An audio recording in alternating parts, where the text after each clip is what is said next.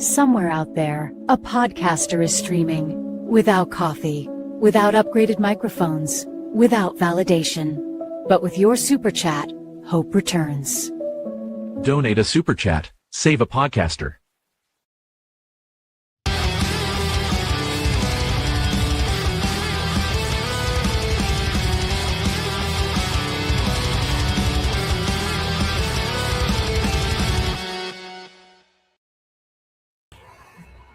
Welcome back to the OCA podcast. I'm your host, the anime collector, and joining me tonight is Greenlight. You know, we probably needed Alyssa Milano to endorse our podcast, save a podcast. I got Timu, Alyssa Milano. It's all right. Also, True. Reese is with us. Andy's muted, and Randy's with us. Hello. I'm I weird like for that, some reason. I like that you've thrown your day attire. That's like on the No Pants podcast. It's when Spider-Man takes off his day attire. All right. No Footnum at the moment, but soon. Okay. Jumping right in. Oh, that's weird. What's up? On the YouTube stream, it's not mirrored. It's only mirrored for me. Oh, you mean your... Am I looking to the left or right for you? For us, you're looking screen left. I'm Okay. also mirrored. I'm facing screen right, but you guys probably see me facing screen left. The second time you pointed to the inside center of the screen. Yeah. That's Yeah. Which is that way, right? Yes, that's the But center for of the screen. me, this is the border wall, and that's where the time thing is on the screen Oh, guard. weird. Yeah, because it mirrors it so that it feels natural, like you're seeing yourself the way you normally see yourself. But for the actual broadcast, it's inverted. So you can flip it if you want in the settings. Yeah. It threw me off the other day. Like it happened and I was like, whatever. Anyway, moving right into our show. If you guys want to support us, I invite you to head over to ocpodcast.com/support. And you guys can help us to cover our massive deficit to get into the black. Get us blacked by 2030. You can donate to us directly via PayPal at this little widget, either on a per month basis or a donate one single time basis. You can also support us via the OCA Podcast Patreon, my personal Patreon, the Subscribe Star, or the Ko-fi. And indirectly, at these various links, you can also shop at ocpodcast.com/store or StealthWeeb. And this, with your help, could be significantly greener. With your help. All right. Move right in. So we got some interesting news to start with.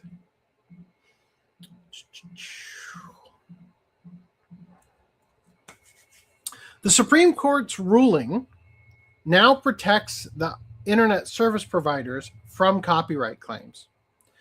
Meaning, and we'll read the article in a second, but meaning that I think it was Sony. Was it Sony who was suing Cox? Yeah. So Sony was trying to take it to the Supreme Court to make it so that the ISPs would be required to punish the users who were downloading music and movies and stuff illegally.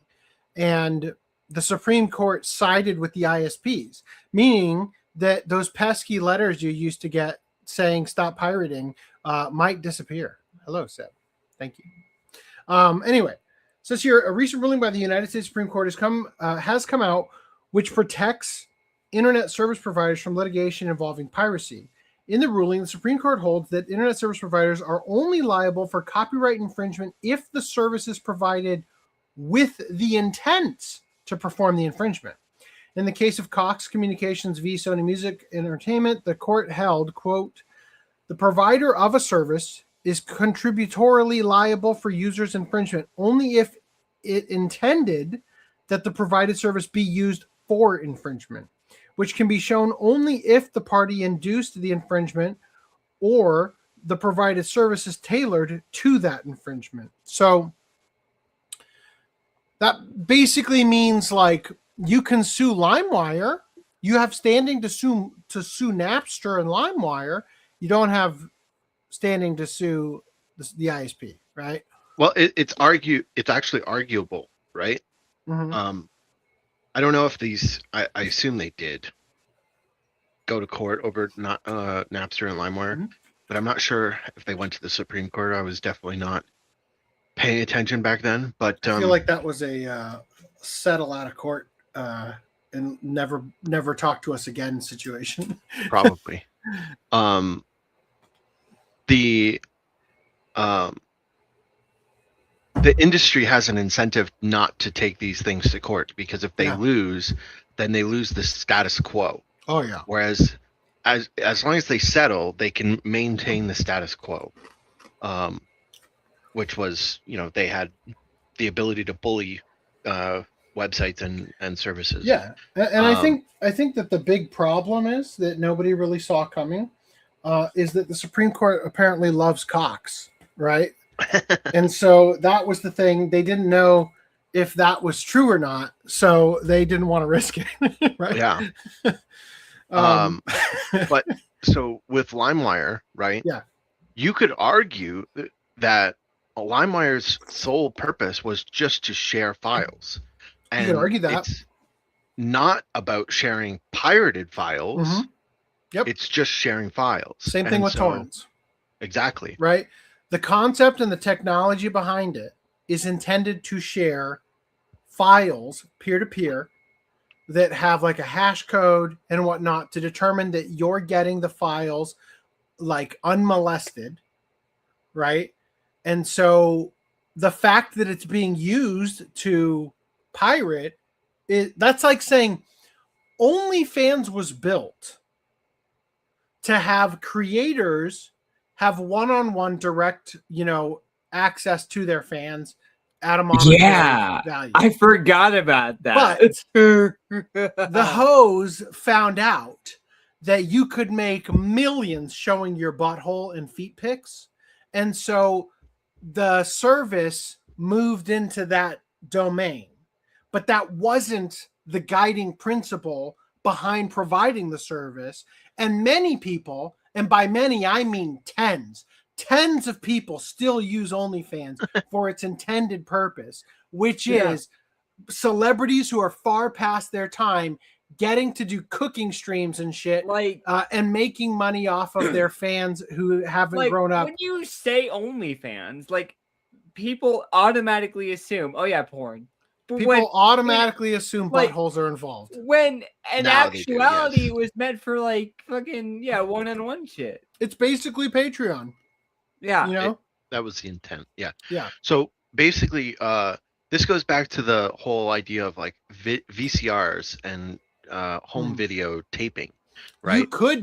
You could tape the Super Bowl without the express written consent of the NFL.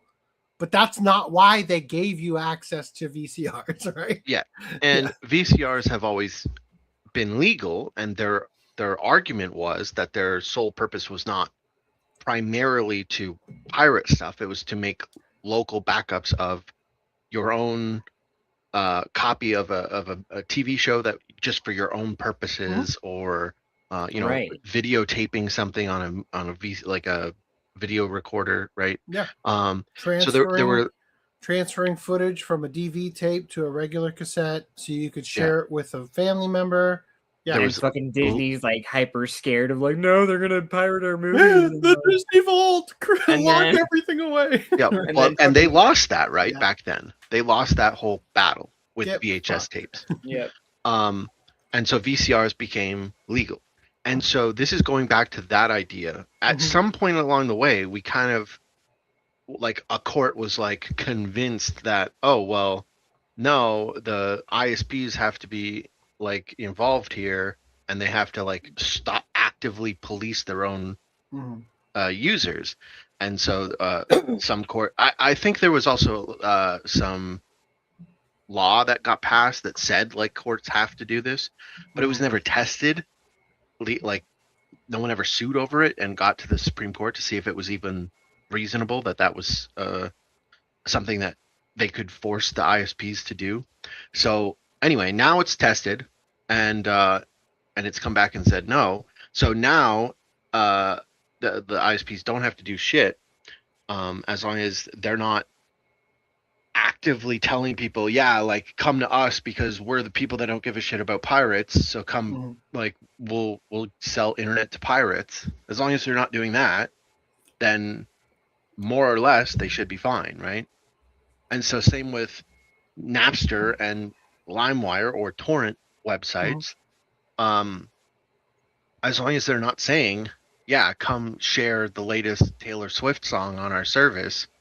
Our service is the only place to get the new Taylor Swift song, you know, then in theory, they should be able to use this ruling to defend themselves against any copyright lawsuit from the record companies.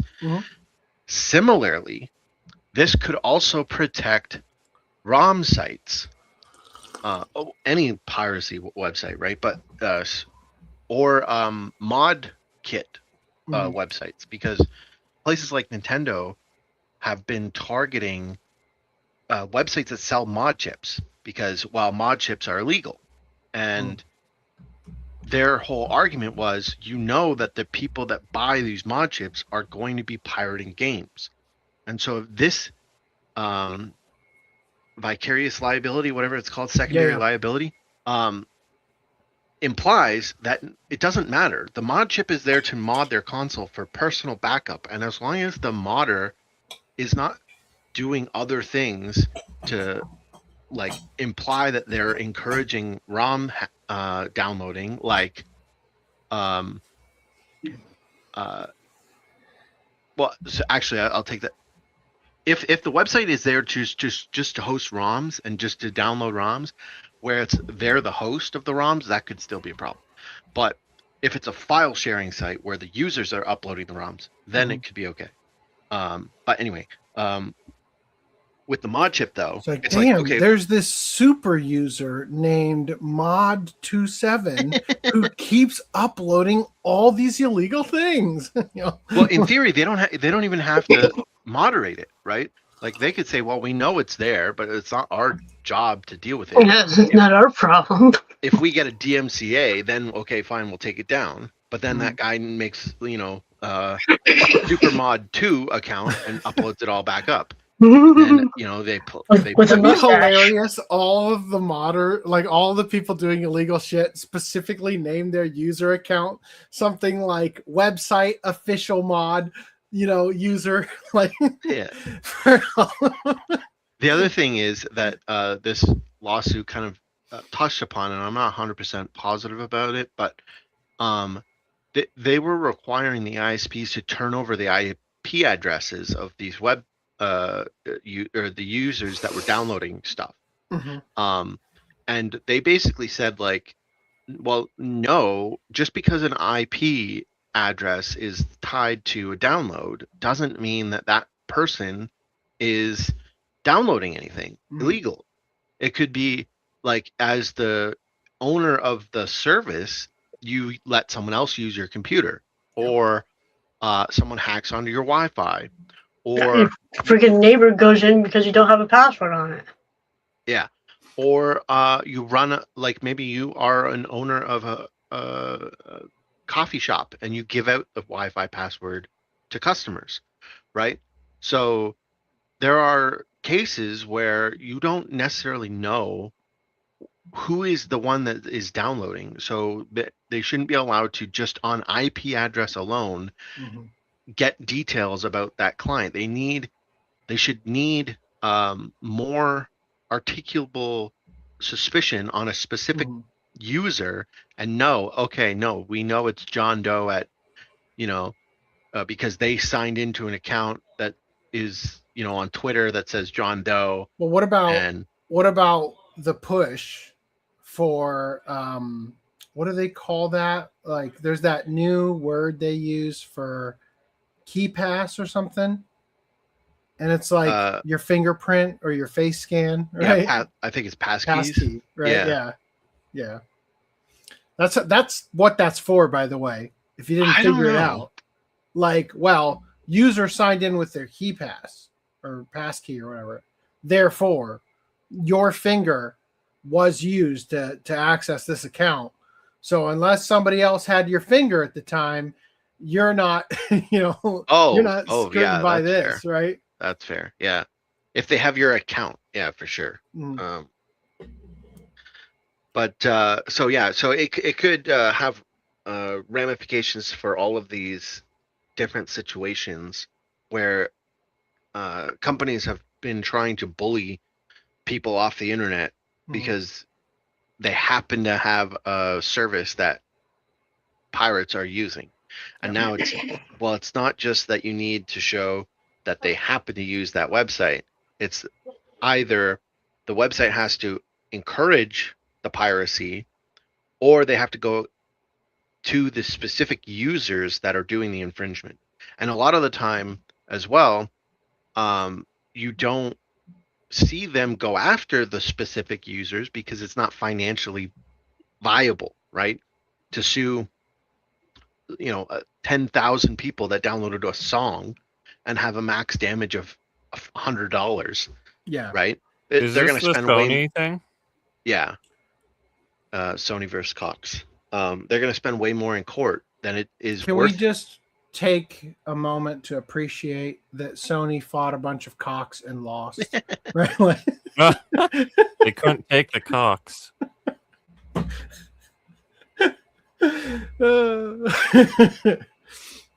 Anyway, oops.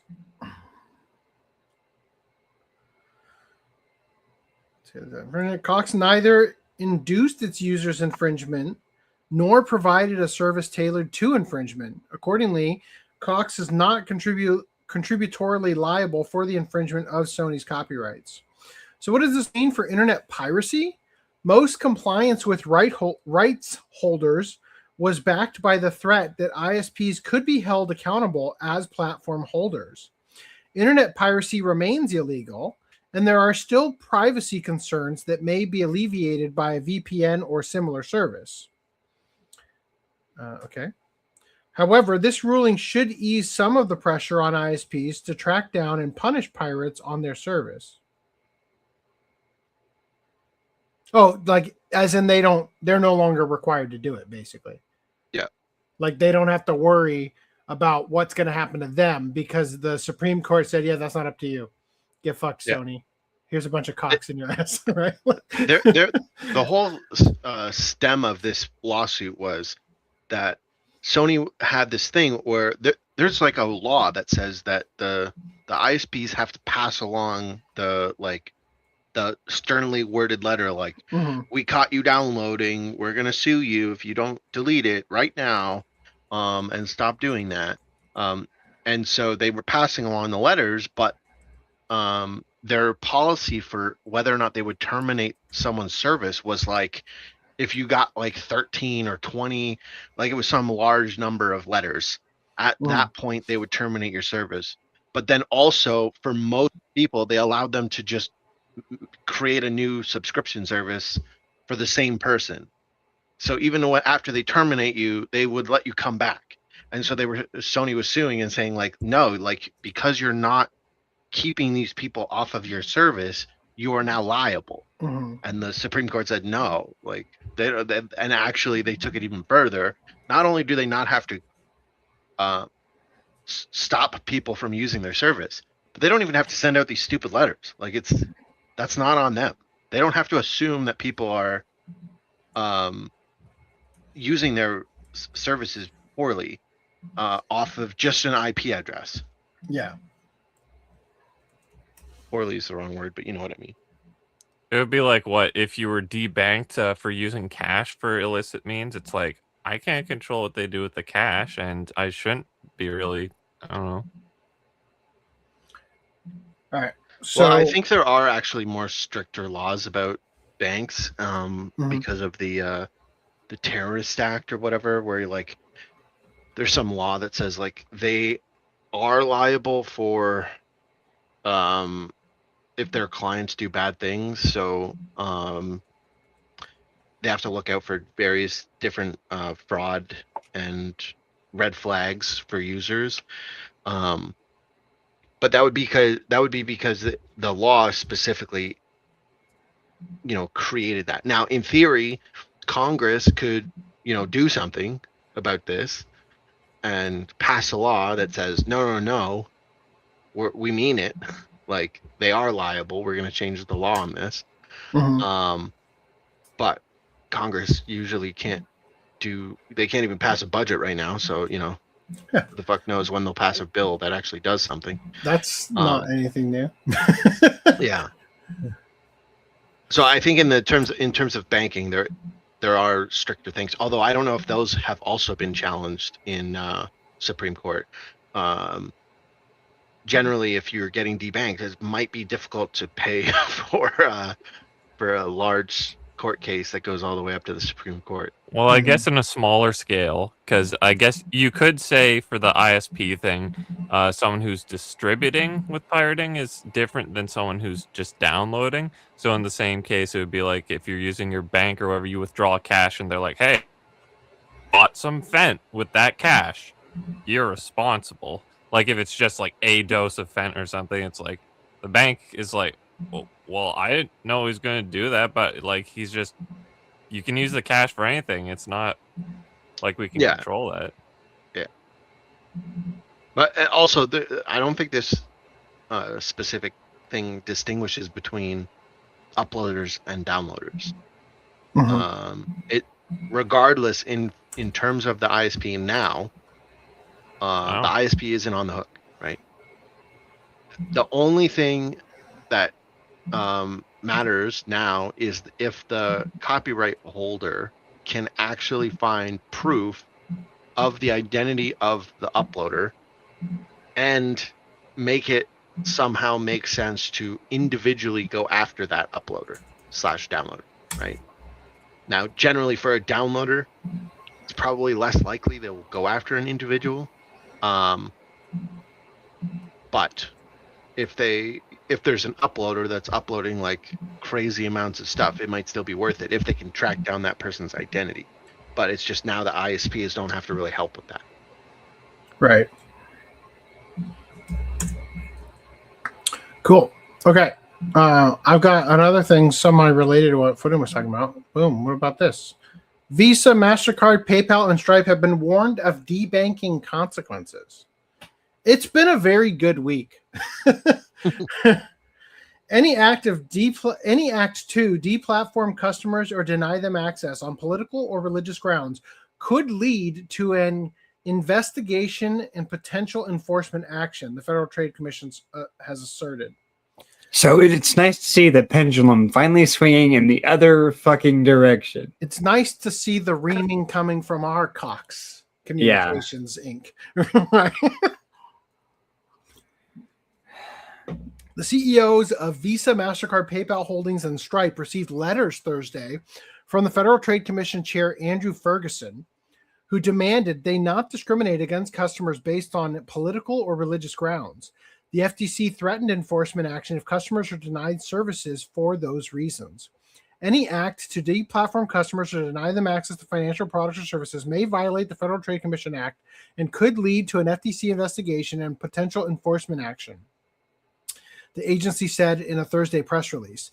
The FTC didn't cite any specific infractions by the companies.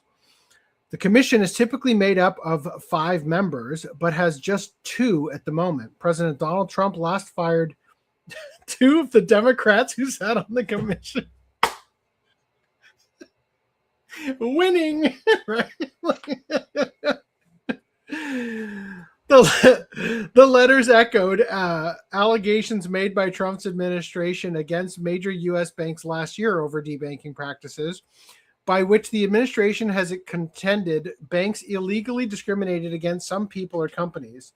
As an American citizen, I abhor and condemn any efforts to debank or otherwise deny law-abiding consumer access, Ferguson said in the letter, citing a Trump executive order last year aiming to preclude financial institutions from attempts to illegally block access to financial services. That order said federal banking regulators should identify consumers to whom financial institutions may have denied payment processing services by way of a politicized or unlawful debanking action. The order also required that alleged victims of discrimination be notified and given the opportunity to receive the services they were denied. Trump sued JP Morgan Chase and its CEO, Jamie Dimon, in January for $5 billion over what he alleged was the bank's improper closure of his accounts in 2021 for political reasons. The bank is fighting the claims. The Trump organization, led by the president's sons, also sued Capital One last year over similar debanking allegations, and our federal judge last week dismissed that lawsuit, but gave the plaintiffs time to refile. FTC targets card networks. Great. Now, similar barbs are being directed at major payment players by way of the FTC letters. Equally concerning is the conduct of the payment providers and payment networks that turn a blind eye when their financial institution members debank consumers for these reasons, Ferguson said in the letters to Visa and MasterCard. The four letters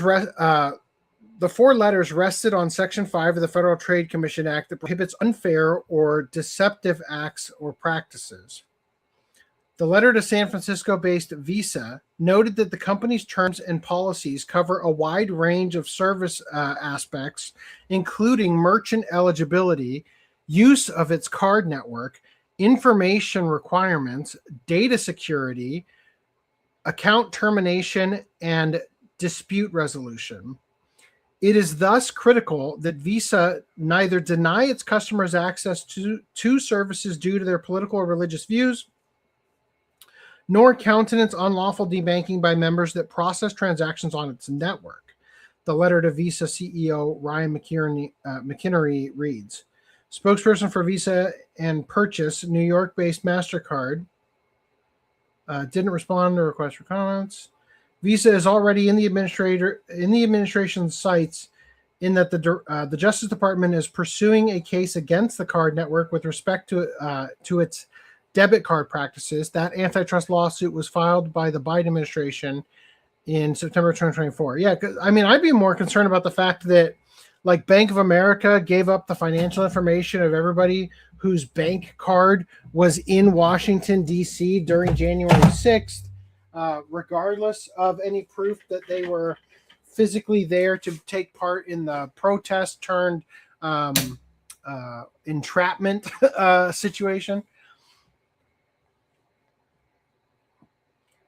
Anyway, I think you get the gist of it. And now that there will never, hopefully, ever be a time for me to ever pull this thing from off screen again, I'm just going to go ahead and do it now.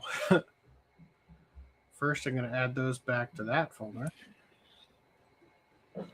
Yeah.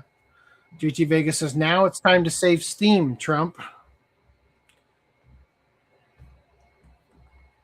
I find it interesting that, like, I don't know if it was the Japanese or if it was just, like, some religious customers, but at some point, the, FTC were like, okay, we're getting way too many complaints. Like, this is, like, what the fuck is going on here?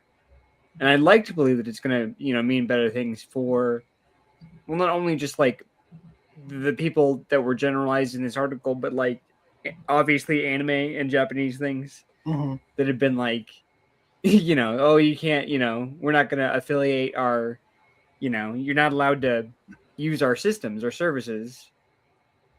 And it screws over these businesses that are overseas. It's like, well, shoot, we can't. And I have to imagine that does hurt to some degree. Like, they can, they are very, still, to some degree, they're still kind of closed off, Japan. And so, but, like, I have to imagine that purchases from overseas still help their economy. Like, hell yeah. It has to. Like, more than 50% of their anime industry is now driven by overseas. So, like, which is, double-edged sword, but, like, yeah. So, like, but, I mean, for the adult stuff, for the, the mature stuff, the fact that they're, like, denying, like, these payments has to hurt these businesses. Oh, yeah. And so I have to imagine, like, after some, I don't know if it was, Japan specifically. I'd like to imagine that Japan was involved in this somehow, and it got to the FTC at some point. Like, It's like, what, you can't, as close-minded as complaints- it is as a weeb, but the like complaints may have come from largely groups that were in the West complaining that their sessions are being Right. controlled true. I didn't even think about that. Yeah. because of things they're trying to purchase that are legal and lawful or whatever. Well, I mean, I like the optimism, but I don't think it's even that deep. I think it's Trump that- is pissed. yeah, they went after Trump. He fired people until they did what he wanted. No, they literally tried to debank Trump, right? Yeah. So, and they've also went after other big name conservative people. Mhm. And so I think just on that alone, there's pressure for them to go kick the companies and say, get the fuck out of here. What are you doing? God, I cannot for the life of me. I am curious to know if like there was at some point talks between Japan and the US, like as far as the politicians go, like, hey, like some of our stuff is like being denied from your payment processors. And an official was like, really? Okay, I'll make a note of that. And they finally got around to doing something about it too.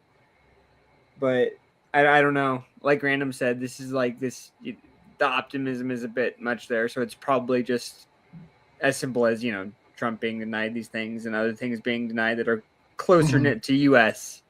stuff. Regardless, well, I'm sure some people in the government understand the issue with the games, maybe to a lesser degree anime, but also, I mean, I'm sure there's someone, whether or not they're involved in this, getting this FTC person to go, bitch at them. I don't know. I think that might be more just on Trump. Also, I mean, the FTC guy going to bitch at the banks doesn't really mean much. It's kind of like, the sternly written emails from the ISPs, like, you better delete it. You better delete that thing that you downloaded. So it doesn't really mean shit. It's a nice gesture to say that they're aware of the issue of debanking.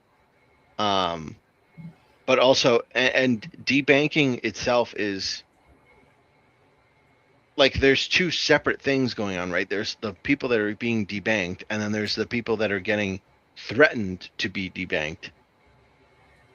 I don't know. I guess they're both the same, but like the people that are denied a bank account seems different than the like Steam getting denied payment processing. Yeah. But I guess they are under the same umbrella. All right. Well, fortunately for you, I literally cannot fucking find this thing Fortunately, that I was gonna throw in here, so we're just gonna skip it. Okay. All right. I mean, unless it's in an obvious window sitting around here, I don't think so though. So I'm gonna skip it. Okay, cool. Digital ID, they don't even need debanking true. anymore. Digital ID is the step towards the mark of the beast.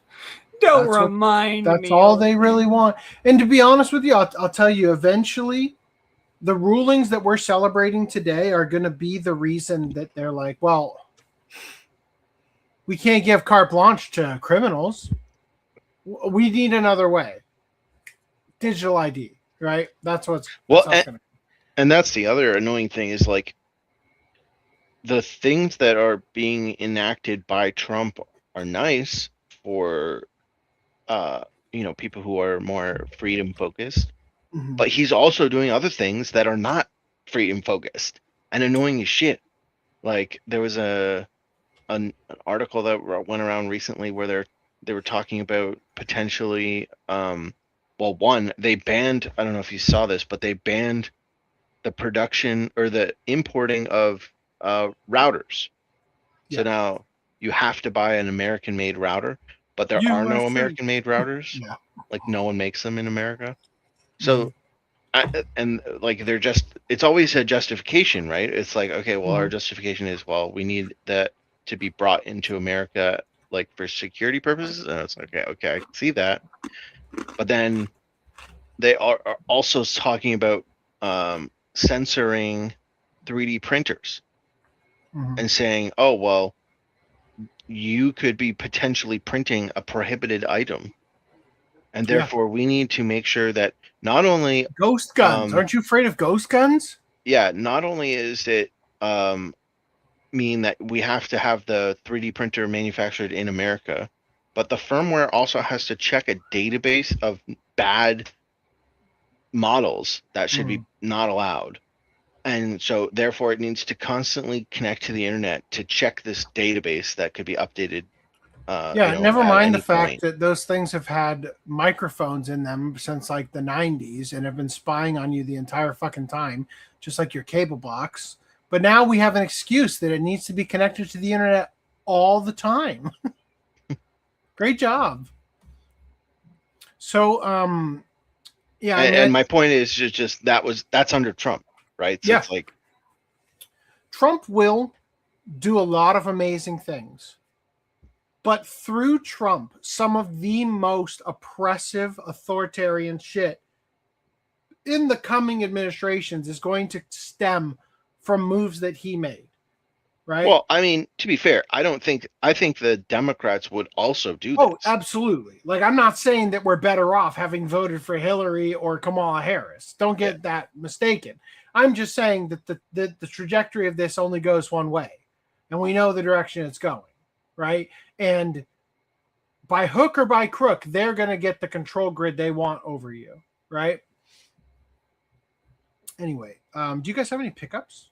Would anybody like to do their pickup? I do not. I will probably next week, but it's debatable depending on the mail Wow. shipping. So Sounds like an excuse. No, okay. Let me just find the page with the doc on it. well, when I order stuff from overseas, it takes a minute to get here. So All right, so I'll go first then. Oh, great. Guess who's not logged into Discord? Let me do that real quick. How do you get logged out? I You're just restarted my in the- computer today. Oh. Log in on a new device? Yeah, sure.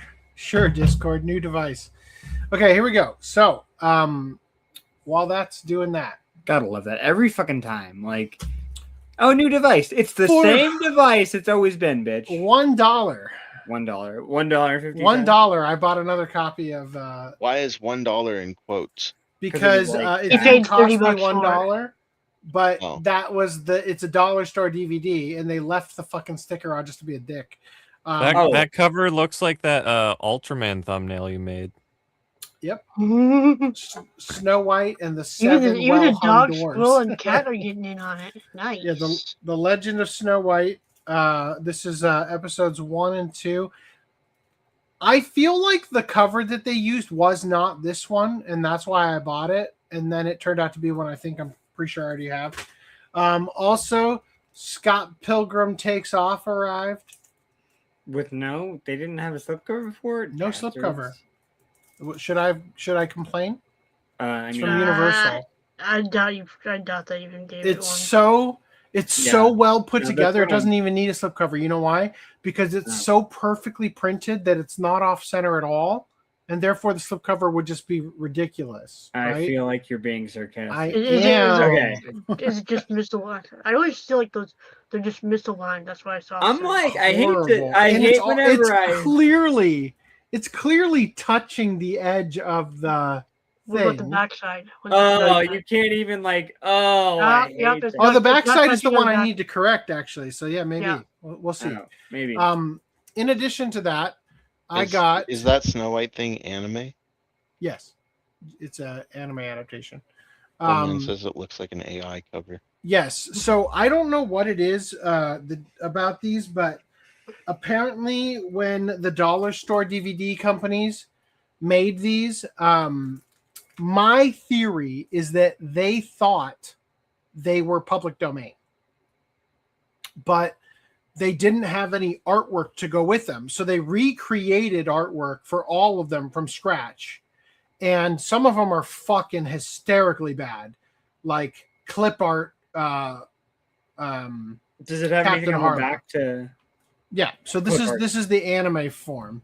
Okay. Much cleaner, right? Yeah. That does look nice. It looks like dog shit. I know. And then I also got, finally, I don't know why it took so long to show up, my copy of Return to Silent Hill Collector's Edition Blu-ray. Do you like that cover? Do you like how the covers are mismatched? Do you like that? Yeah, a little bit. Yeah. I mean, How about the 4K Steelbook? Do you like that cover? Do you like how the covers are mismatched the other way? How is the?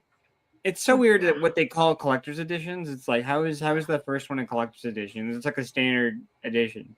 It is the only edition, in fact, other than the Steelbook, which is more of a collector's item.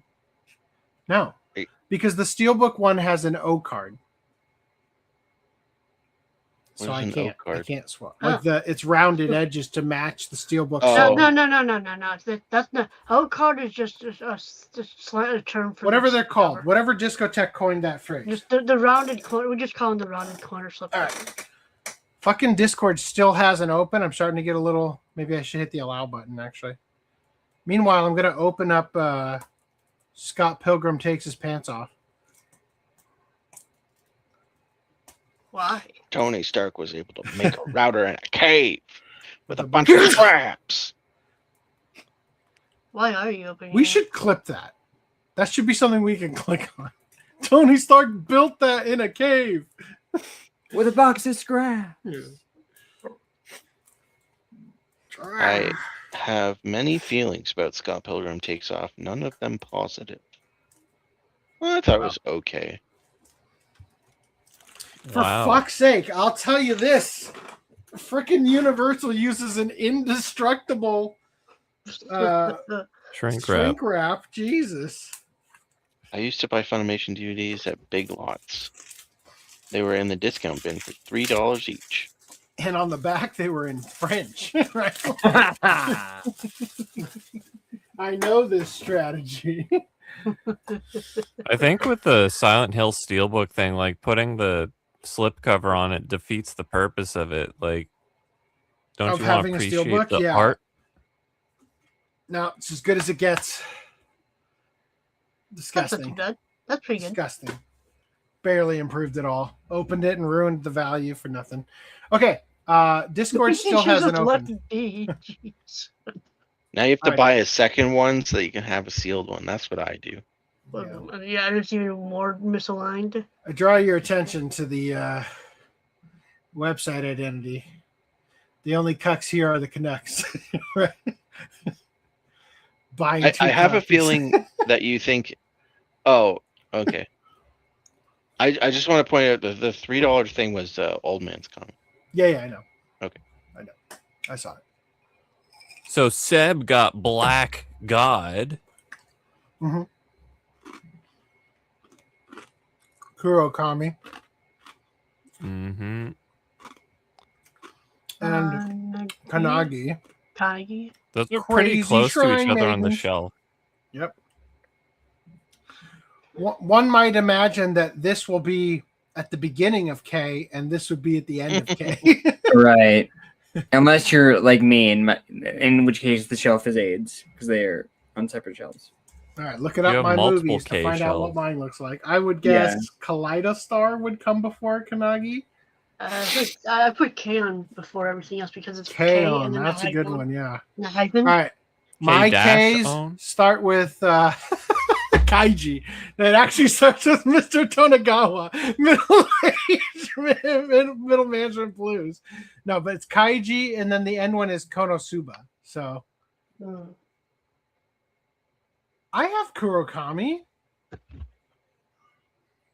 Oh, because I'm on my wish list. I'm on Blu-ray only. Okay, never mind. Hold on. Kyokar Mao is my final, and my first is K, the anime K. Yeah, missing K. Yeah, of course. Just, all right. They are in fact close K to each other on the shelf. Okay. Enriv got Outbreak Company from Sentai's St. Patrick's sale. Also got all of the Whitest Kids You Know because I wanted to watch it before watching Mars. And then I got the new Mega Man collection for my monthly GameStop trip. Oh. Star Force Legacy Collection. That looks like NT Network to me. Wow. It's still sealed.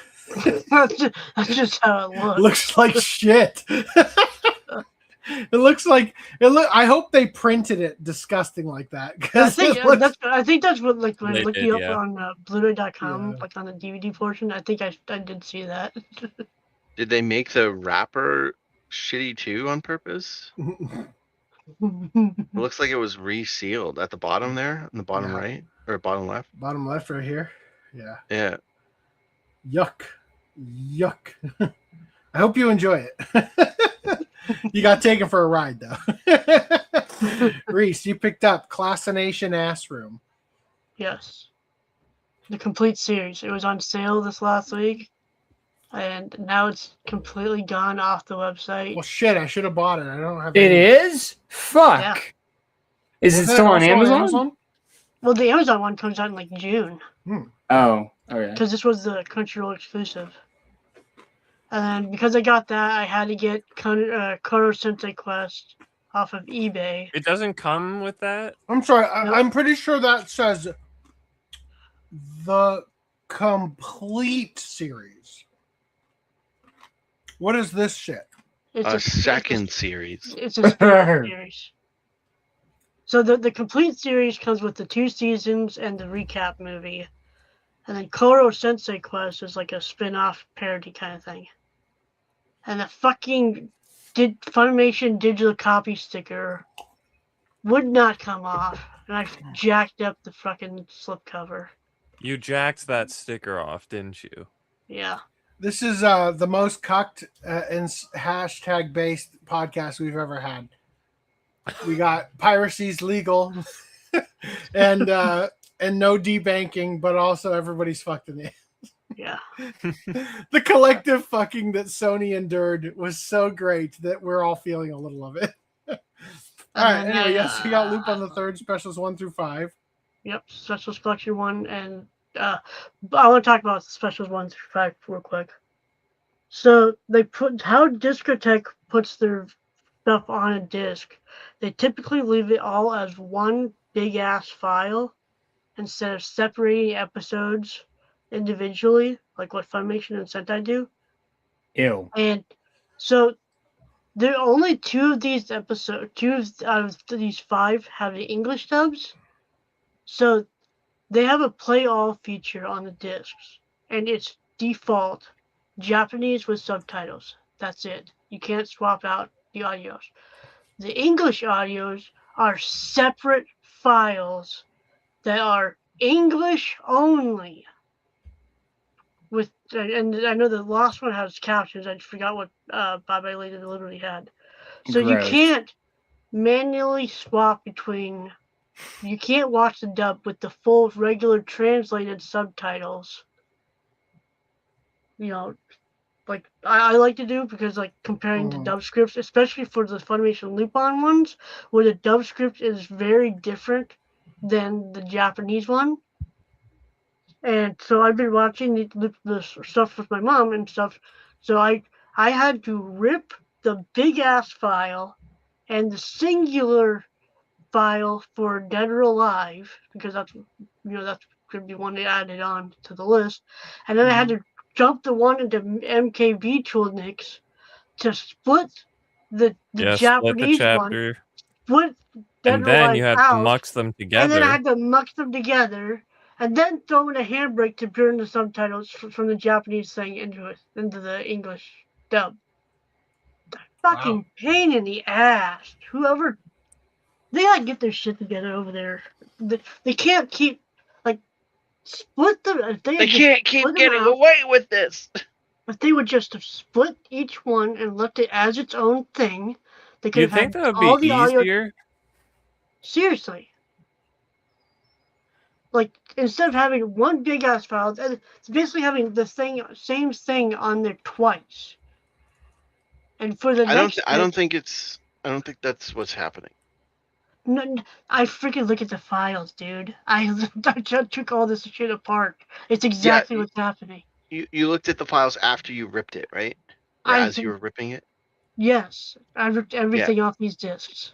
So when it rips the file off the disk, it's ripping it based off of a playlist, right? So There I is saw no this. other. There, so Funimation has them individually, and they also have a playlist one Okay, on the Funimation ones. They have them separate times. listen to what I'm saying. It Okay. has to go based off of a point in the disk where that it knows that there's data there, right? So it goes and it says, okay, the disc has a title track here, boom, and then okay, this plays a playlist. Usually those playlists are going to be like an episode, and then it goes through each episode is going to have its own playlist, hopefully, but not always. With the SD on Blu-ray things that I've bought from Discotech, a lot of the time it's they just make it one long fucking thing. So it doesn't cut it into individual episodes, and you have to go in and fucking cut it up yourself. It's annoying as shit. But what'll happen is if a menu points at the same thing like in two different at two different parts, then you'll get double the output. So this happened to me when I was ripping what was it? It was a Disney movie or Disney cartoon, Gravity Falls. After I ripped that, there were like 7 copies of fucking every piece of video on there because each different menu thing had like different ways to get at it, I guess. And so it thought it was a new thing that it needed to rip. And so like if you run the ripping software and you point it at the DVD or Blu-ray, I don't think it happens with DVDs, but it'll happen with a Blu-ray. You could potentially have it like rip more than the size of the disc. Like if there's 40 gigabytes on the disc, you could rip it and have 80 gigabytes in hard drive space used up for videos because it's copying the files over. It's not necessarily that the file is twice on the disc. It's just the way the ripping thing works. Yeah, I get that. Okay. But there's like the Funimation ones have each individual episode, and then there's a big file at the very end of the list, which is the play all. Sure. But Discotech doesn't do that. They just have the play all, and then these, like again, these are completely separate files because I should be able to switch between audio tracks if they were based off the same file. They're not. They're 2 separate files. 3 separate files actually. Like if I wanted to get just the one episode in the middle or that doesn't have the dub, I have to pull that separately out of that. I have to pull it out of that playlist. Okay. Yeah, maybe. I'm not 100% sure if they had like I know Blu-ray has a feature that lets you lock out options based on what your audio choice is, right? But having the files, I should be able to swap between them. They're not. The only audio track on those is just the Japanese with the translated subtitles or the English, and then with the dub titles on it. I get what you're saying. You're not understanding what I'm saying, but it's okay. We can move on. Goodbye, Footnum. I feel like it's the easiest thing for them to address this. Yes. If it's what I think, it's just the way they're doing their like linking together the menus. They might be doing it on purpose just to fuck people that rip it, but who knows? But anyway, moving on, I guess.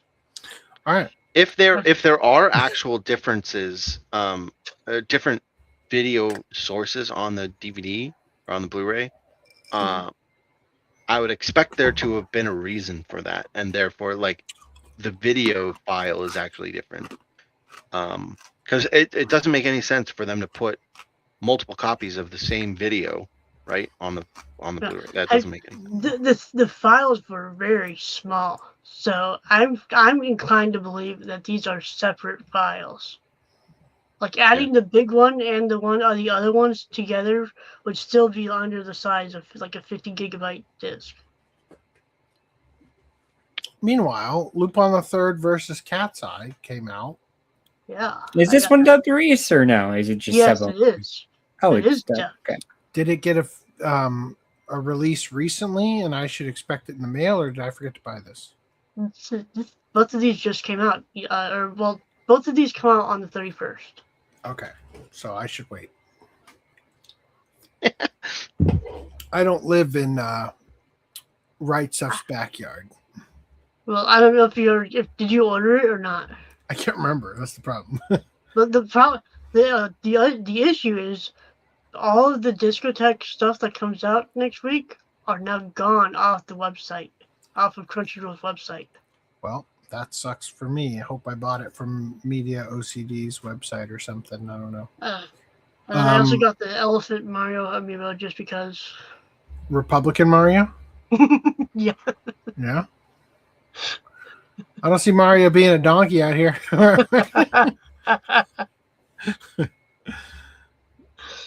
right, cool. I haven't shown it to my dad yet. I thought about it. I was thinking I should have. I was like, see, Dad, my games are stupid. And he was watching freaking Pixels last night. Mm. And it's like, Based. you say my stuff is bad. Like, jeez. This is why Mom watches anime with me. All right, anyway. Welcome back, Freedom. Meanwhile, Crunchyroll probes breach after a hacker claims to steal 6.8 million users' data. First, you get reamed because you gave the data to Facebook for Facebook ads. Now you get reamed because, oops, somebody stole it all.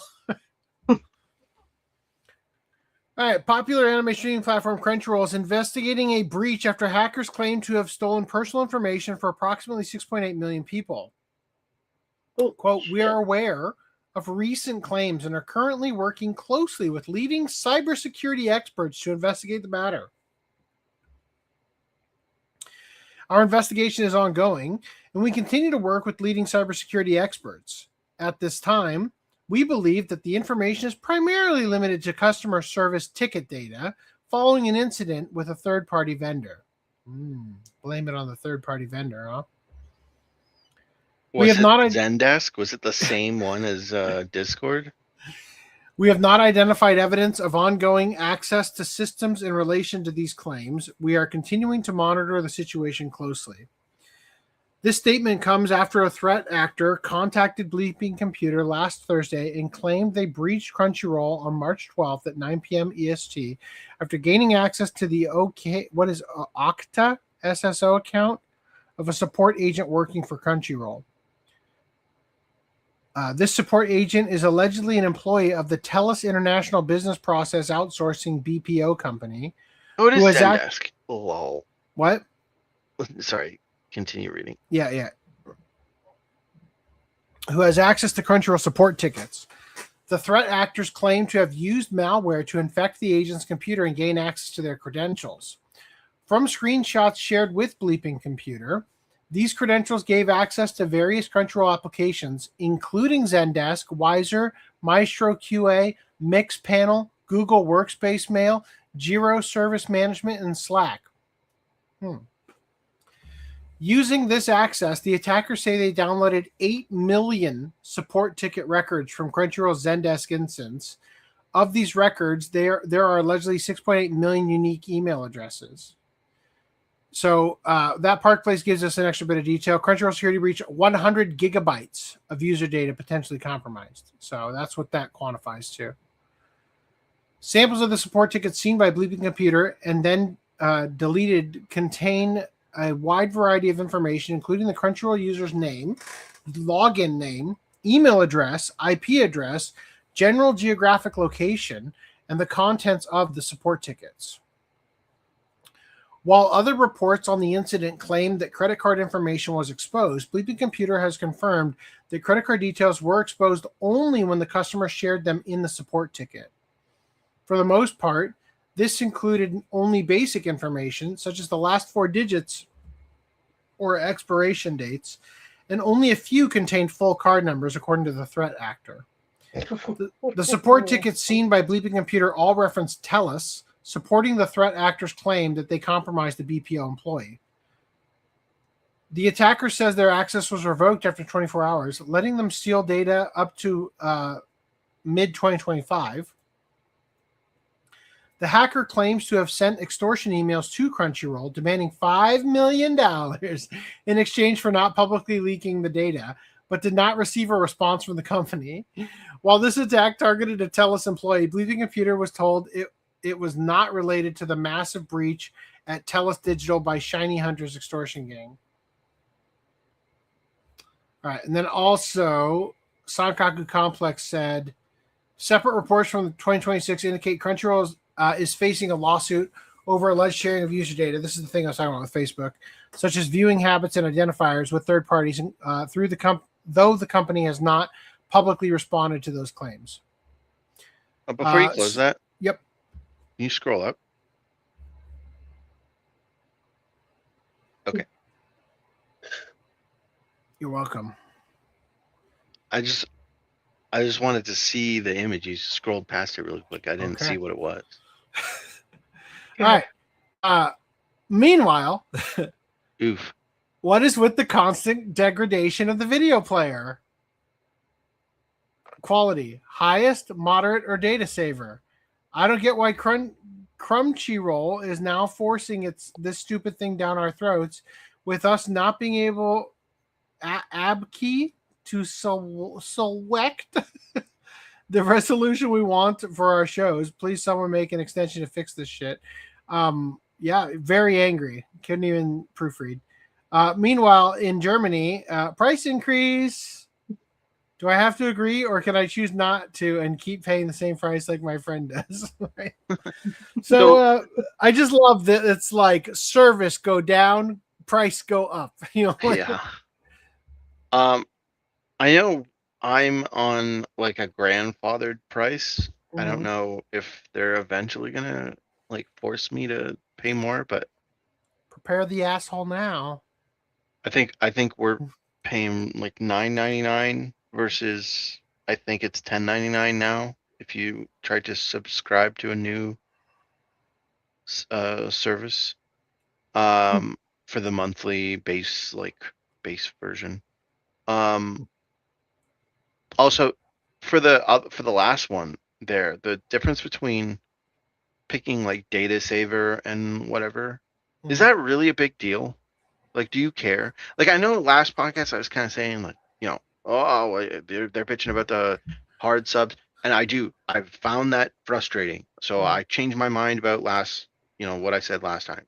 But the data saver thing, is that really an issue? Like, as someone that doesn't have a data cap, you know, I'm just gonna have it on best quality all the time and not think about it. But so one of the things that's really annoying is when you're watching a YouTube video and it looks a little jank, and you click on the thing and it says it's giving you 1080p, but then you select 1080p and it reloads and it's actually 1080p. Yeah.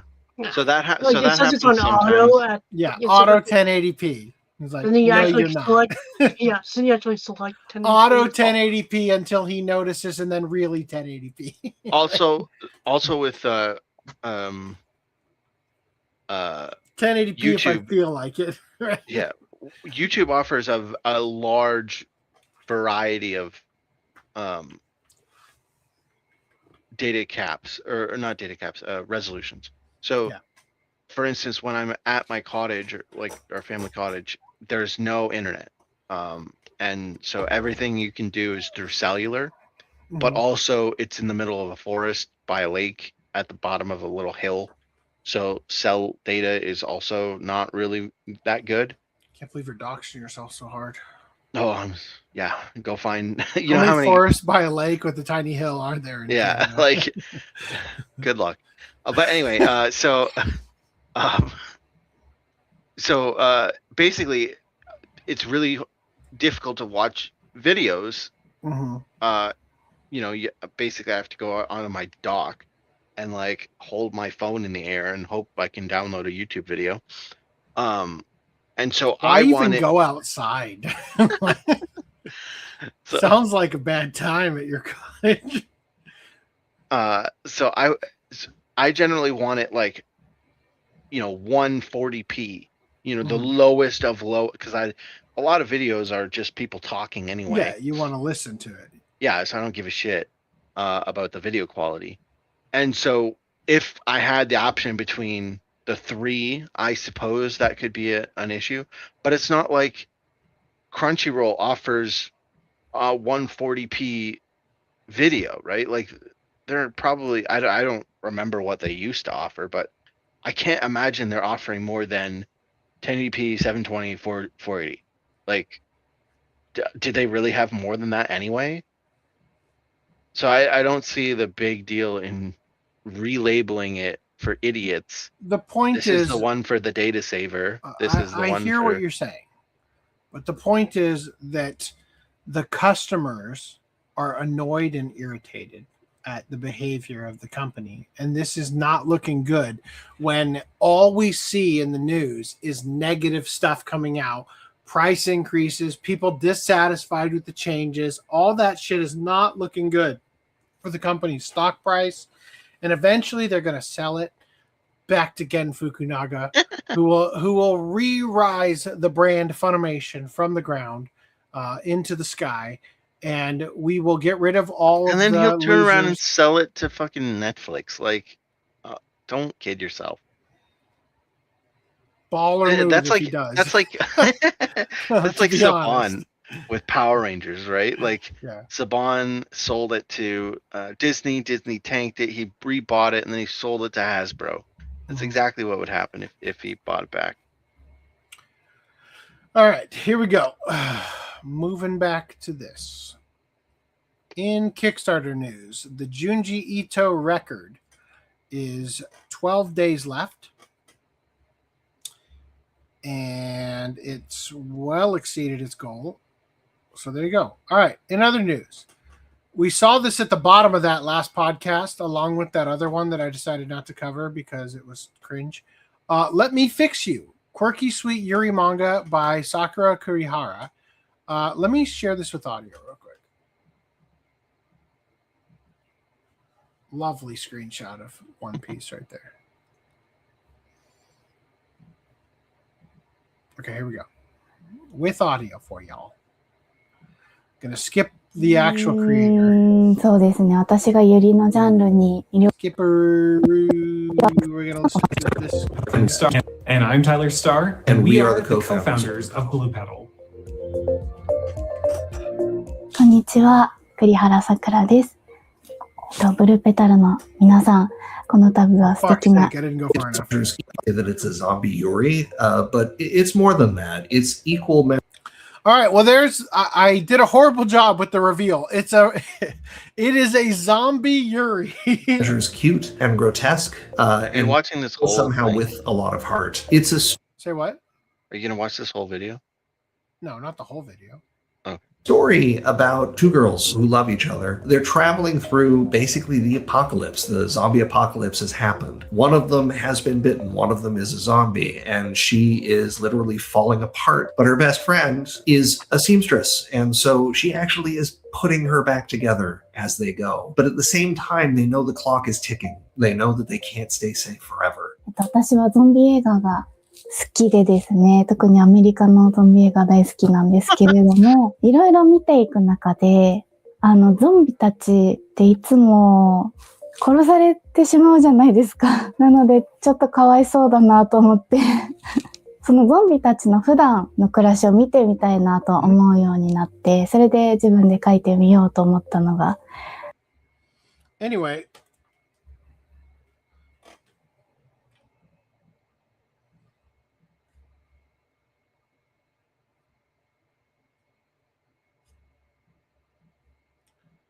So yeah, it's a zombie Yuri. Does this come with the digital book or? Oh, I guess it is. Yeah. High quality acrylic standee. Let's just scroll down and see what we got. The basic stitch is only $15, and it's the book. Are you serious? Why is that not here? Is that here? Wow, book only. I want that. Yeah. I don't give a shit about the postcards. Don't care about that. Don't care about the standees. Don't care about any of that shit.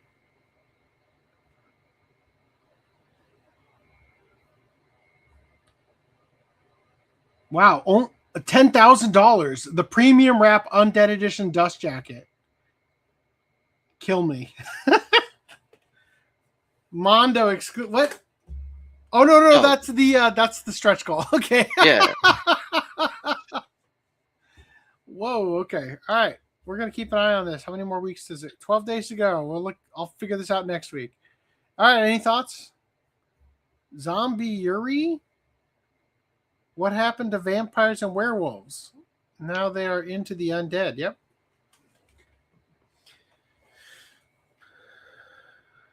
All of these. Wait, hold on. I changed every password for every account I have ever made last year. It took forever. All of these accounts sell your data. Even the ones that promise they don't eventually get sold, and so does the data. 4K, 8K. YouTube lowers the resolution all the time for me. It can be random when it happens. Zombie Yuri, what happened to vampires? Yeah. Okay, anyway, I got another one here. Hold on. Oh, yeah. Yeah. I read that internally and forgot to bring it up.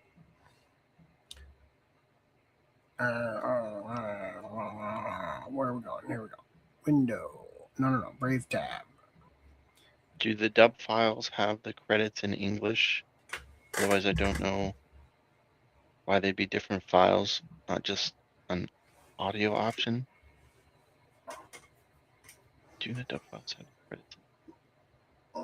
Oh, this is Reese. Yeah, what? Who? Do the dub files have the credits in English for Lupin? Lupin? How many credits? The credits at the end of the episodes. Yeah. Oh no. Are... The end credits for the actual episode, the credits roll across footage, so it's all in Japanese. They can't they can't swap those out. Is he talking about Lupin or something else? Because he's saying there's are you meaning the subtitles or there's dub titles on the English dub ones, and the dub titles and like signs and songs. You call that dub titles? Captioning, closed captions for the English track. Okay. No, I'm pretty sure he's just talking about the credits, like the actual video credits, because Blu-rays will have sometimes a different video track for credits that'll load when you pick the English audio option. DVDs too. Yeah. Yeah, I don't think they haven't done that in years. I've never seen that happen. Never? Never. Did you never buy the Disney Red Band releases of any of the Ghibli films? No. Well, there you go. Okay, okay. Now that you mentioned that, yes, G-Kids does do that, but I never noticed it because I only watch the English dub. Oh. That is the difference. Yes. Yes, you're right. I forgot about that same thing. I was watching Erased. Great anime. Yeah, unfortunately, I was spoiled on the ending, so it's kind of frustrating watching. The ending isn't why you watch it. The beginning and the middle are why you watch it. And the best anime. Unless there's a bonus love scene in the credits or something. Sitting there knowing like the ending is frustrating. The ending is very connect. But anyway, so while I was watching it, there's a point where one of the people opened their cell phone, and there's like Japanese text, and because the fucking thing has been like removed from all streaming sites, in English. It used to be on Netflix, I think. I think that's where But I now watched now it's just subtitled on Netflix. it. And so I tried to track down a English version, but it didn't have subtitles. And I'm like, oh, they open the phone and they're like, oh my god, the phone said something. I'm like, I want to know what the phone said. So then I tracked down a version with subtitles, and the subtitles like did the same thing that you saw during was it Eminence and Shadow, where they like they fully replace. No, it was the Magical Girl one, where they replaced like the book title. Oh yeah. Gushing Over Magical Girls. Yeah. Yeah, so they cover the screen and replace it with English text. Yeah, but the cell phone opens, and you can see that the English text is over top of the screen. It doesn't look like a subtitle. It looks like a new image. And like down to they have the like pixel. Mm-hmm. It looks like pixels. You can see the grid of pixels. I'm gonna go double check this with the loop on this. Like I don't know how you can do this in a subtitle file now. Like, do they allow? They're getting tricky with it. Full images to be. You can essentially make one of the people that was working at Discotech was showing how they essentially like make a new font file. Yeah. So like I can't remember if it was like one of the Digimon fonts or something, but it's like you make the Z letter or the Z plus letter a new image essentially. Yeah, but like this was yes, they're quite good at it. Right? Where did you watch it? Where did I watch it? Was it a download or? Yeah, I got a copy off of. Yeah, because fan subbers like do that shit all the time, where they like completely paint out what was there, they put it back in as a clean plate, and then they put the font for the English text over it. Yeah. Here, one sec. I'll upload them to show you what I mean. If my browser will stop being stupid. I own Erased, but it's the import version. So I wonder what they did for the subtitles. Oh shit! I'm gonna fall. Give me 2 more seconds. Read more comments. Sorry, typo. Discotech redo and rescale their anime. DVD Fab would let you copy a DVD 1-for-1, so it was an exact copy, menus and all. I don't know if they are still in business, though. I mean, I think you can probably still get them. I used it a couple of years ago, and the thing I liked is that in the software itself, you could split the chapters and rip them that way, instead of having to go to other programs to separate the episodes after you've ripped the entire playlist. Yeah. Yeah, these fan subbers are insane. Okay, so this is the Japanese one, right? No subtitles. And you can see that on the screen there's like like you can see the pixel grid, right? Because that's what an LCD of the time would look like.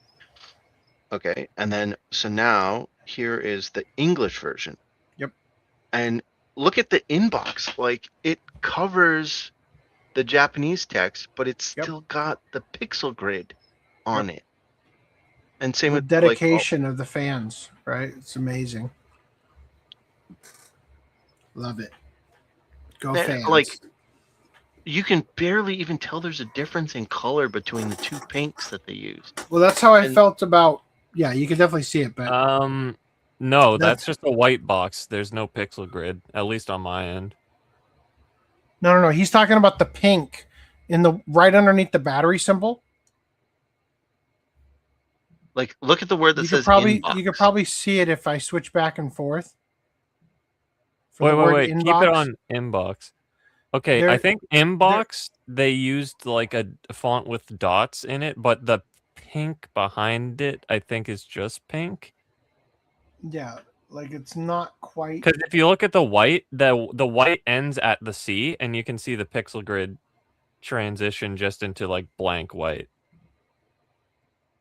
Yeah, so that's what I was saying. So they've done like an insane job, but then for the Fujinuma Sachiko part, that part, go back to.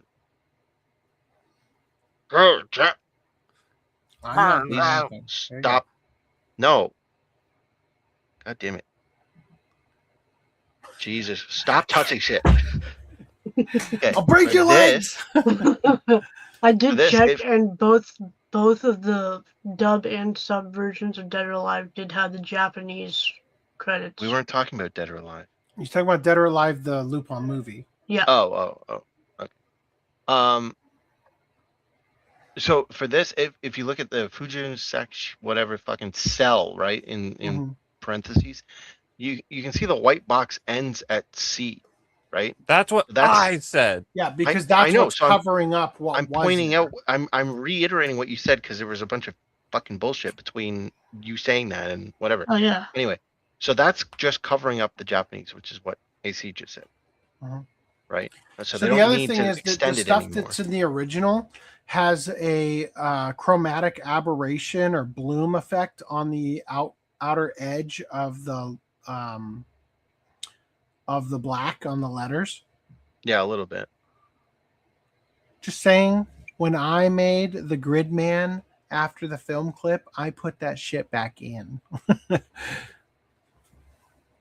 But so, hire me. Yeah, they really need to step up their game.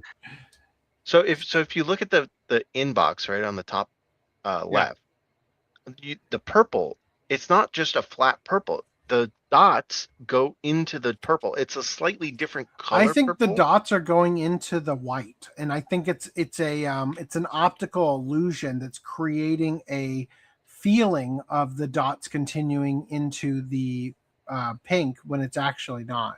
No, there's no fucking way. There's dots there. They might not be as pronounced. But like you can still Send it see to me, the and grid. I will pull it up in Photoshop. You can still see the grid. It's there. It's almost like they've put a white. Did they box, make but- it have lower opacity on Yes. the edge? I would think maybe it's a opacity thing, but like it's covering the Japanese text 100%. So it's like it can't be an opacity thing because otherwise you'd see the Japanese text, obviously, right? So it's kind of weird, but like I definitely see dots there, like the grid of the. I see dots there. Oh yeah, for sure. There. I put it in the general on Discord. If you care to look at the source files, but Well, I mean, if we're gonna fuck up the timestamps this bad, I might as well. Anyway, the main thing I brought this up for is like it was so clean, but then on the other hand, while I see the dots in the pink, arguably I don't know what you're seeing that you're not seeing them, but I see them. I do not see the dots in the white. So it seems like odd that they would fuck that part up. You can also see that there's like the corner is like cut off. Like it's not a perfect corner. It looks like it's like got a little rounded nick out of it or something. Yeah, it does. I'm seeing the dots in closer inspection. Yeah, it might also just be a stream quality issue because I'm probably seeing the source image because I uploaded them, but you're seeing it through the video encoding. That also might be an issue.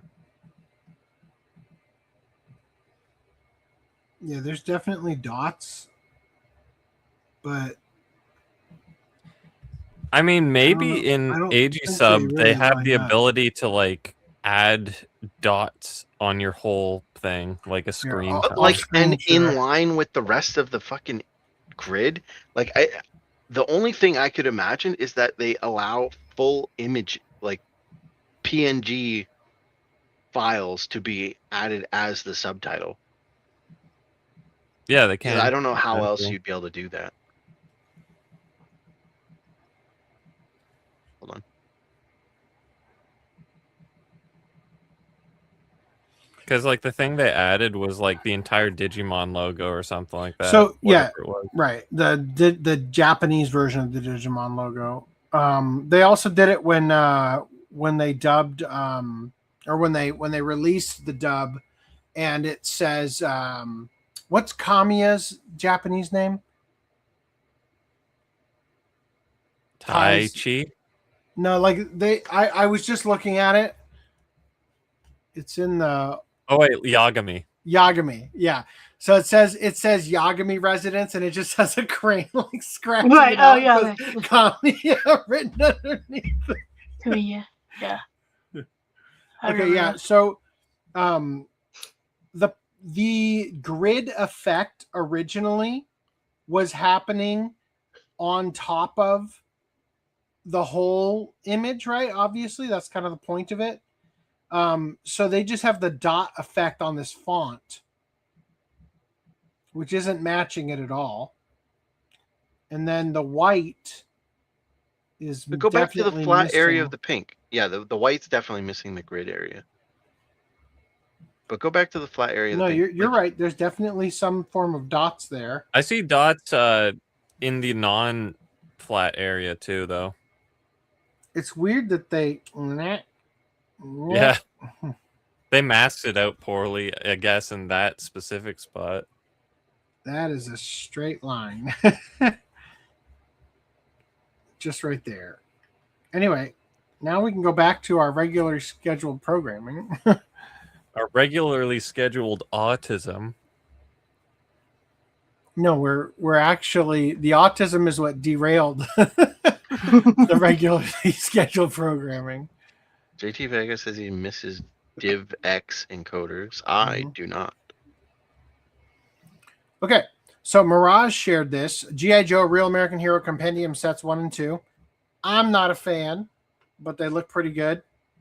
This is your chance to experience G.I. Joe Real American Hero like never before. Yo, Joe. They'll fight for freedom wherever there's trouble. G.I. Joe is there. Definitely going to get copyright claims for that. What am I doing? All right.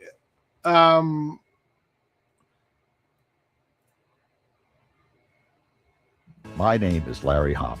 Now, you can collect the first 300 issues of G.I. Joe, A Real American Hero, alongside all the spin-offs in an exclusive deluxe hardcover compendium set.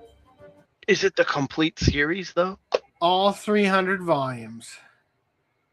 Doesn't it look said the gorgeous? first. He said the first 300 volumes. Oh, yeah. So, like, when you're thinking to yourself, man, I love G.I. Joe, and I'm an adult, and I have disposable Adult income, money. and I would love to have these so that when I have a woman over after my second divorce, she will think it's charming that I am still such a boy at heart. And the then pennies he will hits just you, drop. Yeah, then he hits you with this. Hardcover compendium set. But knowing is half the battle. So make sure you choose your side. Are you fighting alongside G.I. Joe or with Oprah? This is your chance to experience. Yes. In fact, you have to choose between buying the complete set as the G.I. Joe covers or the Cobra covers. So how do they get you? Well, just buy both. That's how we sold almost $2 million worth.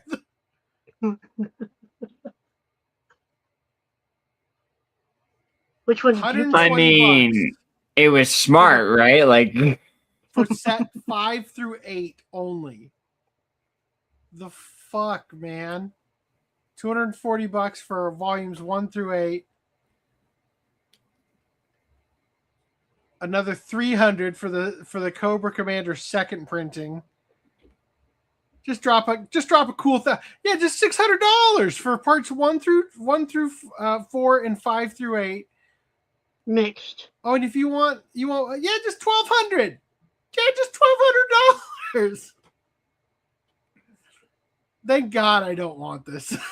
Yeah, there's times where it's like, oh man, I'm glad I'm not into G.I. Joe. I never watched G.I. Joe. Yeah. But that music is very similar to the music that they used for Transformers, because obviously it was the same companies that were making both. It just hearing that music made me like nostalgic for G1 Transformers. Yeah. So Lord knows the next Kickstarter coming from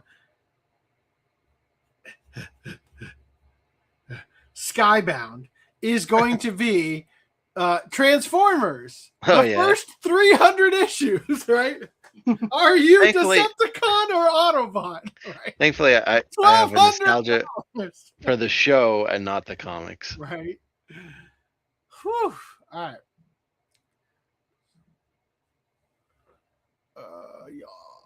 Screen sharing the regular way.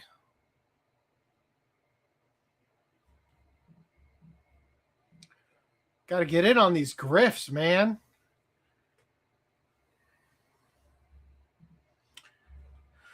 All right.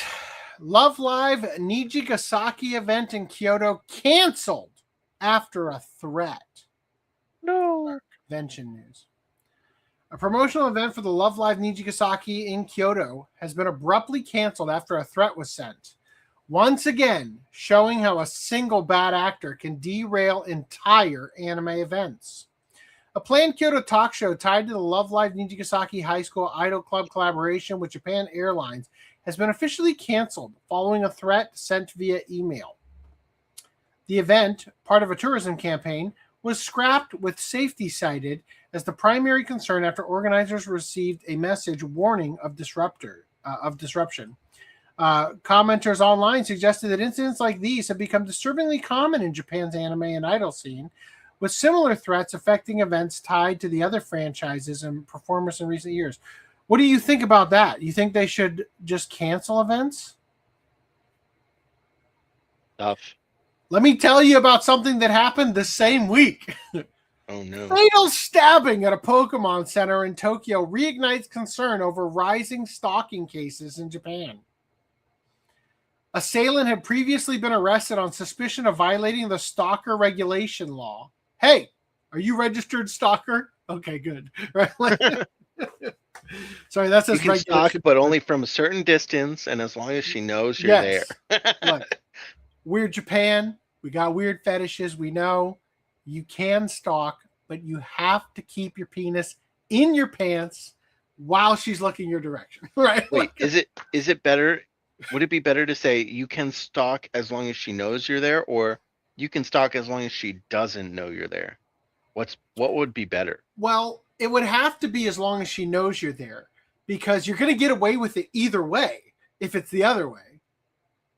Because if she knows you're there and you're stalking her, right, then if she doesn't know you're there, then she can't report you for stalking, right? Like either way, right? Yeah, but I guess it would be the opposite way. She has to not know you're there. As soon as she knows you're there and feels unsafe, that's when you're in trouble. Yeah, that's how it should be. Yeah, so it's like, for sure. if you did it the one way where it's like, oh well, she has to know you're there. Also, she died. I just jokes aside for a minute and say, R.I.P. This is a really serious thing in Japan. But also we're gonna make jokes about it because that's who we are. Oh well, I can't. And we're terrible people. You've ruined the mood. But yeah, is there supposed to be a mood for this? Wow, are you lighting candles over there, Randy? If the mood isn't horny, you're doing it wrong. I was gonna go into the whole like, if she knows you're there, then like she's kind of has to deal with the fact that like someone's watching her and like knowing that someone's watching her. But at least then she knows that you're there. Whereas, and then if you're ever caught and she doesn't know you're there, I just then you love get in it's like trouble. the stalker regulation is that when she says swipe or no swiping, you're done, right? Like, but then see, that's so if you went down the path of, well, as long as she doesn't know you're there, then it's like, okay, well, if she ever sees you, then you're in trouble. Mhm. But if you're not caught, then you're not caught. But, Stalker, Yep. no That's stalking. exactly how it works with Swiper, so I would expect nothing less. yeah. Can we get a stalker, no stalking shirt? Stalker, no stalking. Would they be wearing stockings Mm. on their head, maybe? Oh, Oh, but also this wasn't like a it's called a traditional do-rag, stocking Randy. situation. Oh yeah. Uh, what was it? What was that do-rag man? What was that Captain superhero Do-rag. that? Oh, Captain Durag. Yeah. We need a Captain Stalker. Captain Goo Rag, if it's a stalker. Captain Stalking. But this wasn't a normal like random stalker person. This was apparently her ex-boyfriend, I think. Mm-hmm. That's what I read at some point. Yeah. So. On March 26th, the female employee was stabbed at the Pokemon Center Megastore in Tokyo's Ikebukuro ward by a male assailant who then stabbed himself hardcore. Do you think he's Stabber, no seppuku or stabbing. like? Oh man, I only killed my girlfriend. Do you think he's seppuku or do you think he like stabbed himself in the neck? God, I hope he's seppuku'd. God, that'd be hilarious and awful for everybody who was there. We need an AI video of that. He's in there, and then a cipher comes up and just decapitates him. He uses a Pokemon to do the stabbing. No, he separates himself, and then when you do that, you get decapitated right afterward. The Scyther Get comes the in to finish the job. Merciful Nice decapitation. Yeah. Oh, that's hilarious. I feel like if you just this could be the killed hardest fucking thumbnail I've ever made. I feel like if you just killed your ex-girlfriend, I don't think you deserve the mercy beheading. So But go hard as fuck though. Yeah. I don't want to live in the real world. I want to live in the fantasy land that I'm making up in my head where this is all funny. All right, so he then stabbed himself. Both were transported to the hospital unconscious, but confirmed dead shortly afterwards. According to reports, the incident occurred at around 7:15 p.m. when a man was seen with a knife at the register. He approached a female store clerk at the counter and stabbed her multiple times before stabbing himself in the neck. Damn it! it was the neck. Oh, man. fuck! Panic ensued as store shelves crashed to the floor, with eyewitnesses saying they heard screams and shouts of help, both in Japanese and English, as customers ran from the store and staff shouted for police. It would be funny if it was in Spanish. Help!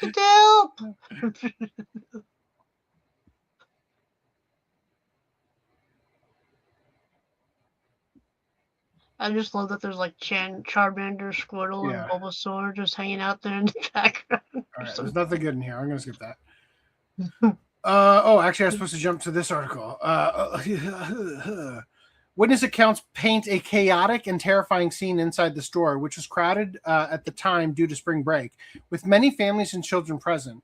One couple in their 30s described hearing a loud crash near the register area, initially thinking something had fallen before a foreign customer ran past shouting for help.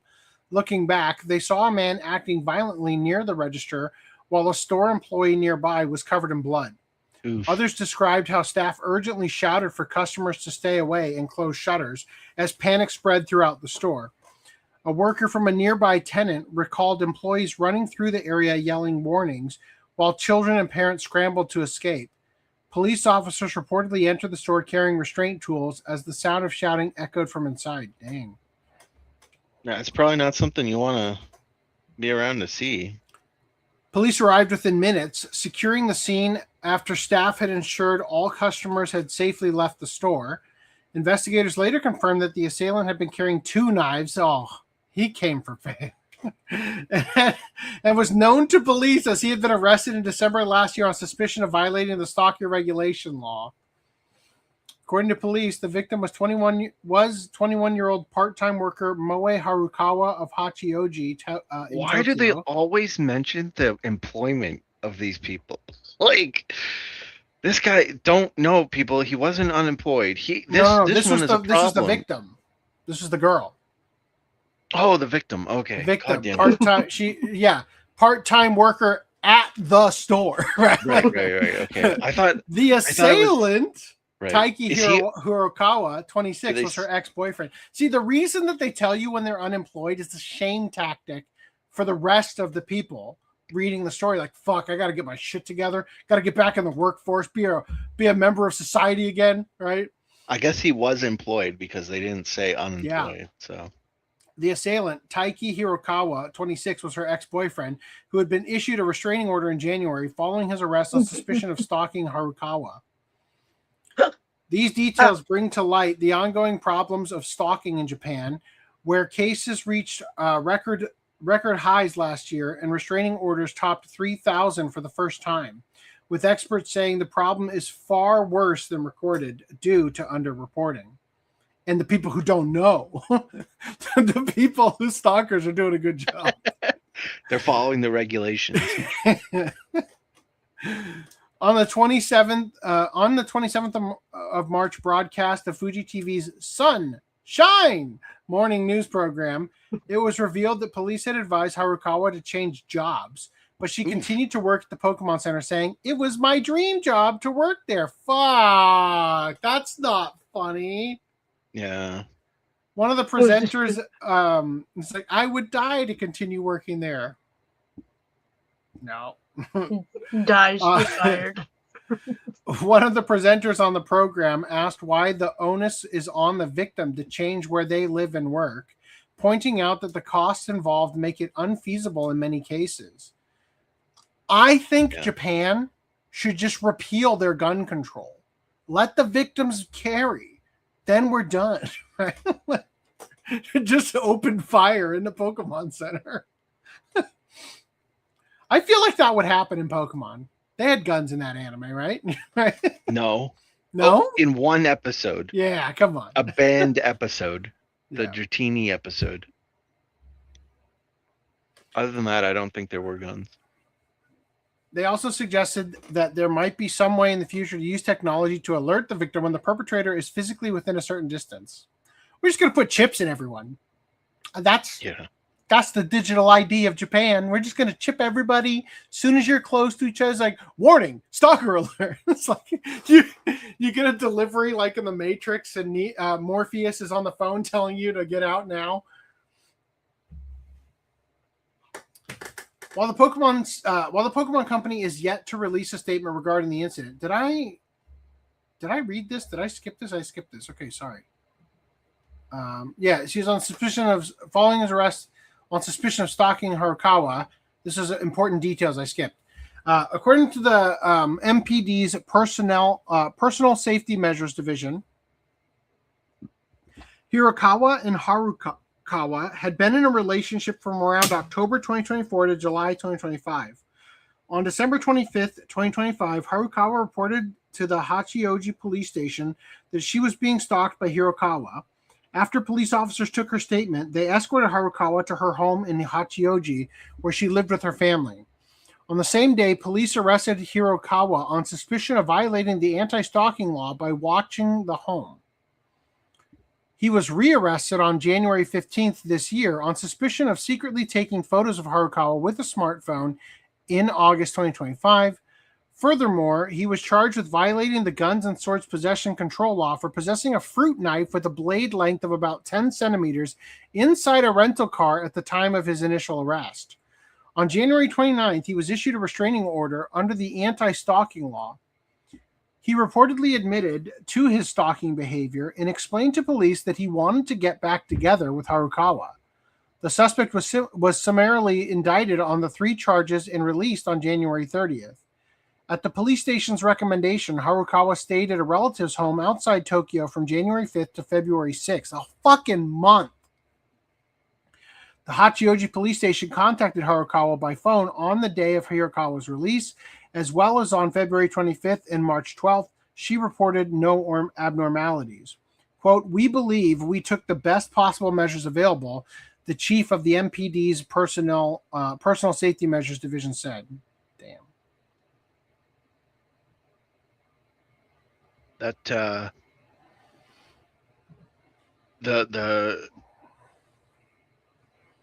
it reminds me of Erased, is what I'm trying to say. Yep. Like, let's go off on that tangent again. No, fuck you. No, it does actually have a lot of things in common with that. We need a revival. We need someone with a revival. Yes. Yes. It's already back. Didn't you see my post? What? In the shared PDF post? Never mind. I missed something.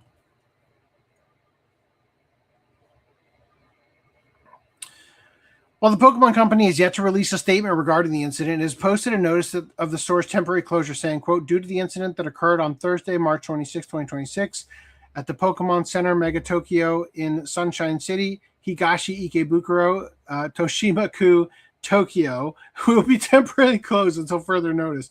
I'm sorry.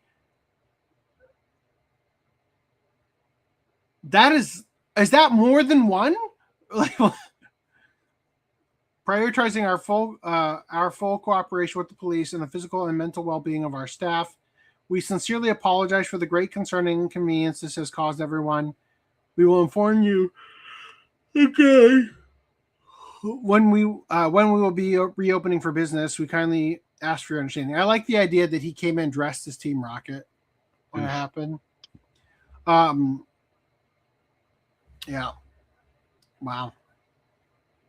That's rough. Yeah, it sucks. Is there ever a time when it's okay to laugh at death? You also do it in a store where there's fucking kids there too, like kind of a dick move. Imagine killing somebody at the Lego store and forcing them to fall onto a bunch of Legos or something. So random. This is crazy. You have to use a Lego blade. Random is wrong about guns being in the Pokemon anime. There was an episode with a gun. Hold on. Another episode with a gun. A different one than the bikini one? That wasn't banned. Yeah. Oh, okay. It's the Kangaskhan Khan Kid episode. Okay. Well, I don't specifically remember the guns in that episode, but there you go. Officer Jenny has a weapon. Episode 34. Back then, they could have guns. It was okay for police to have guns. It was the 90s. Only Officer Jenny had been there. All right, as I was saying, add that to our clip. Officer Jenny shows up late. As I was saying, is there ever a time when death is funny? Because 2 people are dead after collapse at Japan's Naked Festival. What? Wow. That's not funny. I mean, give me the context and it might be funny. We need context. How fat were they? Well, hold up. You're going straight to fat? You're not thinking maybe they just like died of exhaustion from fucking? No. Oh. This is a naked festival, not a sex orgy. Anything can be a sex orgy. Anything can be a sex orgy if you try hard enough, Randy. Oh no. Oh, that's your comment. She wouldn't trade her shiny Cloyster for his common Diglett. Yep, there you go. Wow, did she steal his Pokemon cards? It's so sad to die at 21. I had a friend who died as a teenager. He was a good kid, died helping his father one summer. Damn. I hope he didn't die at a naked festival, because it's gonna be real hard for you. The one episode 4 kids didn't dub was the one where Ash went to the Safari Zone and got all the tourists. Really? Yeah, that's why we don't know. They'll mention. I feel like it should have been way weirder that Professor Oak always had all the tourists. No, it wasn't. It's very weird. That's why it's weird, because it's the episode we never got. Yeah, as a kid, I would always sit there and say, "Where did Ash get all these Freaking That's Toro. weird. Same. I didn't realize. Same in the exact same position, and then I found out like, oh, it was the episode that was banned. It's like, oh fuck, that's right. Wow. Okay. Is that the Yeah, it's- episode where James dressed as a woman with big No, breasts that's or a whatever? different- No, So- Beauty at the Beach. They What the did fuck? air How it did- in how- you dub just like randomly one. decide not to dub episodes? Well, the Beauty at the Beach one was because he makes his boobs big, right? Yeah. And they cut that small section out, and they eventually aired it as a lost episode. yeah. But the Yeah. Tauros one, the owner of the Safari Zone points a gun at Ash's face and basically says, "Get the fuck out of here." And then so they're like, Stop stealing all my we're not toys! gonna deal with this one. They literally had episodes in the dub saying Ash and crew were going to Safari Zone and it never happened. Oh, damn. Yeah, I remember that. That's why I thought it would have happened. And I don't know. Anyway. All right. A traditional Japanese festival has turned tragic as two people have died following a collapse during the Saidaiji Naked Festival in Okayama. Multiple men were found unconscious at the event, with 3 individuals transported to the hospital in critical condition. One of the victims later died from multiple organ failure, and another fatality was also confirmed, bringing the death toll to 2. The incident occurred during the Saidaiji Ayo Festival, a long-running event where large groups of men gather, often wearing minimal clothing, and compete to grab sacred objects in what is meant to bring good fortune. Sacred objects, you say? The festival typically draws large crowds and involves intense physical contact among participants. Sounds like an orgy to me. Authorities have not Yeah, yet gay orgy. It's never women that are involved with these either. It's like authorities have not yet fully detailed what caused the collapse, but the situation quickly escalated as participants were found unconscious amid the crowd. Emergency services responded and transported those affected to medical facilities, though not all could be saved. The Saidaiji Festival is known for its chaotic atmosphere, with participants pushing and crowding together in pursuit of ritual items. While it is a celebrated cultural event with a long history, the nature of the gathering can make it physically demanding and potentially dangerous under certain conditions. Damn. Well, at least there was a great image to go along with it. They didn't say how fat the guys were, though. The beach one was dubbed, but it was later banned. The gun one was banned before it was dubbed. Yeah, they aired It it was like a banned. couple times, but then or the beach one they aired a couple times, but like No, the beach one was not aired. They dubbed Beauty they of the might have Beach. dubbed it. Yeah, it was aired. No, They aired it at once, like one No. time. never. Not aired. Green- They dubbed it. It was not aired. Greenline, pull up the receipts. Okay. I could be wrong. Go correct me if I'm wrong. But what the understanding I have of it, His argument just as- crumbles. Yeah, immediately backs down. as someone, there's always a possibility. I'm not an expert here, but from the Green Line expertise comes of- out here like, no, you're wrong. He's like, I may be wrong. Like, No, you're from the wrong. They expertise of actually aired watching it it as a kid, twice. they didn't air it. What happened was they dubbed it. They might have dubbed it, but it got banned before they aired it. And then what they did was they cut that scene out. And later on, like in the when they got to Orange Islands, they were like, "We're gonna release this episode as a lost episode." I And do they- vaguely remember them advertising a lost episode and Yeah. like as a way to like generate FOMO or something. And so then they aired that episode, and that episode was fully aired except that one scene with James dressing up as a girl. Mm. They just cut that bit out. All right. Now, if you're So telling when, me they when aired Green Line the said scene, that they aired it, I think maybe you guys are talking about the same. No, thing. when I'm saying that they he's right. They cut that scene out, but they aired the episode itself. They just cut Yeah, like which, they which chopped I up- think is what you guys they were both censored saying. that part. Yeah, okay, Okay. so they never aired the part where he So we're actually got on the the same boobs. yeah. Now we are No, in true fact. Absolutely, they did territory. not air that part. And All right. and it was also aired much later than when it like should have been. They held on to it for like a season before they were like, we can actually still use this episode. Yep. Still meant that they didn't put it out on DVD. Let me or tell something. you about the vibrating ball device that Japan has developed for VTuber concerts. Small enough to fit in one's hand. And elsewhere. And elsewhere. No flared base. Live dangerously. Oh, no. A Japanese tech company has unveiled a new haptic device shaped like a ball that lets fans physically feel VTuber performances, proving once again that VTuber fandom will always find new ways to be fanatical and strange. Japanese telecom company NTT Docomo, that's like a NTT Docomo is the company that made the flip phone that Cloud uses in Final Fantasy VII Advent Children, has introduced a new haptic technology called FeelTech, designed to make virtual concerts more immersive by translating audio-visual elements into physical sensations. The waveform is translated into a vibration like frequency, like that doesn't seem special, you know? And I'm pretty sure adult toys have built this technology and they just stole it, right? Like, the device itself is a handheld ball-shaped controller that produces vibrations, pulses, and movements synchronized with the performance. During demonstrations, users hold the device while watching a VTuber concert, allowing them to feel tactile feedback that corresponds to the performer's actions. The technology was recently showcased at South by Southwest in Austin, Texas, in collaboration with Cover Corporation VTuber agency HoloLive, specifically featuring members of HoloLive English Myth. Participants in the demo selected a VTuber to connect with and experienced a pre-recorded performance while holding both a pen light and the haptic device.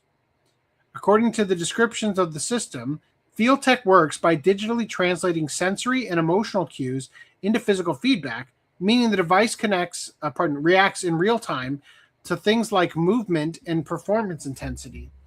Reports from attendees noted that the device lights up and vibrates in sync with the VTuber's actions, effectively adding a physical layer to what would normally be a purely visual and audio experience. While the initial demonstration focused on the VTuber concerts, NTT Docomo has indicated that the broader goal is to enhance Japan's growing oshikatsu culture, which revolves around actively supporting a favorite idols or characters.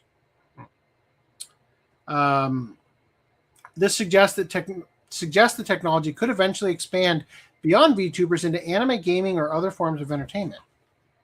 Adult entertainment. All right. Any thoughts before I move on? How many weeks until one of these is in somebody's asshole and we have an article about it? Next week. Next week, baby. It's already happened. Yeah. The article is being written as we speak. Podcast magic. Yeah. Old man says the ghost of Gargura. She's so popular that she is now the default VTuber image. Yep. All right. City Hunter live action movie sequel announced for 2027. Still no French live action Nicky Larson / City Hunter movie in my collection with an English release and a dub from the voice actors for the anime.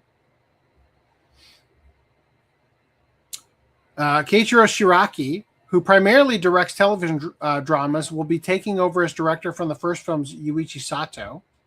Ryohei Suzuki, I believe that's the original creator, right? No. That's the actor who plays Ryo. Said what was told in the previous installment was the origin story of Ryo and Kaori. In this sequel, we present the most quintessential City Hunter. One that could even be called the City Hunter. Like how that's pretty much him doing. Whoops. All right. Patent dispute. Disney Plus Germany without Dolby Vision, HDR10 Plus, and 3D. Do you want to read this, Randy, or just recap it? It's not that long. I'll read it. Okay. If you want. Go ahead. Okay. A patent dispute between Disney and the company Interdigital is worsening the Disney Plus subscription for customers in Germany. Man, first they're fucked by Crunchyroll and now Disney. God, Germany. I hope you don't rise up. Of course, Following a decision by the Munich Regional Court, Disney Plus is no longer permitted to provide streaming content in Germany in 3D, in HDR10 Plus, or in Dolby Vision. For several weeks now, users have been reporting that despite having a premium subscription, they can no longer access content with video in the dynamic HDR formats Dolby Vision, and especially concerning Samsung TVs, HDR10 Plus on Disney Plus. Content with enhanced contrast range is still available, but at best in the static basic form of HDR10. Furthermore, readers contacted the editorial team of Mac and I, who can no longer access 3D films via the Disney Plus app on their Apple Vision Pro. The 3D videos were previously a flagship feature for Apple's VR headsets. Initially, many still hoped it was just a technical error, especially since, according to readers, Disney Plus's support still provided tips on which TV settings needed to be activated for Dolby Vision. However, it is now clear that the service has intentionally removed the HDR and 3D versions. For example, all references to Dolby Vision have disappeared from the official help pages on the internet, and the sentence, "Note, 3D content is currently not available on Disney Plus in Germany," has been added. The problem only affects Germany. The website of the British branch, for example, still states that the premium subscription on Disney Plus content with Dolby Vision and on the Apple Vision Pro in 3D is available. Disney Plus has not provided any information about the reason for the removal of the content in Dolby Vision, HDR10 Plus, and 3D. A query from Heisei, I don't know how you pronounce that. Heisei Online has also remained unanswered so far. However, much indicates that a patent infringement lawsuit with the U.S. company Interdigital is the cause for the current developments. For instance, the Munich Regional Court ruled last November that Disney Plus infringes on Interdigital's rights when streaming videos with dynamic HDR images. The court issued a preliminary injunction against the streaming service, as stated in a press release from Interdigital. Disney Plus was therefore apparently forced to remove the corresponding content. The Munich court's ruling follows a separate decision by the same court to grant Interdigital a preliminary injunction or infringing a patent by Disney, which enables a process for dynamically overlaying a first video stream with a second video stream. Interdigital itself gives the playback of subtitles as an example of this technology. However, these are still available on Disney Plus at the moment. Interdigital also filed lawsuits in U.S. courts and in Brazil against Disney Plus, among other places, and has already prevailed before in a court in Rio de Janeiro. Interdigital is no stranger to the industry. The company, which holds tens of thousands of patents, primarily in the fields of radio technology and video processing, has conflicted with major companies such as Amazon, Microsoft, Samsung, Lenovo, Oppo, Nokia, Huawei, and ZTE for many years. Critics therefore see Interdigital as a patent troll, a label the company rejects, arguing that it buys patents for their exploitation and invests hundreds of millions of dollars annually in research and development. For users in Germany, this distinction is irrelevant anyway. Although Disney can legally defend itself against the preliminary injunctions, it will likely take some time until a final decision is reached, during which the HDR and 3D versions will not be available. Furthermore, it is unclear whether Disney will ultimately prevail or reach an agreement with Interdigital. Fuck. Any additional thoughts? This was a few months ago now, but when it was initially reported by certain people online, they were touting it as, Disney Plus is removing features, end of the world. But it's not really the case. It's like specifically. Do you think this is why Crunchyroll keeps getting worse? Maybe. It was specific to Germany, and it was specific over a patent thing. It wasn't just because Disney was like, fuck it, let's get rid of like 3D feature and the HD Dolby and all that kind of shit. So yeah, so it was just kind of to point that out. But also, it is something to say of if you buy physical, they can't take away your feature. So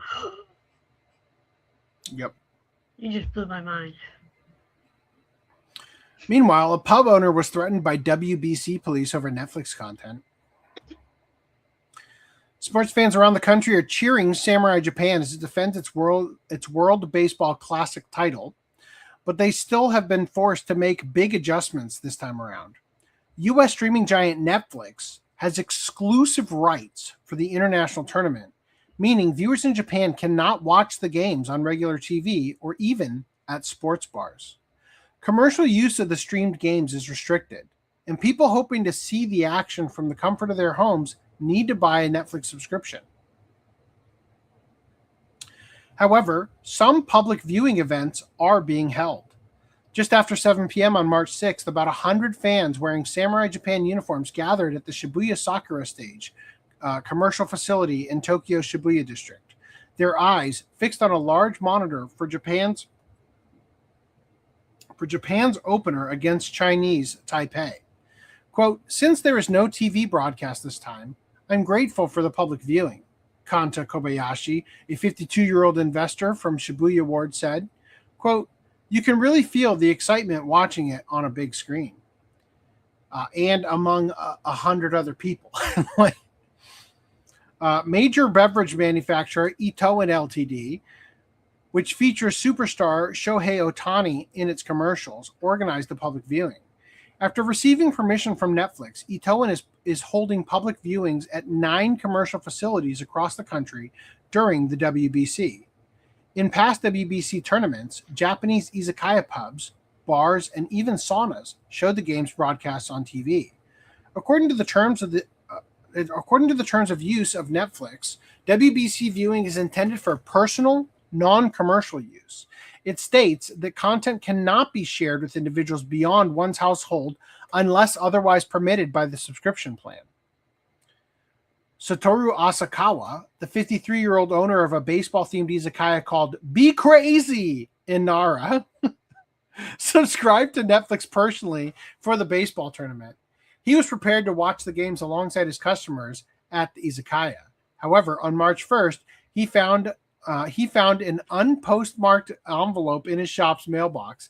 The sender was identified only as the WBC police. Wow. The envelope contained a 2-page letter demanding he not broadcast the games, saying if he showed the WBC, someone would film his bar and spread the videos online. Oh, fuck, that would suck. Oh, they're going to spread the content even further. Damn. Oh, don't do that. Like, don't Now you can watch it on me. Now you can watch it on Twitter through your videos. Keep filming it. Former professional baseball players sometimes visit his bar to hold talk events. Okay. Yeah, and they care. They definitely give a shit, don't they? Asakawa said he worried that if such videos spread on social media, they could cause trouble for those former players. So he gave up on the idea of showing the games in the pub. During the last WBC tournament 3 years ago, Asakawa recalled how customers who rarely watched baseball came to be crazy, and regulars enjoyed explaining the game to them. It's great when people who don't usually interact can connect and enjoy something together through the games. It's a shame because this could have been a chance for people uninterested in baseball to grow to love it. Yeah. Did you think of that, WBC? You just lost a bunch of potential future fans/customers. Right. He added, next time I really hope it won't be an exclusive stream and will be available on TV. I love that. Like, WBC police show up with a strong, we're going to film it. It's going to go online. Like, that's wonderful. All right. Do you guys watch any baseball? Nope. Nope. Can't say that I do. No. Not even baseball anime. No. Oh damn. I did watch I'm that not a episode of sports Samurai fan. Champloo. All I right. think the last sporting event I actively watched was the Tyson Paul fight. Okay. And that was just to see Mike Tyson's ass, right? I really went down. I don't really watch baseball. I occasionally watch it when the Blue Jays are in the finals playoffs. You watch the hockey, right? No, not even. Not so Are much. you I used to watch Canadian? hockey more, but anyway, it doesn't matter. My point is, this season for MLB, they introduced a new system where you can challenge an umpire's call, whether or not it's like a strike or whatever. And it has like a little digital box where it like measures where the ball is, and the ump is supposed to know where the strike zone is. They're often wrong. Like what they show on TV, yeah. Yeah. And so now they're saying for decades they've had this like square, right? So for the home broadcast, you'll see the square like, oh yeah, that ball was clearly outside the strike zone. But there was no way to challenge it. It was like if the miscalled it, they Honestly, miscalled why don't it. they just do that and just have it be fair? Like Do what? Why don't you just do follow that one instead? Yeah, so I mean, there's an argument for not wanting it to be like a robot game, but and so they're trying to keep the people in it still. But what they've, as a compromise, they've allowed this challenge system where you can get like, I think it's 3 challenges per game. But if you succeed in the challenge, you don't lose your challenge. So you can, as long as you keep getting it right, you can keep challenging. And so there's these like compilations. How somebody watched the home broadcast in their dugout. That was out. I don't know. It's probably not live. I mean, old man maybe. Says I would watch a robot baseball game. There probably is an actual robot baseball game somewhere. There's an episode of The Simpsons where Homer steals cable. He invites everybody over to his house to watch the big game. Yeah. Yep.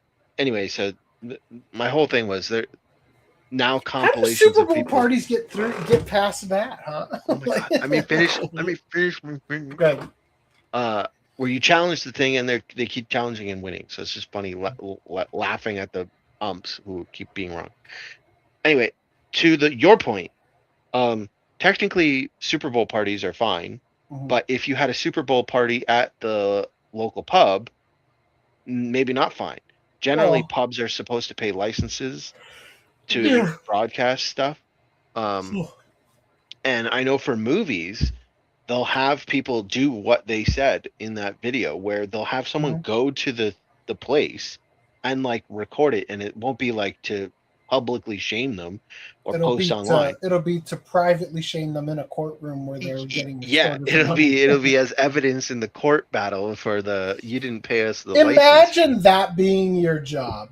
Where am I going today, boss? Oh, you're going to Atlanta. There's a bar there. You need to go clandestinely record. Well, it's not even bars that are the worst one, because like I kind of see like you can't have bars doing that. Like you can't have a bar put in a home video of Frozen and just have everyone watching Frozen or whatever. But the hilarious one are I would walk out. The hilarious ones are when they pay people to go into schools. Like a school will have an event where we're gonna have a it's showing like a 21 Jump Street scenario where they have to get their really young, like clandestine recorders to go enroll in a school to film during I don't know about like in school aid is in there. I would imagine you'd probably get away with those, but sometimes I remember that time when my teacher was out and the substitute teacher put on Bill Nye the Science Guy, and the SWAT team showed up to take her out. Right? I think we covered it one time where they were like a school was doing some event where they were selling tickets to like an after school movie watching thing, and they got busted. I remember that happening. So it's just for the popcorn, buddy. Like, all right. Okay. In other news, Steel Ball Run. Steal Your Ball. Vibrating Ball Run. Sorry. You said that you read Steel Ball Run, right? When it was No. coming out? Oh. No. When it was coming out, I was friends with somebody who was a big fan of JoJo, and they told me about it. Oh, okay. So I was watching episode 1 just quickly, and like it's called Steel Ball Run, obviously, right? And in episode 1, they The start balls, the in race. fact, do not run; they roll. Well, yeah. So they start the race, and it's like, oh, we're gonna have a race, and it's gonna be called the Steel Ball Run, and I get it's a joke on Cannonball Run, or Yeah. a parody of Cannonball Run. Yeah, I get that parody, but Watch then Go Blind. also or watch Party One for Cannonball of Run. Cannonball Run, yeah. Yeah, we should see that before we watch Steel Ball Run. The that character, Svengali or whatever the fuck his name is, has 2 steel balls. Mm. And that's the whole, like, just in episode 1, that was the whole thing. Like, oh my god, he's got steel balls. Like magic steel But are balls. they okay? So they're magical testicles. Or Is this Well, that's what I was gonna say. metaphorical, I mean, or- they hang low on his sides, so they're Alright, like. so yes. But balls so do tend to do that. My balls just are like- also weapons. Right. it's just, obviously, I don't know. I've only ever watched that first episode that's out. Weapons of mass destruction. Oh no. Joseph also has steel balls, those clackers. My point is, was the race named, like, does the race being called Steel Ball Run have anything to do with his steel balls, or is that just a coincidence? Coincidence, I think. Enter says Steel Ball Run is the first time I've read a JoJo manga before the anime. With parts 1 through 6, he was anime only. All right, so this article is titled "Anime Teases Second Stage." Second stage equals second episode. Right. Wow. The next episode will be released in 2026. Oh, thank God! That narrows it down. Like, So wait, they didn't do the It's not one episode per year with their CG horses. they didn't do the Netflix thing or whatever, where they just drop all of it in one part at least. No, They didn't. are doing the Netflix thing because or no, I guess Fate Not Stay, releasing it. They're doing the Netflix thing by not releasing it weekly. yeah. Not releasing it weekly. It's not weekly, no. Dylan says Steel Ball Run has no set schedule. Episodes are done when they're done and will be released when they're done, says Linkara. That's a Well, credible Van says, source of anime if I've Seek ever heard treatment if you have steel balls. Warning on this. The what I was going to say is it could be a situation, it seems like it is, of Fate Stay Fake, right, where they released like one episode a year. In that case, they released one episode, then they Fate waited, and now they're Strange Fate? releasing. Yeah, whatever the. They released a special called Whispers Dawn like 2 years ago in July, and then they released episode 1 last year in January, and then they started doing the actual series this year. Re-airing everything, 0 and episode 1, and then completing the anime, the first season of it. Yeah, They were really teasing release, those steel balls. Yeah, they're giving you steel blue balls. That's for sure. That's the podcast segment title. I don't like that release schedule, but No. I don't think anybody I- does. JoJo's Bizarre Adventure had such a trajectory until Netflix got part 6, and then it's just been like. And Stone Ocean was the same way, where it was like, we're gonna release 4 episodes here, 2 episodes here. I thought they 5 released episodes 12 here. and No, then they- 12 and 12. All I need to know is, are the weapons of masturbation seen in part 6? No. They took out Jolene's scene. Oh, I don't know. There's no steel balls. I thought that's Well, what you're talking about. Okay, let me rephrase that, because I was trying not to spoil for anybody who's sensitive to spoilers. Has anybody seen part 6, and did they put the masturbation scene in? I've seen part 6. but I don't recall. We've put up with many horrors in every other season. We need something. It's so unremarkable that you can't even remember. And also the release schedule. The problem with these stupid release schedules is they'll release a few episodes. What was it? 6 episodes? Was it? 13 episodes, 12. It seemed like to me watching it. Okay, Jolene's masturbation scene was kept in. Thank you, Enriv. It seemed like a random amount of episodes were released that covered a random amount of normally when you get a release of an anime, you get like a story, right? Like they end it at an arc ending. Yeah.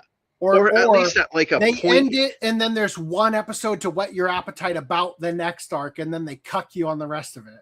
Yeah, it's like you get a complete segment, and when watching it, it felt like you're just getting clued into like a conversation, little snippets at a time, and it was so sporadically released that I watched it, but it's like nothing retained in my head, Like I remember the bits and pieces of it, but it's like it was so poorly executed in release schedule wise that they may as well not have released it. It was stupid.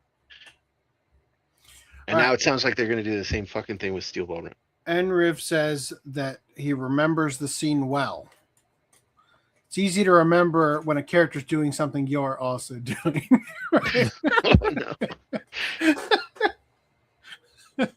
Well, we at least have something to look forward to get a reward in season 6, even though we're going to get trampled by the end of season 6. Does Kira Buckland voice Jolene? I think she does. I want to say she does. I just strangest thing you've ever been asked to voice act. I wonder, Now I kind of want to go look up the scene because I have no memory of this. Enriv says, you're talking about. I remember Shaves tried to defend the release schedule by comparing it to the Amazing Digital Circus, and I don't think that's a fair comparison. Yes, Kira is Jolene. All right. Well, watch Club win. All right. Anyway, moving past this. I have all 3 parts now. We definitely should do one. In other news, Minky Momo's anime OVA has shared a teaser trailer visual and a 2026 release date.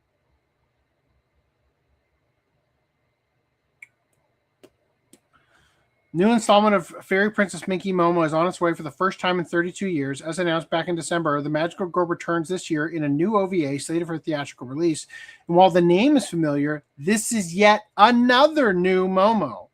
The full title of the last upcoming one got project. run over by a truck, didn't it? What? Minky Momo, didn't she get run over by a truck full of merchandise?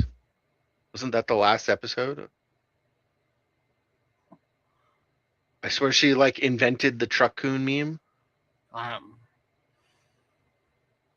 Based, if you end your entire anime series 32 years ago by having your main heroine get crushed by the merchandise. That was my understanding. It's like the author or the creators or whatever. I'm done. Fuck this. She's dead. No, She's they were. the studio was trying to force merchandise or something. So the creator was pissed off. Yeah. Now that sounds a little familiar. Yeah. I'm gonna end this and have the truck run over her, and then the merchandise fall out of the truck, and then burst into flames. The merchandising of Momo was what killed her. Wow, they cuck us on that too, huh? Should note we don't see Jolene do it. We get the scene confirming she did, and a guard saw her do it. Oh. Damn. Okay, well, maybe that's why I don't remember it. All right, so does the manga depict it? The upcoming project is Fairy Princess Minky Momo, Akogare no Yume e Magokoro no Duo, Toward a Dream of Longing, a Sincere Duo. I'm trying to figure out when it fucking comes out. You say 2026 release. Is it just 2026? Is that all we know? That must be it. Okay. Yeah, I don't see any dates on here. All right. Anyway, that's it. Moving past that to the real news. Okay, great. We've got The Eminence in Shadow, Trash Echoes anime film second teaser trailer reveals 2027 premiere. This was supposed to be the day that this news came out. And it's the second fucking trailer? What's up with that? Don't worry, I got it. We can watch it. You can quit your gooning. I'm going to run out of the room and find out if I can get some food. Well, it's the second teaser trailer. So the first teaser trailer might have been like a non-dated, it's coming, right? I legit don't see it in my... Did I not upload it? Hold on.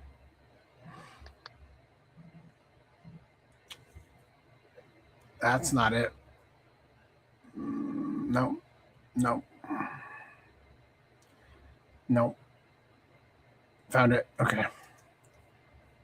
Which one is it? There's a unforgivable lack of delta in a close-up. Come on. Upload.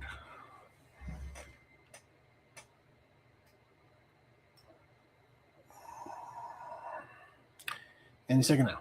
Any second now. Any second now. Come on. We got this. There it is.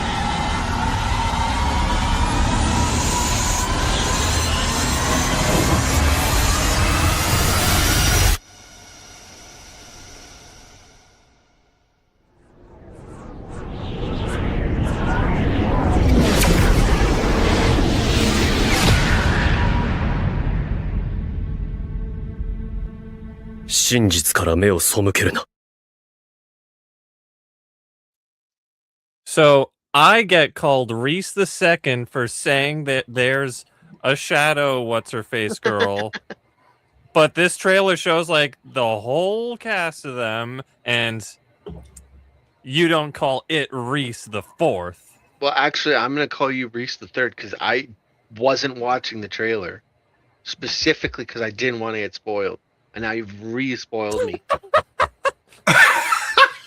Well, sorry, buddy. It was on screen for everyone. It could have fooled me that you weren't watching it. I didn't watch it. You didn't see it, but outside of the VTuber thing, he's doing this. Yeah, your VTuber mom needs hand tracking. God, it's your fault. The only thing I saw was that the last frame of that, whoever that is with the flame. But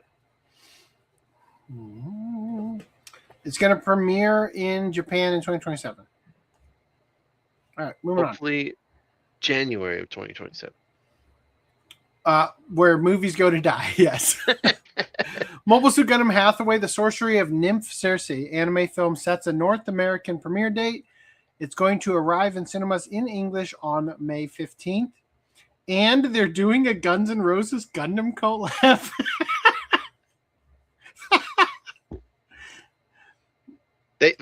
This is the one that has the Guns N' Roses in the Sweet theme Child song? of Mine as the ending or whatever. Yeah. The previously revealed piece mixes classic art from the Appetite of Destruction album with iconic Gundam merch mech faces. You can see that on the left below. Right? Thought that was funny. All right, moving on. Also, but why? Fox McCloud joins Super Mario Galaxy movie. Is Nintendo eyeing a Smash Bros. Crossover?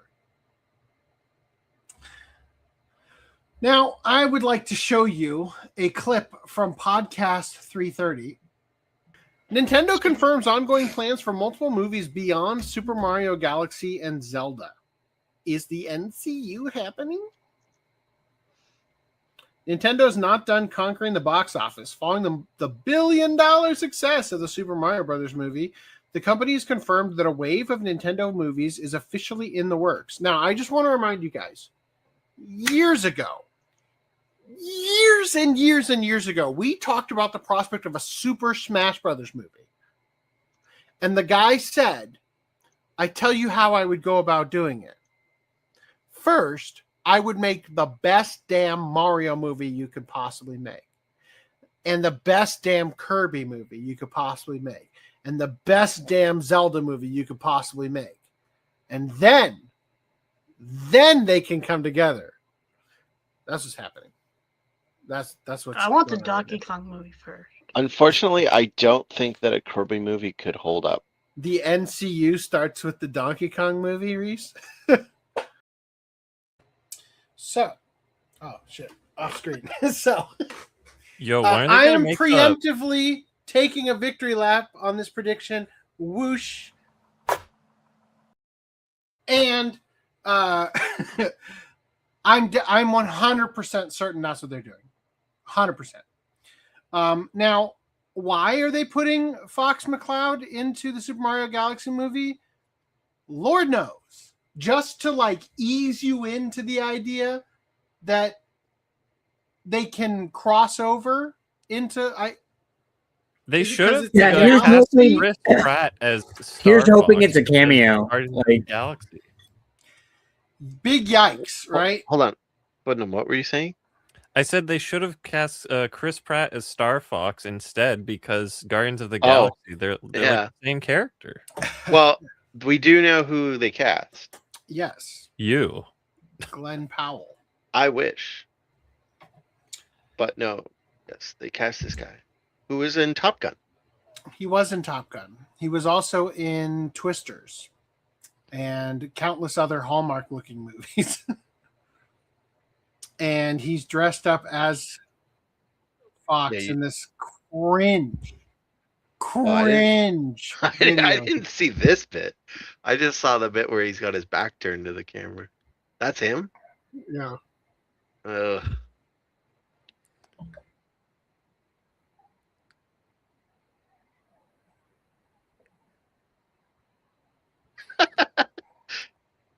Can they just take screenshots of him and put that into Kill Smash? If you listen, I don't think any of it's from Smash, but if you listen to that video, the sound effects at the end, I don't know if it's a Star Fox song that plays or a Smash Bros theme. I don't know. Anyway, cringe. He is also a licensed pilot himself. So that's news. Now, just because I have it, I'm going to give you guys the original article that we read about the whole thing about making the Smash Bros movie. It was statements made by the writers of Detective Pikachu. But before you can get to that Smash Bros stage, you have to write the best damn version of The Legend of Zelda that you possibly can. And the same with Mario, the same with Kirby, the same with Star Fox. That was from podcast 54. That's how fucking old it was. I like the blurred Yep. Titties. Take them any way you can get them. We don't know what they were, okay? They were blurred. I don't know. All right. Nobody has anything to say about this, right? Well, I would say that we covered also earlier that he was in a trailer already. His shoulder. Yeah. I still think that was the backpack. And then No. Oh man, you should have pulled it up. It's 100%. I don't know. Go back.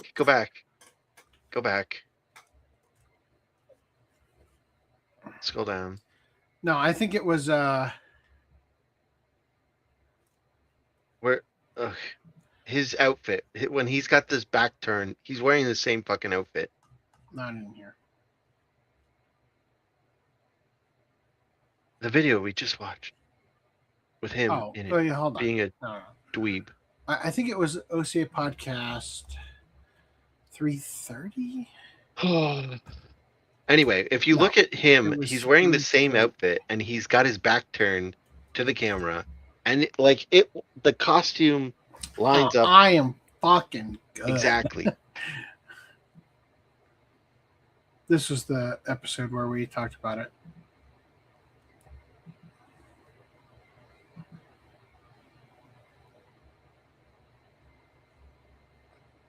Fail. So it's that trailer. It's that trailer Hold right on. there. The one with all the Loomis. It's this one. Yeah. 100%. He's wearing a vest. I mean, I can see it. Like, I can. That's it. That's it. Well, Go he's back to- facing away from it. Yeah. I know. Yeah. He's facing towards the glowy thing. No, he's facing away from it. No, he's I looking. see the back of him with his shoulder and his elbow bent this way. His elbow that's the back of his elbow. You're looking at the back of his arm, and he's got his arm on his gun, or maybe in front of him, like crossed arm. But I don't know. Anyway, you go back to the actor's video. Go back to the mega cringe. Yeah. Now go to the end where he's like standing with his back there. That's same shot with the vest. Go a little bit more forward. Stop. There you go. That's the angle you're looking at a little bit back where he's not completely.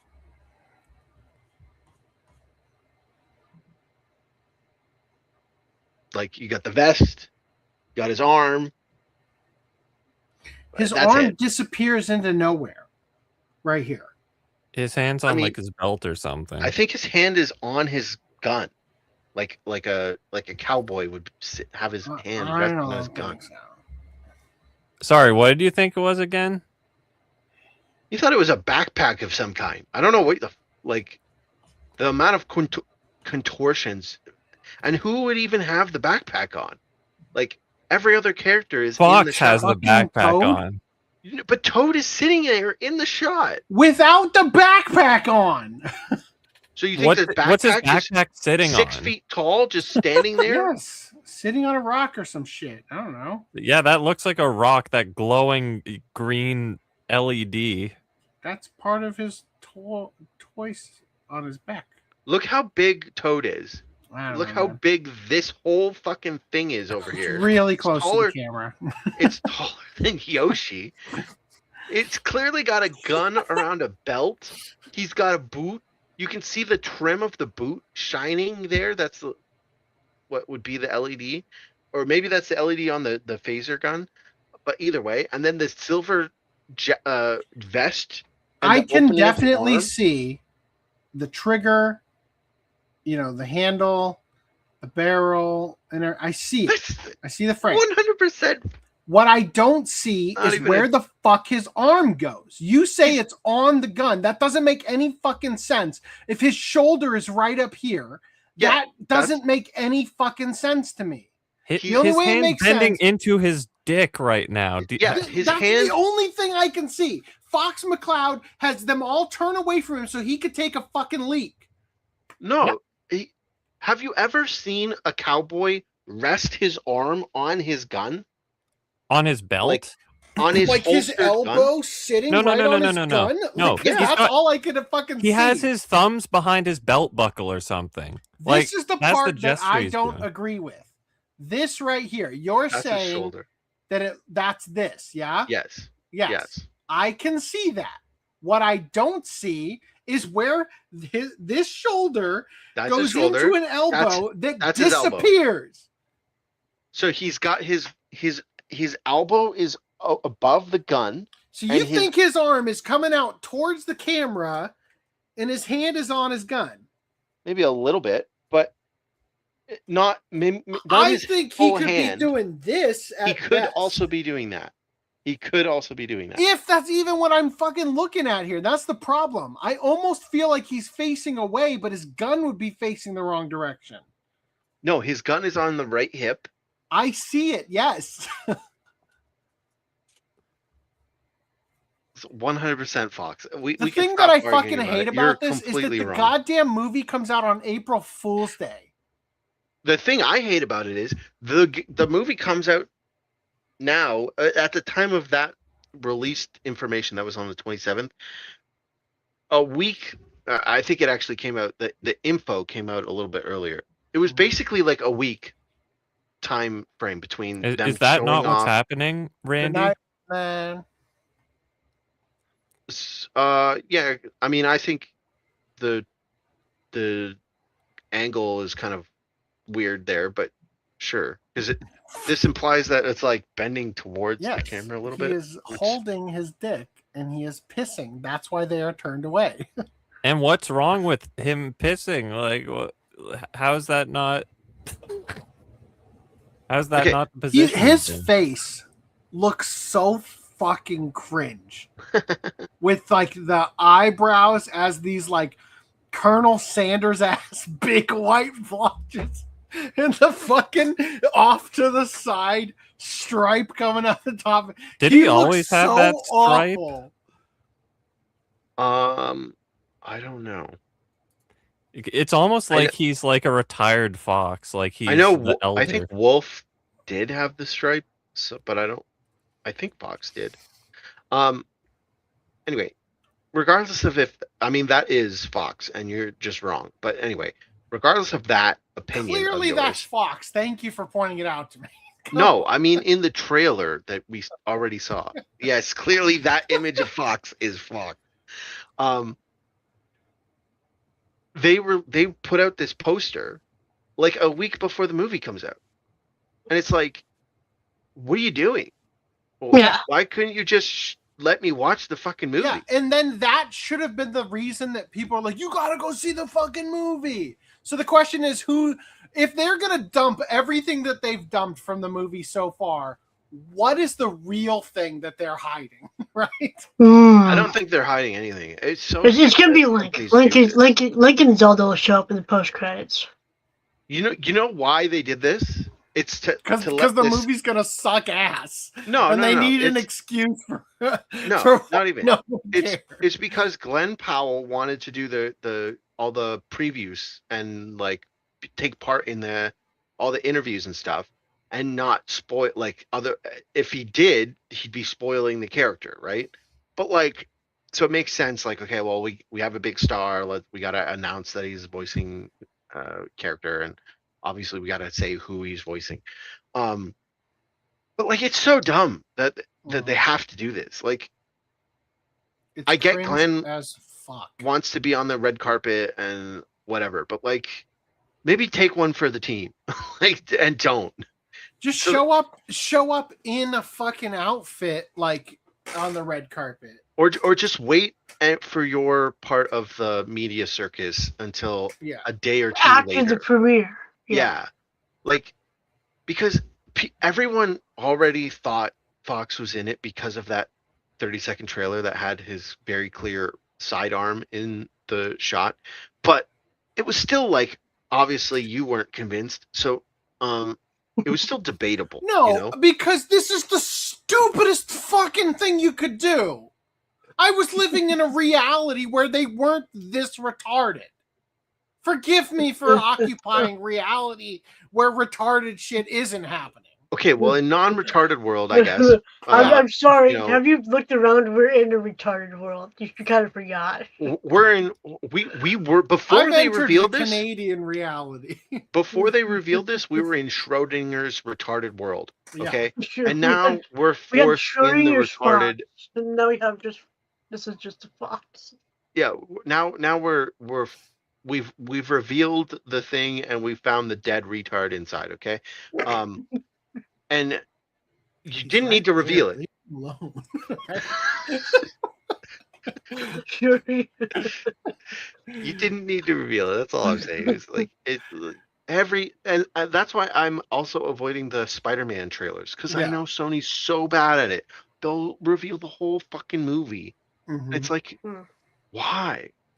So what are your thoughts about Punisher being in it? Dude, I don't even know if that's a joke or not. I've literally avoided everything about it. The And, S in Reese stands for spoilers. The R is retard. The H is horny. And the Y is retarded, horny, young spoiler. I was gonna say Shota, but no, spoiler. Spoiler. I saw a video where someone was talking about how the reason that they spoil every fucking thing before the movie comes out is because of the lawsuits that were happening where, someone shows a trailer and then, oh, well, that scene wasn't in the actual movie and I was expecting that scene to be in the movie, so now I'm going to sue you for the cost of my ticket. And so the argument, I guess, the cost is that of your ticket. Fuck. yeah, so I guess the argument is, well, we'll spoil everything so that way you can't come and argue that we didn't show you what was advertised. But like, that's so, if that's the reasoning that you're spoiling everything in the trailers, that's so stupid. That's an ass backwards argument. At that point, don't show any trailers. At that point, just have a disclaimer that says not actual gameplay. Right? This is a vibe trailer. It's not actual footage of the movie. It's just the vibe we're going for. May or may not contain footage from the movie. Yeah. That would be hilarious where the industry starts moving into like a whole sub industry of like, we're not filming the movie, we're filming the vibe check trailer. So we got to spend like $2 million on just the trailer to like the fake trailer to get people to go see the movie. How much money you think they spent on that bullshit? Hopefully not a lot. Hopefully. $2 million or I walk. Probably. It's probably $2 million from some like executive's cousin's company or something, Like honestly, I think Randy's on like just like may not represent final product at the bottom. Or final. I'm the one who said that. Thanks, really horny young slut. I was trying to give Randy some credit here, but I guess I can't even do that. But I'm just like saying, like just not represented the final film. It's like, that's if that is even the reason. I'm just saying that was I saw someone float that as the reason why. And if that is true, it's stupid. And one of the reasons it is stupid is because they could probably just put a disclaimer in the trailers, like you said. So, but at the very beginning with that green preview thingy, whatever. Yeah, the preview you're about to see has been approved for all audiences and does not contain any footage from the actual movie. May or may not contain footage from the movie. Wasn't there a movie that actually did that though? Kung Pao, maybe. I don't know. All right, we also have this. Sources: Nintendo is planning a new Star Fox and a major Zelda remake this year, but no 3D Mario. We just got freaking Mario Bros. Wonder. What more do they want? Super Mario Wonder was a few years ago.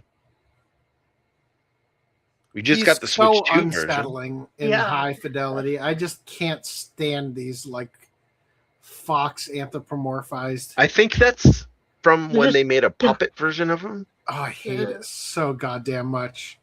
At least put Slippy in the movie, right?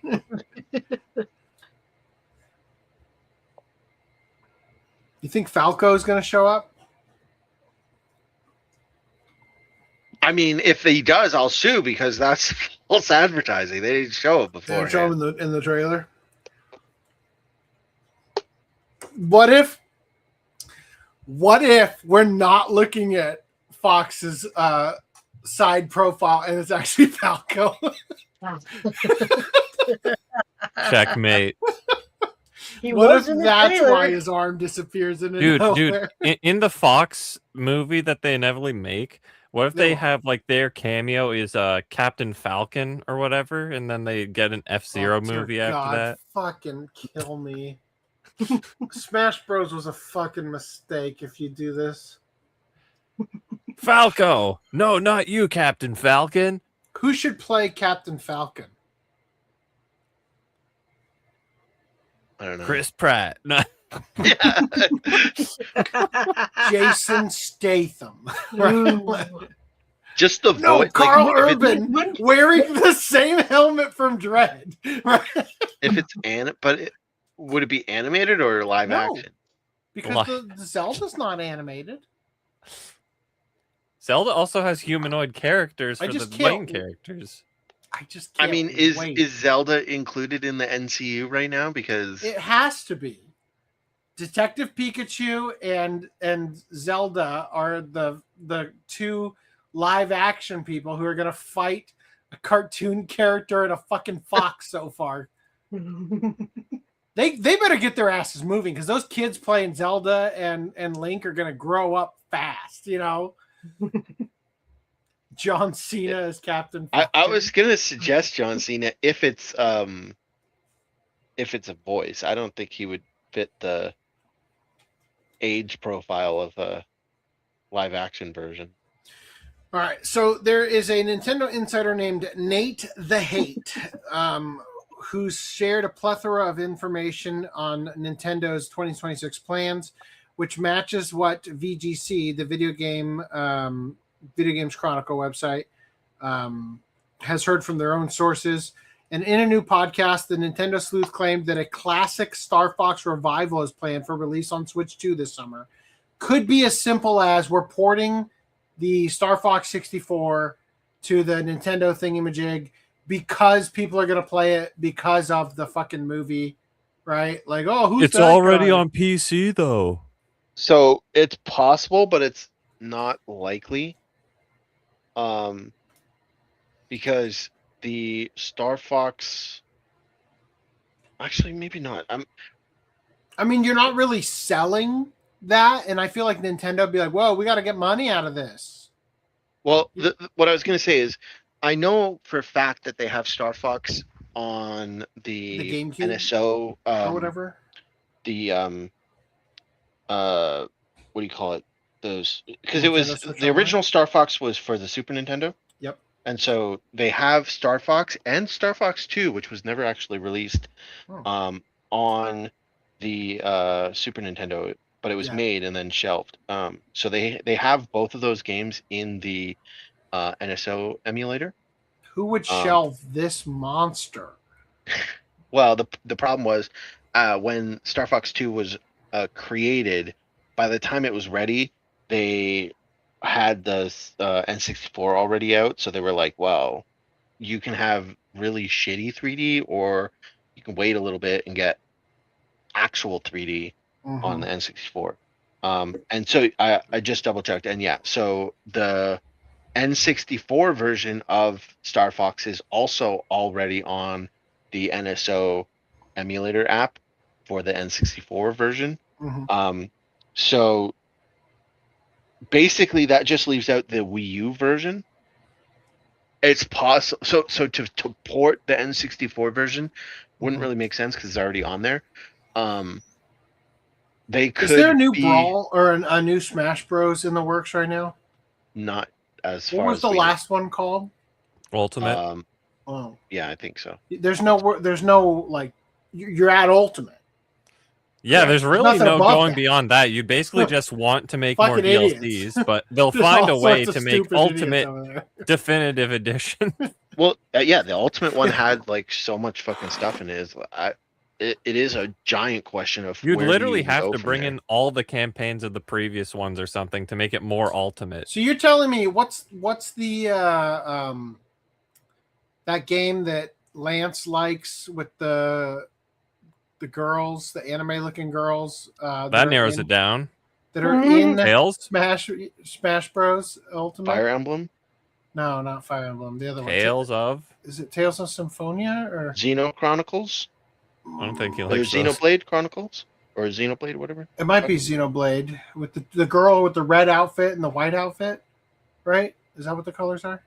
I mean, that's in One of them's Xenoblade red. too, yeah, but Anyway, I don't remember. I just Lance. can't wait. I can't wait for that fucking movie to hit theaters, and people are like, "What the fuck is this?" Like, good thing they put him in the fucking Star Fox movie, so I know who these anime girls are, like with Oh my their God. girl boss personalities and their toned down outfits. Like, can't wait for that shit. Well, I mean, let's get a Banjo-Kazooie movie in the works, right? If we're gonna do the whole thing. But so in terms I'll of watch on an Earthbound movie. That'd be fun. Mm, With, Baby like, Monster? big piles of poo and shit that you fight. Yeah. Is Right? there an Earthbound porno called Girthbound yet? Mm. When you Your walk mission, into the should you theater, they choose to hand you accept it. when Yeah. you walk into the theater, they hand you a scratch and sniff card. And it's like, scratch this at this minute. Smell this during the poop scenes. Yeah. Yeah. One of the characters' name is Pooh, by the way. Yeah. The bald guy. So in terms of Star Fox games, I think the only thing that they could possibly do if they're going to not just make a whole new one is port the Wii U version, Mhm. Star Fox Zero. Yeah. But that was built I thought that was specifically. a GameCube game, but okay. No. We're back to like a pizza. Oh. There were a few. There was actually, you're right. There was a GameCube game I had forgotten about it because it was called Star Fox Adventure. They could also bring that to the GameCube NSO thing. I Yeah. don't think it's there yet. That's where the wolf guy started, right? I don't recall, but anyway, but he might have been in the N64 one. I don't remember. But that's the one with the dinosaur, and you can walk around on the planet, and it's like not 100% in the Adventures and Assault were on GameCube, says Dylan. But Assault wasn't Assault like a tactics game. It wasn't like a Star Fox game. Don't know. So the other game that they're saying is going to come out is a remake of Ocarina of Time. Which... Okay, hold on. Just let me finish up with Star Fox. If they were remaking something, I think that'd be stupid. I think the best bet for them going forward is just to make something from scratch. Yeah, because you know what? Like, people just don't like Breath of the Wild at all. So don't make any more of that to What? hype up people for the movie coming out, right? I'm talking about Star Fox. I know. Anyway, nobody cares about Star Fox, though, unless you're a furry. I was just finishing my point on Star Okay. Fox. Now we can go to Zelda. All right, cool. Sorry I bungled that so badly. Adventures was kind of a Zelda-like game. Assault was mostly like a normal Star Fox game. Oh, I think okay. you're thinking of Star Fox Guard. That was a tactics game, but it was on the Wii U. I don't know. I'm clearly not the biggest Star Fox fan. Who could be? Look Fake at this. fan. All right, so there's also the Ocarina of Time thing, which I just think is so fucking stupid. Like, why the fuck are we doing this? No, this, I disagree with you. I love this. If it's true. However, I was thinking about it, and I don't know if my list was accurate. If you literally just ported the one for the 3DS to the fucking Switch 2, job done. That's all you have to do. Well, that would be a plus, for sure. I mean, do I want more high fidelity graphics for Ocarina of Time? No. You know what you could do that would excite me? Ocarina of Time, originally, you were actually supposed to collect the Triforce or something like that. Like on the screen, on the, I'll pull it up. that would be hilarious. Like there were a few beta screenshots released through various magazines, and if you went back and added some of that kind of stuff in, precisely and what like, I'm talking about. Let me show you. Fire Red and Leaf Green just came out on Switch, and I was like, they should have taken that opportunity to like go in and put Mew behind a truck behind SS Han, like make the fucking schoolyard rumors true. You have to like do this really obscure method of trying to not go to the SSN until after you unlock strength and surf, and then you finally go down there, and then you have to use strength with a golem that's level 100 on the truck, and then boom, you get Mew. Like that, like that'd be just hilarious if they did that. And I think they should do the same thing. Like it would be great if they had something under the ice in the Zoro cave. That was always a rumor, right? Those kind of things. That would be great. Just put little Easter eggs in there.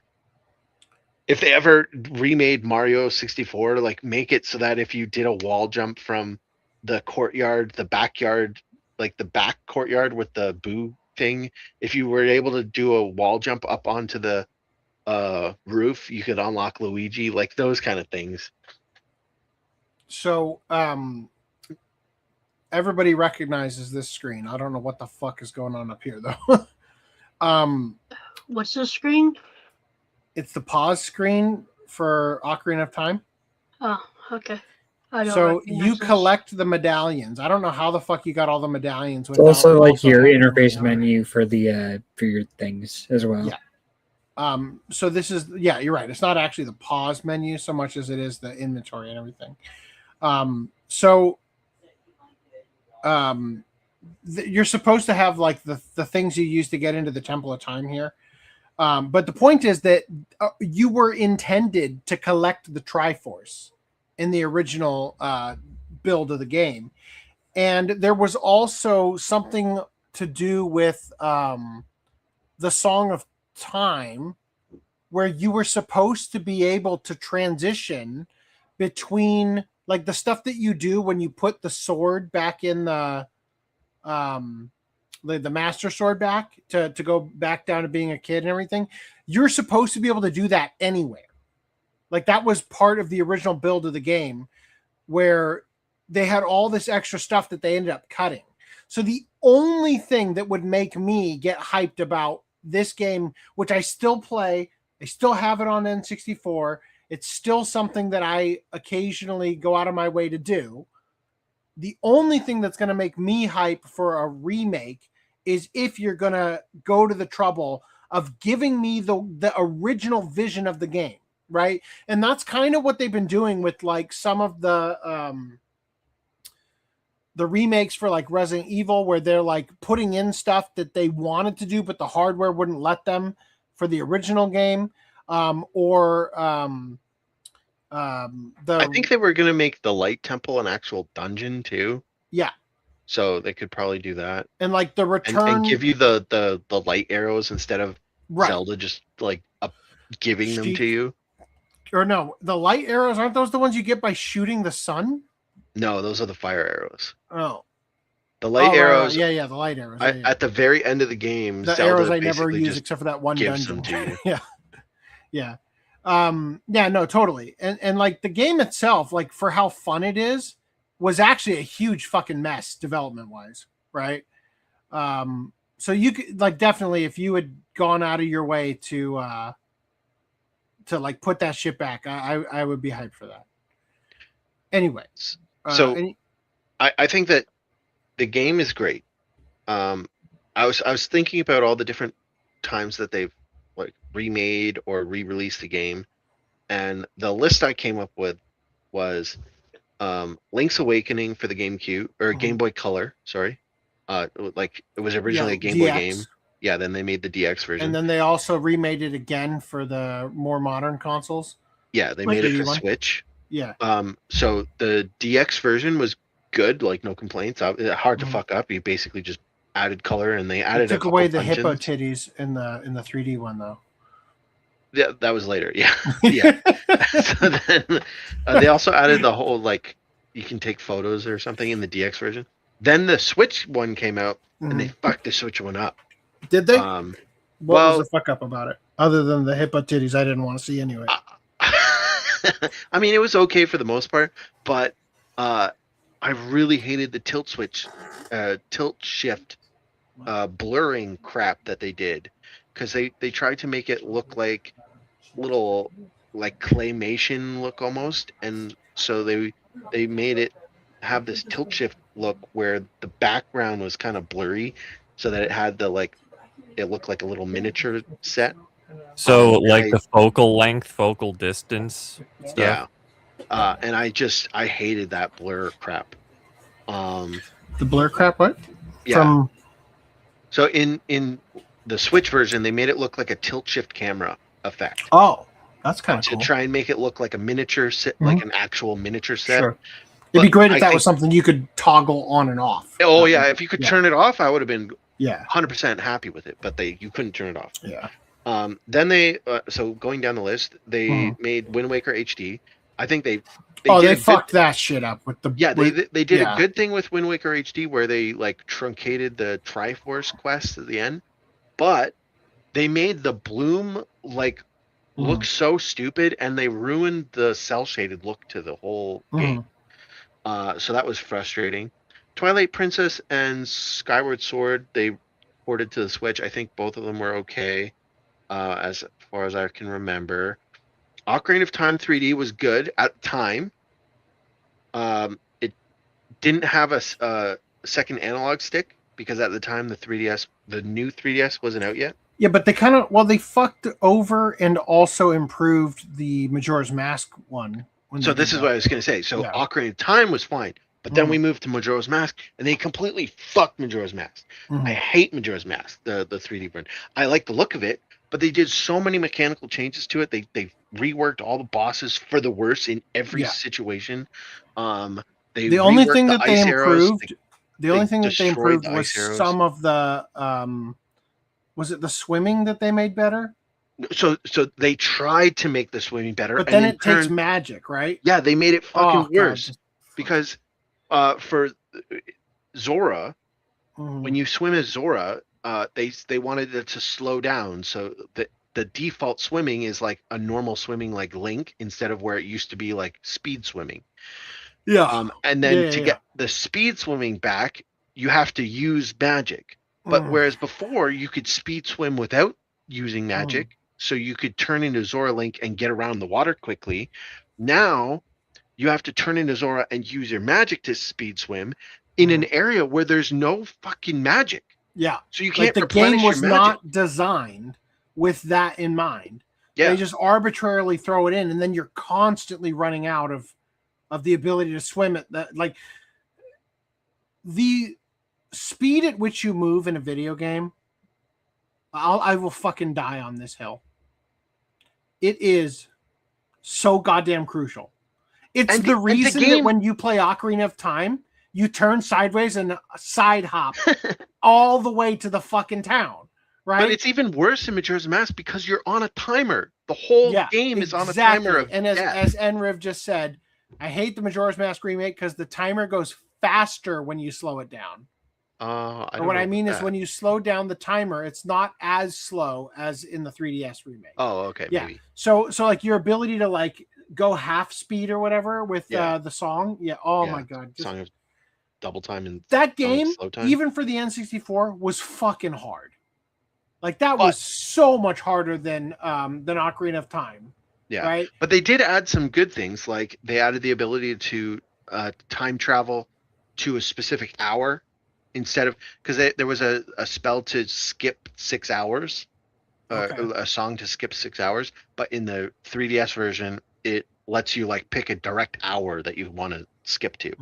So that was good. But like all the other things were stupid. They bugged out the Deku scrub. So when you're jumping on the water, he doesn't go as far. He loses all his momentum. Like seriously, so it makes some of the lily pad jumping like. And there are parts of the game where you're hopping over poison water. Yeah, like you fall in the water and die. How do you fuck up that bad? This is what I hate about some remakes. How it's like when there are aspects that are improvements, but then there's other things that are so messed up because it's like, well, what version do I play then? Because it's a monkey paw situation, right? It's like, I want a remake. Okay, here's your remake, but here's all the caveats, right? They made A Link to the Past for the Game Boy Advance, and I think that was okay as well. So just to finish my list. And I think that's all of the remake kind of things, other than just like straight up ports. And I mean, A Link to the Past on the GBA was the main differences were they used new sprites and new sounds. There was also the Master Quest Ocarina of Time for the GameCube, or was it GameCube? I think it was GameCube, or was it? Yeah, so technically but that was basically just the ROM. Like that But wasn't a remake. Was that They just was put the that ROM on there. GameCube? No, because there was the one where they switched it. They flipped the entire game because it was for it was for the Switch, the Wii, right? Yeah. Where you No, had no, the no, no, Wiimote? not. Oh, okay. So there's a couple things. So Master Quest was a version of Ocarina of Time Uh-huh. that they made intending it for the N64 DD drive. Okay, but then they never released it because the DD drive kind of failed. And what they did for that was they rearranged some of the collectibles, like the Skulltulas and shit, Mhm. and they flipped horizontally, mirrored all of the dungeons. So when you went into a dungeon, it was different. And I think they moved around some of the mechanics, and so some of the puzzles were slightly different. I remember that the reason that they switched it was because Link uses his left hand. No, you're to hold the confusing sword, something, right? Yeah, you're And you're confusing I something. thought that they flipped it. They literally took the game No, and no. flipped it for at least the dungeons, and For stuff. the Because Yeah, doesn't so Link? You I'll have to get to- use the right hand with the Wii. We're not talking about the Wii right now. We're talking about N64. So this is the Master Quest for Ocarina of Time. They just switched it to fuck with people's muscle memory, right? And then they released that on GameCube as a bonus that, disc. speedrunners, right? Yeah. So that was a bonus disc for pre-ordering Wind Waker on the I could GameCube. have sworn it was Twilight Princess that this was. This is what I'm saying. This is why I'm saying you're getting Okay. things confused. All right. So that was Master Quest pre-order on GameCube. That was just a ROM. Wasn't Yeah. like a remake. Technically, it was kind of like an altered version of Ocarina of Time, but it was just a ROM. Anyway, then what you're thinking about is for Twilight Princess. When they originally made Twilight Princess, they made it for the GameCube, but the Wii was coming out, so they were like, okay, we're going to shift everything to the Wii, and they adapted it to have the motion mechanics, and in adapting it to the motion mechanics, they're like, oh, well, it's weird to have him swinging around the sword with your right hand, but in the game he's swinging around it on his left hand. Yeah. So to solve that problem, they mirrored that entire game. So that's why so if you get that game on the GameCube, he's left-handed, and the whole world is mirrored compared to the Wii version. What a horrible left-handed that players also- get fucked. Like, Yeah, I was just gonna say, imagine being left-handed and hearing about this. I was, oh, he's switching this. I'm left-handed. Yes. No, we're gonna switch it. Fuck. But so They should have that sold the wasn't left-handed and right-handed version of the game separately. yeah. So that wasn't a situation of a remake or anything. That was just like when they released it on both platforms, and sorry, I was just thinking about they it from made that change. the GI Joe Kickstarter strategy. There's the left hand, the right hand, or you could play as Shadow Link, and the whole game's upside down. Like, I think this. I don't remember. I think the Switch version had it with his left hand. But I don't remember if there was motion controls in it anymore, or if they removed it. I don't remember. Well, Enriv says the lily pad thing kind of works. You just have to build up momentum first. Still worse than the N64 version. Link to the Past on GBA used the child Link from Ocarina of Time, from Ocarina. Great job. Ocarina voice clips. Okay, so yeah, they added various. So you're talking about the Link Between Worlds or whatever. Yeah, like that one. No, A Link to the Past. Yeah, Link I'm trying to Between remember Worlds what it was called. It was just called Link to the Past. It came with it though, didn't it? So the GBA game that this is GBA, this isn't the 3DS one, is the one I'm thinking of. Yeah. So yeah, there was a 3DS game that was called A Link Between Worlds, and that was based off of the same world as A Link to the Past, but it was like a reimagining type of but it was largely the same in terms of like how it progressed and everything. I wouldn't say so. I didn't get past like rescuing Princess Zelda before I gave it. They had like a completely new mechanic where you merge into the wall. Yeah, right. Yeah. I remember that. Yeah. I literally bought a 3DS to play that game and played it for about an hour. Like, Enriv then said, AC, you're thinking about Twilight Princess on the Wii. They flipped that game on Wii versus on GameCube.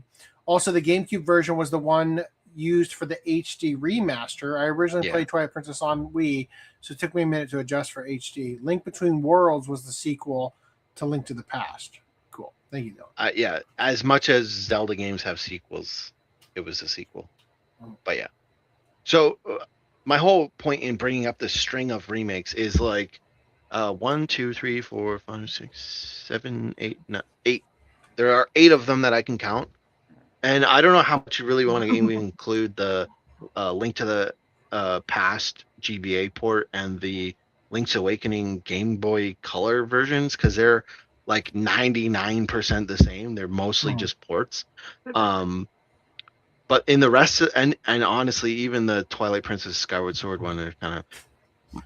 My point is, when they change shit, they usually change it for the worse. If it's an exact port, it's fine. But when they change shit, they change it for the worse. So, in the case of Ocarina of Time, if they're gonna remake the game in the Breath of the Wild engine, I really want to see that.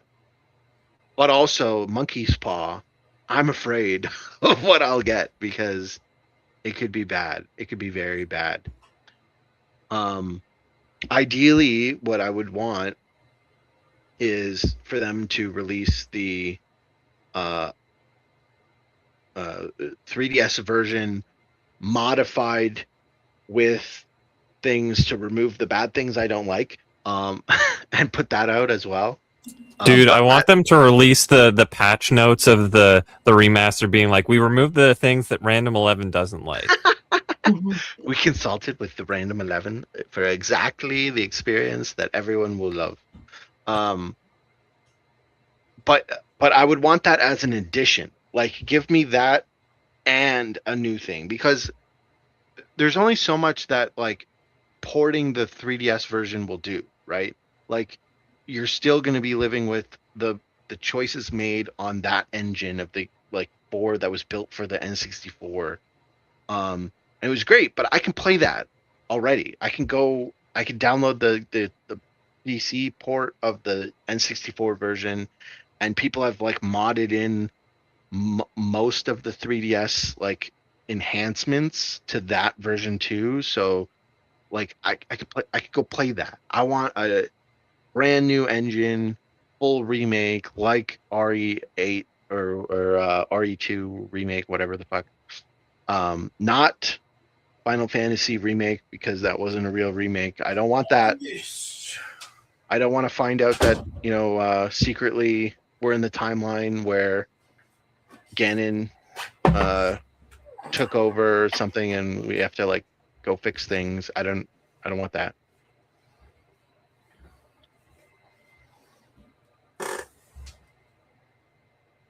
We've been silent waiting for your comment. Okay. What? Why is everybody so quiet? I was just saying I don't want a situation of the Final Fantasy VII remake where they're like, where they change shit. Yeah, where they like fully change shit. I was talking to my son about that on our walk with the dog. About how like now that side note, I finished Requiem last night. And I just gotta say that I feel so good having gotten done with watching One Piece, at least the live action rendition, and finishing Requiem. Like, this podcast tonight is like the stress level, the differential is incredible. How different it is compared to how I would have felt if I hadn't finished Requiem last night. Despite going to bed at 1 a.m., it was a good move. And I was talking to my son about how now that I don't know when I'm going to have time, because I've got a couple of big podcasts planned coming up.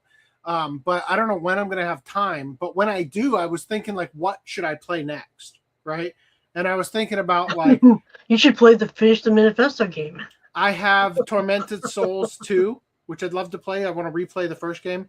And I've got like Clair Obscur, Metal Gear Solid Delta, and like my son is like listing these off with me. I'm like, and I've also got Final Fantasy VII Remake, but I feel like I should play the original first, right?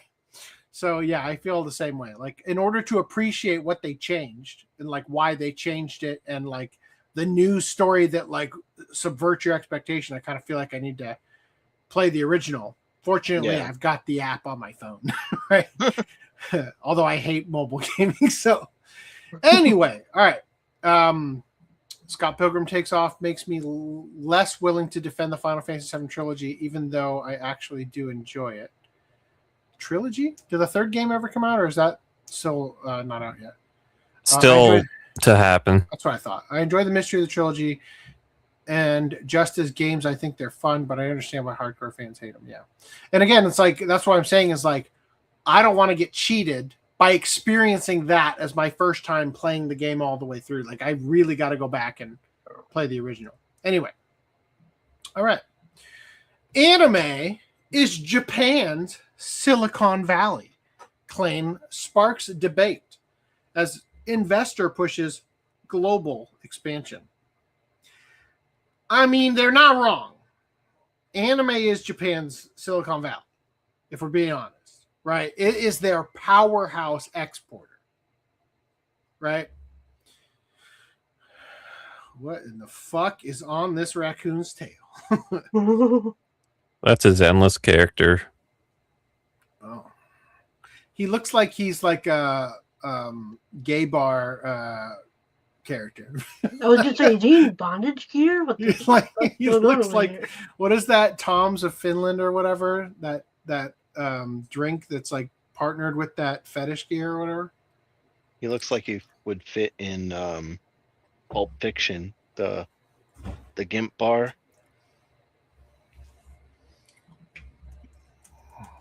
Isn't it called? Yeah, Tom's of, what's the alcohol called? Yeah. This is precisely what I'm thinking of.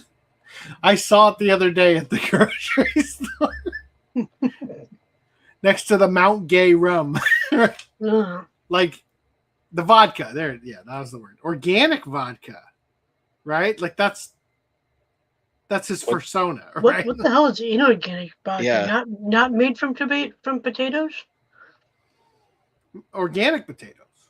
Oh, I see what you're saying. Like Yeah, GMO like, potatoes. What the hell is organic apples? Like, what the fuck is an inorganic apple? Genetically modified apple. But still An organic apple with material, isn't it? pesticides on it. It's still an organic thing, isn't it? You don't like pesticides? The term organic refers to no pesticides and not genetically modified. You don't like No. using DDT? It also can mean you use organic pesticides. Like you piss on it? Yes.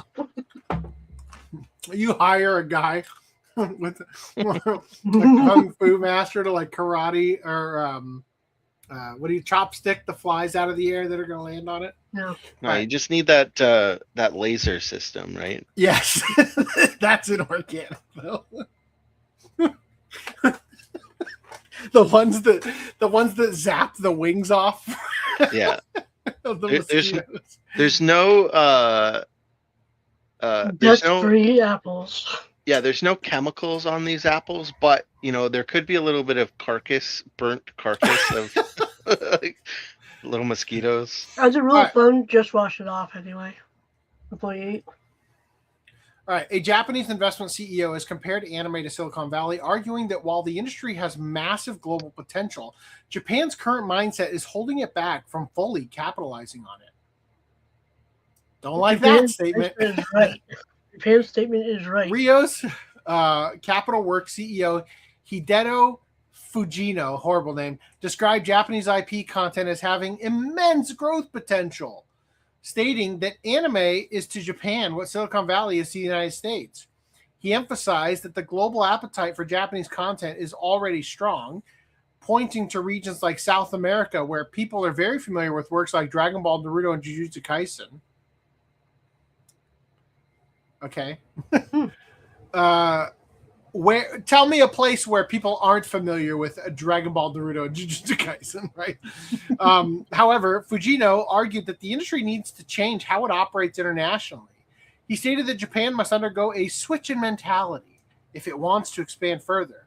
particularly when it comes to working with overseas partners. According to him, there is still resistance toward outside involvement, even as demand continues to grow. Maybe they know something you don't, dumb shit.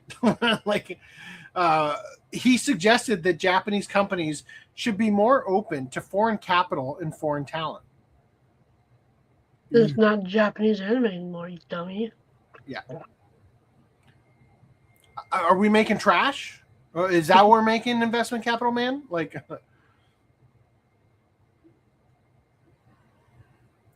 Rather than keeping production and investment tightly domestic, the implication is that without this shift, Japan risks limiting the scale of its own success, despite having globally recognized IP. Yeah, ask Hollywood how fucking good that's going. When we changed for the Chinese audience and everything went to shit, and nobody even wants to go to the movies anymore. I don't think. And it was now so we have much fucking the Chinese furries in our goddamn Mario movie. Yeah, I don't think it was so much the Chinese. I think it was the let's change to attract the women and all of the that side of things. And then it was like, then we'll get everyone. Make it lame and gay. Yeah. You're just comparing communism with communism, Randy. I guess. But I mean, I could put up with we're going to go to China and the Chinese spy agent is going to save us. Stroke off China to get some billions. I could put up with that. It was kind of annoying every time you saw it, but it was like I could put up with that. But then it's like the what 7 kind of minute. Knees are these? That being removed from Monster Hunter is the reason the movie sucked. The 7 minute. Chinese. What's up, Randy? The thing I was referring to was when they went to China in I think it was Iron Man 3, which was like, okay, whatever. And then China actually added like an entire section that they filmed on their own to make it seem more like China helped Iron Man out. Is that in the movie that we got? No, that was in their version. That's hysterical. Dude, Yeah. did they have I one thought you were section gonna- where they CG'd Robert Downey Jr. going, China #1? So what about in Transformers when they destroyed the Hong Kong convention? maybe it was Transformers I'm thinking about. Yeah. No, I think it was Iron Man. Because in the one with the Beast Machines one, it's like they fucking go to China just to cater to the Chinese, right? Yeah, they do it in multiple movies. I think it was the Iron Man one though, where they hired a really famous Chinese actress, and she's in it for 2 seconds, but then they didn't film it as far as I remember. It was China specifically. Released they hired the China cut. Yeah, they hired people to all the film black people are removed. segments War and insert War it into the Machine's movie. mask opens up and it's the Chinese actress. That's how I could be wrong. Green Line maybe come in with the no, you're wrong, You're Rando. wrong. I'm over here Googling while you're talking. You live in my world, okay? This is my world where China does this. The way you're describing it makes it sound like in the middle of it, they're like, oh, they don't make it like China does. And they just pop open a can of Chinese smog air. No, exactly. Well, that would be bad. Smog air would be bad. They'd be I want the Mexican cut where they just crack open a couple of bottles of cerveza crystal. The scene was basically the Chinese spy helps basically win the movie. But anyway, Chinese spyware is actually helpful, guys. It's like in Black Panther when the white guy steps aside so that all the black people can run their own country, right? Yeah. So I could put up with that. Bilbo Baggins decides not to get involved. If China wants to pay for them to have Hollywood film a scene where they go to China so that China can make a Chinese fanfic version and play love that the to the idea. Chinese people, I'm okay with Seriously. that. But No, I don't want. I am so on board with this idea that Hollywood's new policy is to make movies for the American audience, but when it goes overseas, you could film whatever the fuck you want and just insert it into the movie. We don't even care. Like, Yeah. who do you care? Like, Chinese Communist Party's gonna throw all this shit in there. Like, freaking Iron Man's got like the Chinese like flag on his like chest And or whatever. In the back of his helmet says "Made in China." Yeah, like the dub is completely rewritten in Chinese to just be like, "Oh, great leader" the whole time. I like this. That's a funny way to do that, right? But the I'm problem okay is that with they do shit like the remake for Red Dawn, where the enemy was Chinese, and they changed it to fucking North Korea, and they had to digitally change all the fucking flags. Yeah. They also did that with the new Top Gun movie where they took out all of the Chinese enemy references. is never named as a country. And yeah, it's just the That- it was- ambiguous enemy. It was that way in the first one too. I think we all knew it was Russian in the first one. It was odd. Well, no, because they had the symbols on his jacket in the first one. That's why they were using the same. They digitally removed Taiwan flag or whatever, right? I don't think they digitally removed it. I think they just told him to get a new jacket and they refilmed it. But maybe they did digitally remove it. But either way, they removed it. It was on his jacket in the first one. Yeah. They tried to use the jacket in the second one, and they're like, "No." China said, "No, we got to change it." Mhm. So Most anyway, American movie I've ever made. Bending China's over on the for China. phone. They said, "Don't put that jacket in." I'm China, more okay with. China has already pirated the movie that hasn't come out yet, and they said that jacket's got to go. What? They got the guy standing up in the middle of the movie. They sent over HD camera footage from the future, and they said, "Nah, right?" Yeah, you just like in the middle of the movie. Oh, come on, no. They hand delivered a DVD, burned DVD bootleg from sold on the street, with a note that said, "Don't do it." Like, just in the middle of the movie, we got the like, ugh. we got that. That's what you got. What the fuck are you doing? The guy moving, Oh, the guy walking in front of. Yeah, he gets up in front of you and like, ripping "Oh, excuse me, I gotta get to my." I gotta wonder go to the what bathroom." the funniest thing that's ever been caught on a camera rip was, right? Like somebody is filming and like the person in front of them throws up, or the fight at the Demon Slayer with the guy. I was gonna pissing. say the fight at the Demon Slayer is pretty good. All right. Okay. So what I was trying to say is I'm okay with that for the most part. Did you see the one where it was the movie theater? They have cameras watching the audience, and there was this couple going at it in like an almost empty theater. Oh. Yeah, I don't know how real that is, but yes, they do have infrared cameras that can see in the dark. So don't try and have sex in the theater. Are you talking about when what was it, Marjorie Taylor Greene or whatever her name is, got caught in the movie? Heavy petting her date's crotch or whatever. Or was that Lauren Boebert? I think it was. Did that Lauren. happen? Yes. The one I saw, the girl was sitting on the dude's lap and just like, yeah. I can't imagine it would be Marjorie Taylor Greene, but anyway. Did China disapprove? He's going up way too high. This I've been trying to get this out for the last like fucking 20 minutes now, but I'm okay with the China thing, but I draw the line at the 7-minute like montage of girl power in Avengers Endgame. Yeah. None of that. You ruined my movie. All right, listen up, Japanese CEO Hideto Fujino. None of that. Although, to be honest, girl power in animes somehow hits different. Right? Fair enough. I mean, they give you the fan service. They say we want to show you the girl power. You're right, but we give you the dessert. 7-minute panty shot. When she takes control in the hentai, chef's kiss. If they want to give you the girl power, like when shot, she starts they give the reciprocating male in the rape audience scene. the dessert. That's the key. Okay. Yes. Okay. Anyway, No one wants to eat a plate full of vegetables. I just put ate that on a 5 shirt. Nobody wants your Chinese stir-fried vegetables. Woo! Okay. Japan risks limiting the scale of its own success despite having globally recognized IP.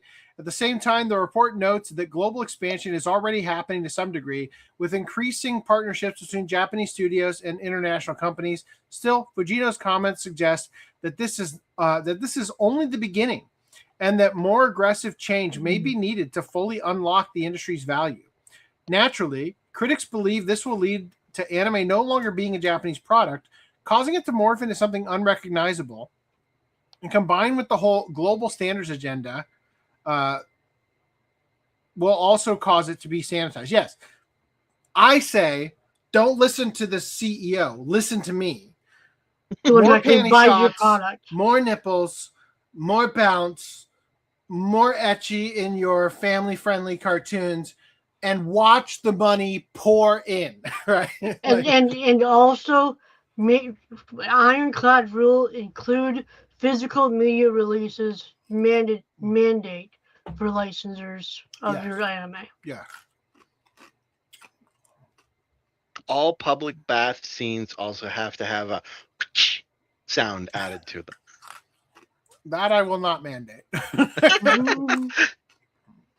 right. Mistress Kanan is devilishly easy anime. Previews the opening and ending theme songs in the new trailer. We're going to watch the trailer. I am not giving you guys English. Oh, yes. Yes. Forgive me for almost forgetting Beelzebub. Which, correct me if I'm wrong, but this is One Piece meets Cardcaptor Sakura Karo. Yes? Like, that's a One Piece character body with Karo's face. Yeah, I was going to say, that looks like the Cardcaptor Sakura thing. Yeah. So let's just watch the trailer. With the Goku penis belly button? Yeah, that's not what... Yeah, okay. All right, here's Mistress Kanan, I think. じゃあね、下等生物ども。可愛い私に食べられる日を夢見ながら帰りなさい。先輩、一緒に帰りましょう。私は大悪魔ベルゼブブの娘なのよ。初めてのこんな下等生物の中で本当にいいの。俺ずっと小悪魔系女子に食われるのが夢だったんです。こいつ食べちゃうを性的な意味だと思ってる。ナミちゃんが食べちまうっすよ。下等生物、お父様にも言われたことないのに愛してらっしゃるのですね。おじさんも男だ人。そいつ人間だ。ザーク。俺たちの記念すべき初めてはどんな場所がいいですか？もうバカ普通初めてはお部屋で二人っきりとかでしょ。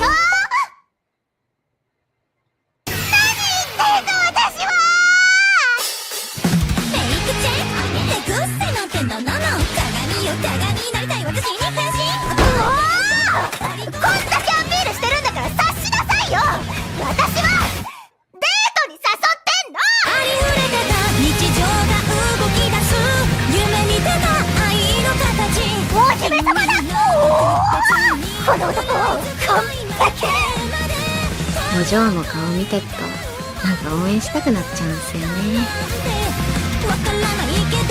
俺やっぱり先輩の笑顔が好きです。帰るわよ。優勝です。先輩が優勝です。この加藤生物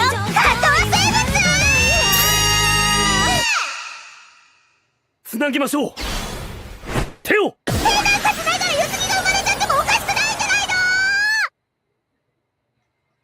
So I've been like really enjoying the energy of the show, and I thought she had great hair until I saw this like new third color they added to the hair with the red on the edge. I'm not liking that. I don't like the horns. I could deal without the horns. You don't like the handlebars? No. What are you? We've been over this. Yeah. She only has horns in the preview thing here. All right. Anyway, any thoughts before I move on? Watch, she doesn't have horns in Randy Sears. I was promised horns. I was just gonna say that a lot of anime seem to be doing the two-tone pastel hair. Oh, a shit ton of anime are doing that on the hair. Yeah.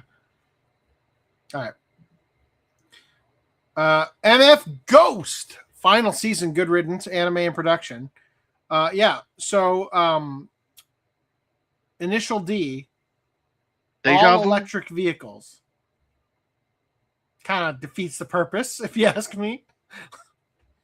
Can they still drift? Who cares at that point? Wouldn't it be hard to drift an electric vehicle? The whole anime is right. Like, no, Give me a electric break. vehicles. You- No, but it would still do that because you need the Doppler effect. Right? Is that what the D That's what stands gets for? The D hard, right? You're not gonna have like this silent ass electric vehicle go by. no. Electric vehicles play the engine noise out of a speaker, so it'd still be there. But with So you electric can only vehicles, hear it when the windows are The down? only thing No. that could save this anime it's a boombox is in if the in trunk the of English car. dub, when the characters are driving, you can hear the voice actor go.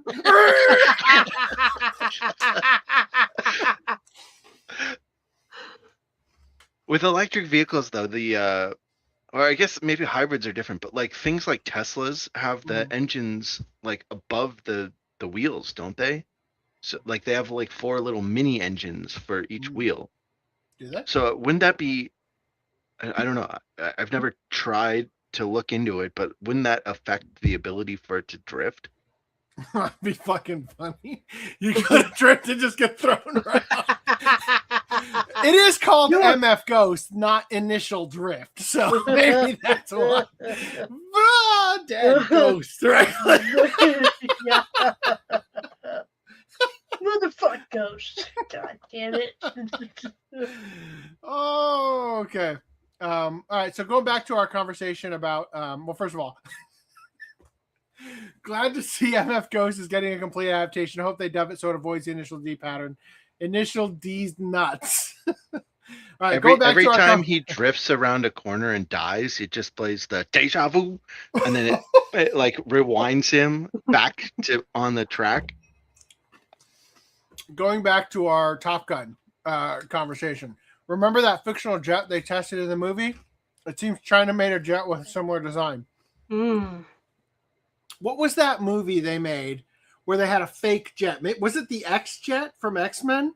And China like got all up in arms of like there was like satellite photos of it that they were like trying to copy the design or something. They believed it was a real weapon that America was developing, but it was just a movie prop. I don't remember. Now that I think about it, the X-Jet does look like that jet in Top Gun Maverick. All right, moving past this. Okay, Oshinoko Season 4 anime announced is going to stream on Crunchyroll. That's the news.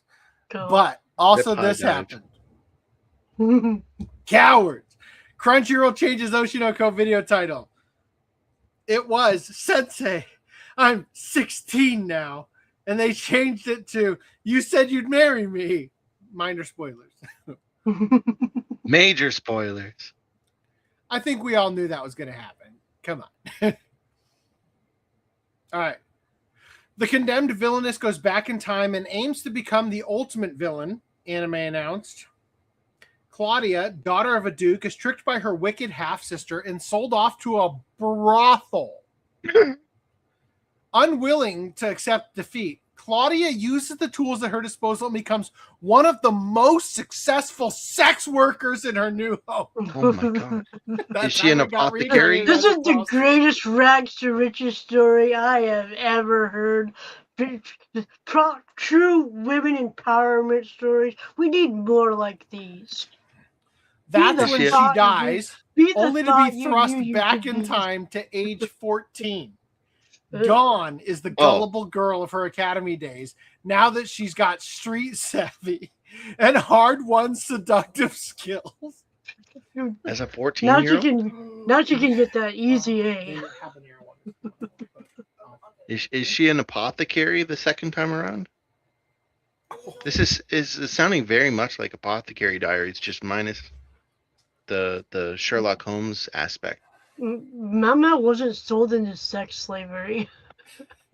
Mama did that of her own accord. She actively avoided being in the brothels.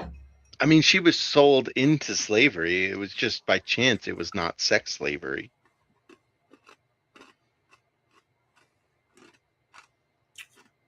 I just can't wait to see the anime be like, she's been reincarnated as a 14-year-old, and she uses her prostitute skills to get what she wants in her new kingdom. Is Crunchyroll going to change the titles? It is the story. Marry Me Now. Of a girl who is tricked by her wicked half-sister and sold off into a brothel, and who is unwilling to accept defeat. So she uses the tools at her disposal and becomes one of the most successful sex workers in her new home, only to die and get reincarnated at the age of 14. Reincarnated as a prostitute, and I get all the bitches and money?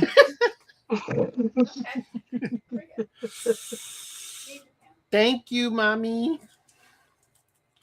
My wife makes the best food that's on my diet, which is corn. No, it's cheese. It is a tortilla made out of melted cheese. That's cheese maxing 101. What else is cheese in there? Maxing? That's me, all right. What else is in there? Have you done the cottage Ham, cheese? Mayonnaise, and hot sauce. Have you done the cottage cheese biscuit things where it's I don't basically like cottage you just fry cottage cheese? Wow. Haven't tried that. Next time I have my fryer going. And not like deep fry. Hold on, not deep fry. Pan fry. I think you'd make a mess if you tried to deep fry it. Yeah. Just like on a frying pan. Yeah. You gotta cook that for like all that moisture that's in there too. Maybe it was baked. I don't. Yeah, don't look it deep up. fry it. Just shallow fry it. That's how you do it. Just to tip it. I mean, the person might have baked it. I can't remember exactly. You know who doesn't care about whether it's fried or baked? The final boss prince is somehow obsessed with the chubby villainess. Reincarnated me. Which is two sides of Celine. I don't know what it is Final with boss that prince is a anime chubby characters. Mm-hmm. I was watching the like I'm a Kamen Rider now show or whatever the fuck it was called. Kojima's a Kamen Rider? Yeah. Yeah. And they have a character that Reincarnated is as a Kamen Rider. they have a character in that show that is one that the main girl is kind of on the thick side Tackle. too. But yeah. How do But I've not even seen it and I know more about the show than you. What do you what?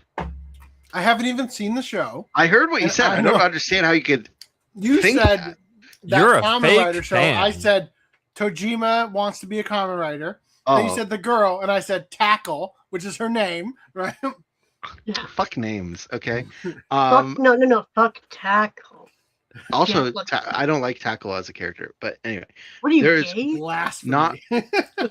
not. She's a little bit too on the thick side, and she's a little weird, but She's a little too adult. no. Wow. She's not a 14-year-old high That's school very girl. telling, Randy. What else don't you like? Anyway, all right, we'll throw that away. Go ahead. What were you going to say? There is a fat ass girl character that is like eating ramen constantly, and like there's a scene where she's like like shoveling ramen into her face, and it's just this image very much reminds me of that character. It's something about like they can't do fat women like without making it look so awkward. It's like the anime aesthetic doesn't work for fat women. It's like a The real life aesthetic doesn't work for fat women either. it's like a blind spot for them. Well, I mean, no, looking yes, at this picture, it really does look like they superimposed a normal face, normal hair onto just some random other body. You know, like her neck her neck should not be that narrow. Like see how like the gaps around her neck are like she has a pencil neck but a big ass. She kind of looks like you know the who Alvida did actor after losing the weight. that's what I was just gonna say. You know who did fat women good? One Piece. Oda drew the fat women properly. They Oda look did like the fat women right by making them skinny. No, well, not that part. I'm talking about when they were fat. They look like fat women. Like these look like weird chibi fat people. It's weird. I don't know. I can't describe it. Okay, Hold on, tides so go in, tides go out. Go back to those character Anime sheets. women are weird. Is that one on the left? That's not her. When she gets reincarnated, she loses the weight. Oh. I think that's what it is. So she's fat on the inside. Oh. What the fuck? What? Why? Why did you do this? Let him explain yourself. Are you muted? You're I muted, don't Gundam. Oh. Yeah, I fixed it. How did that fix it? Drawing a Made weird. her look fatter. I Made made it her look mouth like- more proportional to her ginormous. You made her mouth bigger. That's it. Yeah, I was trying to fix it. What can I say? It looked like she had a mustache now. No, this is how she's supposed to look.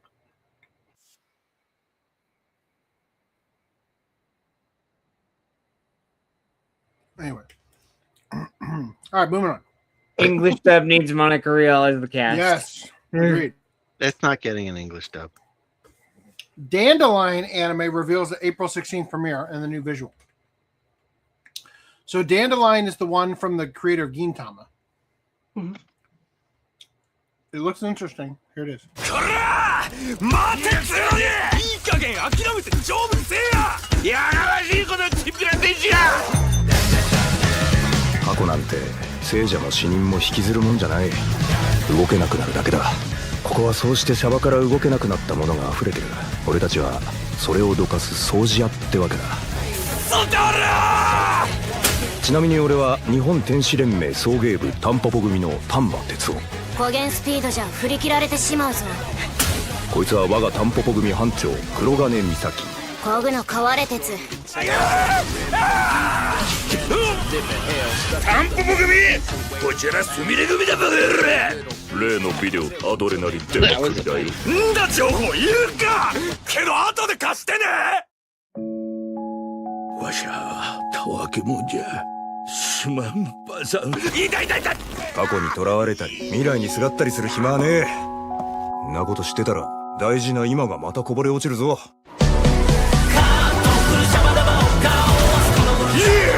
コンパク解禁銃通称玉金で眉間ぶち抜けば。撃っちゃやだ。やっぱり無理。撃てないんだ。ひときわ絶望的な組が一つ。そうタンポポ組です。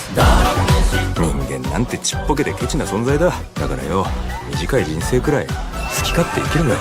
五択並べて何様や。天使様だ。文句あっか。説教垂れる前に天使のような笑顔の一つでも見せてみ。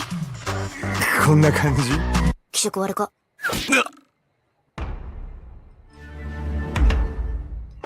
So this is Dandadan just from an alternate reality where everything's swapped. And instead of Dandadan, it's Dandelion. I feel like it's like that movie R.I.P.D. or whatever. With Ryan Reynolds? Was he in that? Yeah. I haven't seen it, but I think that was basically. Me neither. Yeah. I feel like that was the premise of it. I don't know. They even had the like half muscle, half skin thing. Yeah, from Dandadan. Yeah. And but did Dandadan have a kangaroo? You might. Okay, fair. Perfect. It has Godzilla. I can't think of it. It's possible. All right, Pat Labor, EZY File 1 anime shares new trailer, key visual, and theme song. The theme song is fucking great. Let's play it.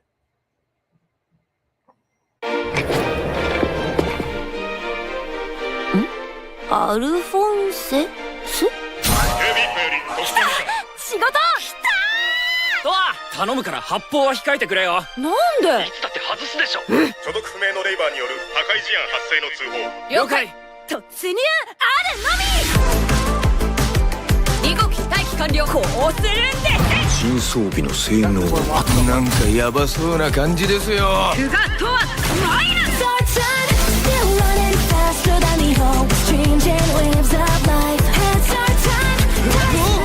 Theme song by Mori Calliope. Is this the second one?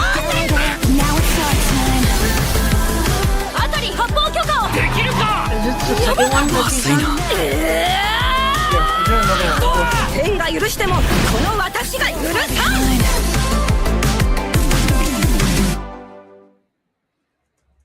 You're gonna have to repeat what you said because I couldn't hear. Theme song by Mori Calliope. She also did the second opening to Gachi Akuda, right? Yeah, that's what I was thinking of. Yeah. All right, that looked great. Can't wait to watch it. Pat Labor Watch Club When. Second movie was directed by Mamoru Oshii. Want to see it? Haven't seen it in years. Isn't it like 50 episodes? Might have seen it before I met my wife. That's how old it is that I've seen it. Would love to see it again. Watch Club When. All right, cool. All right, One Piece anime reveals Loki casting in the Elbaf arc trailer. Not what I thought he was going to look like because all I've seen is the live action. But the more important thing, One Piece heroines with all the drugs and the long necks is here. We're going to watch that trailer. How about that? You didn't expect that, did you? You like feet.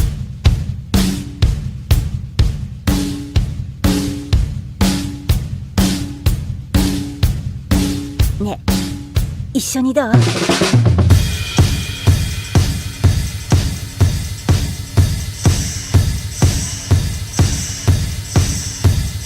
決まり.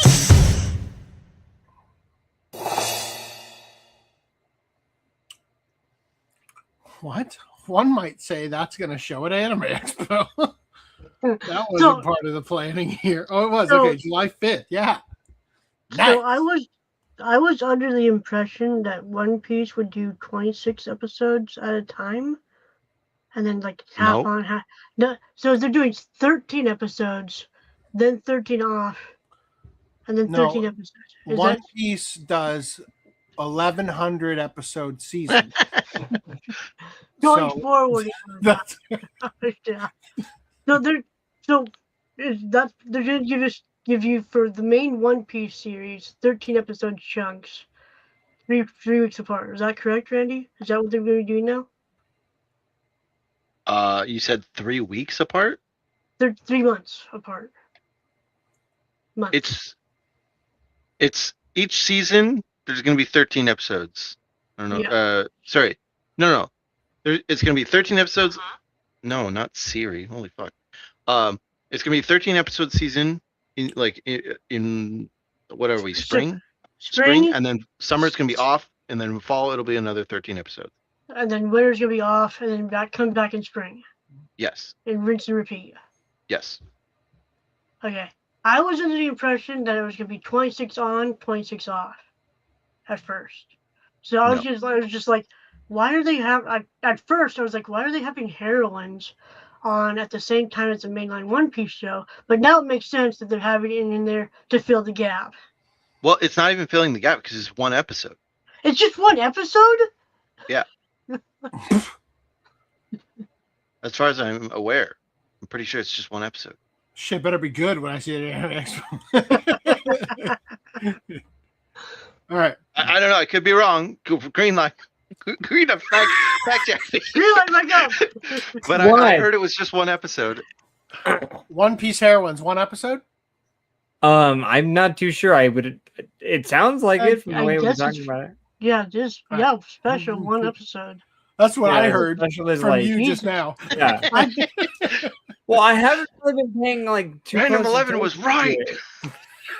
But a special sounds like an episode. Hey. All right. Yeah. So not One Piece Heroines TV series Mushoku Tensei Jobless Reincarnation Season 3 anime premiere date, trailer, and more. Cast reveal, blah, blah. Who cares about that? It's going to come out July 5th. You know what that means? We have a watch club to do, boys, for Anime Expo. We better get started right after One Piece. Otherwise, we're not going to make it. We have Read or Die first. All right, let's go ahead. That was Randy's pick. We can move that aside. Yeah, he was wrong about Pokemon. Do read in 1 week. Another watch club we need to Watch your plan. Saga of Tanya: The Evil Season 2. Anime reveals a July 2026 broadcast. Fuck, I have so much anime to catch up on. We could do a double watch club. We tried that. Only way that works is when we do a midweek show. All right. I didn't even watch the trailer. Sorry. I'm going to skip it. We're going to go through next. Okay. Ghost in the Shell. Not Watch Ghost clubs in the Shell. coming soon. Releases its second trailer and visual. Thank God we got the second movie out of the way already. All right. So we're going to watch this trailer. And the only thing about it that I don't know how I feel about it is the mouth on the Tachikoma. Watch out for that.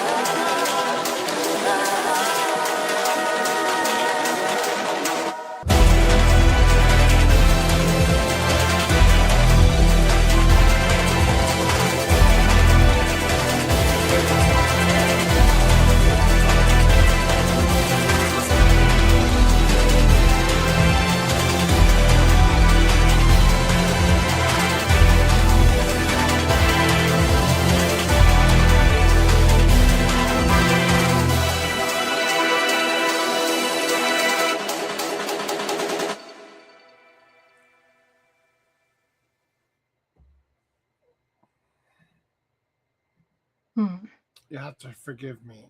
Oh. PP got massively big when I read this. Thank you. Where was the mouth on the? I missed it. Like, I'll go back to it. It's back on the highway scene. The mouth. My biggest issue with this is that it's like okay. I did. That is kind of weird. I liked it better when they didn't have mouths. It was cuter, I thought. it looks like it was animated in Adobe Illustrator, and I don't like that. Like, it's got a very vector look to it. Like, all the lines are single width, like hard terminated. Like, That's what I was about to ask. Is this hitting that 90s aesthetic you were horny about? We talked about this before, and you brought up a great point. Studio Wit should have animated it with the variable line weights. I don't even need variable line weights. I just need texture in my lines. Like, so one thing I'll say they could have definitely done is put just like that, like 2-pixel feather drop shadow on the lines so that it feels like it's actually a cell on top of a background, right? Like, that would be so good. All right, anyway. I'm pretty sure the reason they don't do textured lines is because you can't paint bucket as easily. Yeah, but no, they got new. Like, you easily can. All you have to do with the lines is have that layer have a texture on top of it where that's the alpha channel. But also, you don't even have to do that. Like, it depends on what software they're using, obviously. But the thing to your point, the thing that I don't like about it is that all the promotional artwork has varying line width. Yeah, it's like, well, that's not true. The original poster didn't, but I mean, that poster does.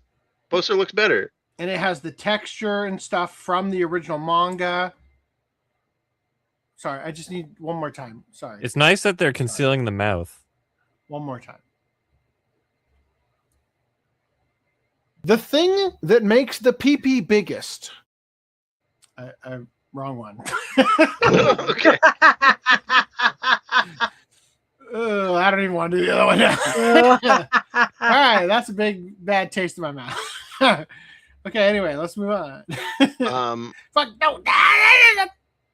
Didn't happen. What I was going to say is the new animation software, or I don't even know it's new, but like if you use something like Clip Studio Paint, right? It has an option to draw a brush stroke as a vector.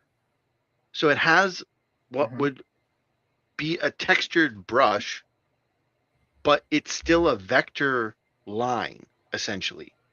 And so when you say texture, are you talking about just a shape difference, like the Nike swoosh has like a thin start, a thick middle, thin end? No, Talking like about, like, you an know, actual as if you're texture. using like a brush. Yeah. Brush. So Yeah, so I don't like think that would look good with anime. That would be Yeah, it does. very difficult to animate. One Piece does it all the time. Show me a screenshot. One Piece. Show him a live thick demo. ass brush. Pull up a screenshot of One Piece Wano.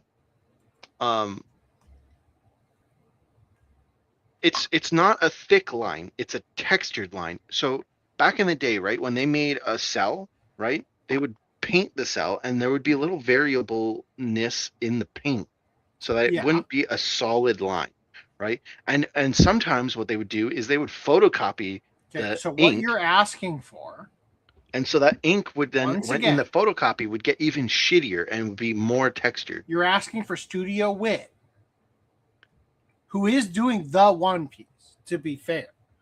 I mean, they are, yes. That's why they're doing it. Right. But this is not the One Piece. This is Toei. Was Wano this is from Wano, yeah? It should be, yeah. I think so.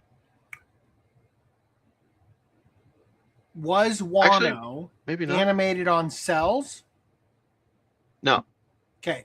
I just want to give Toei props then. Because they're doing something interesting here. And it's not really a cell thing. I don't know why I asked that question. The bloom where the light is coming through and lighting that up. That's cool. That looks great. You know what I fucking hate my entire childhood? I hated when a fucking cartoon from Nickelodeon would get a movie and the normal cell shaded like line for the color difference in the dark versus the light had a feather on it.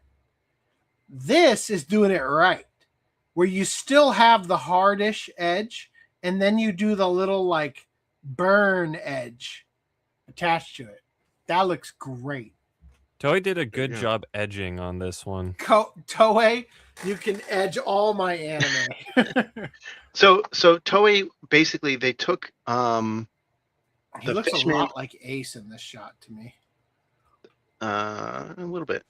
They took the Fishman Island arc and they basically ran it through this process where they texturized all the lines, and it kind of works in a lot of this close-ups, but in the faraway scenes because they didn't make it from the ground up. It's more of just a filter on the lines.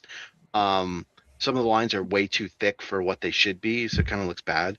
But when they did it in Wano and in Egghead, in the new episodes, when they started doing it, it was they made it for that. Like it was when they were making the animation, they were making it with that in mind, with all of that in mind, so they could variable with the like.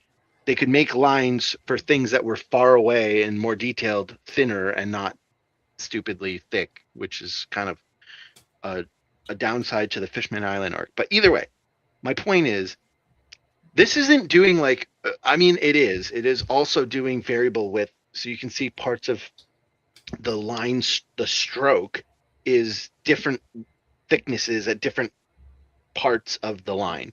So yes, it is doing that.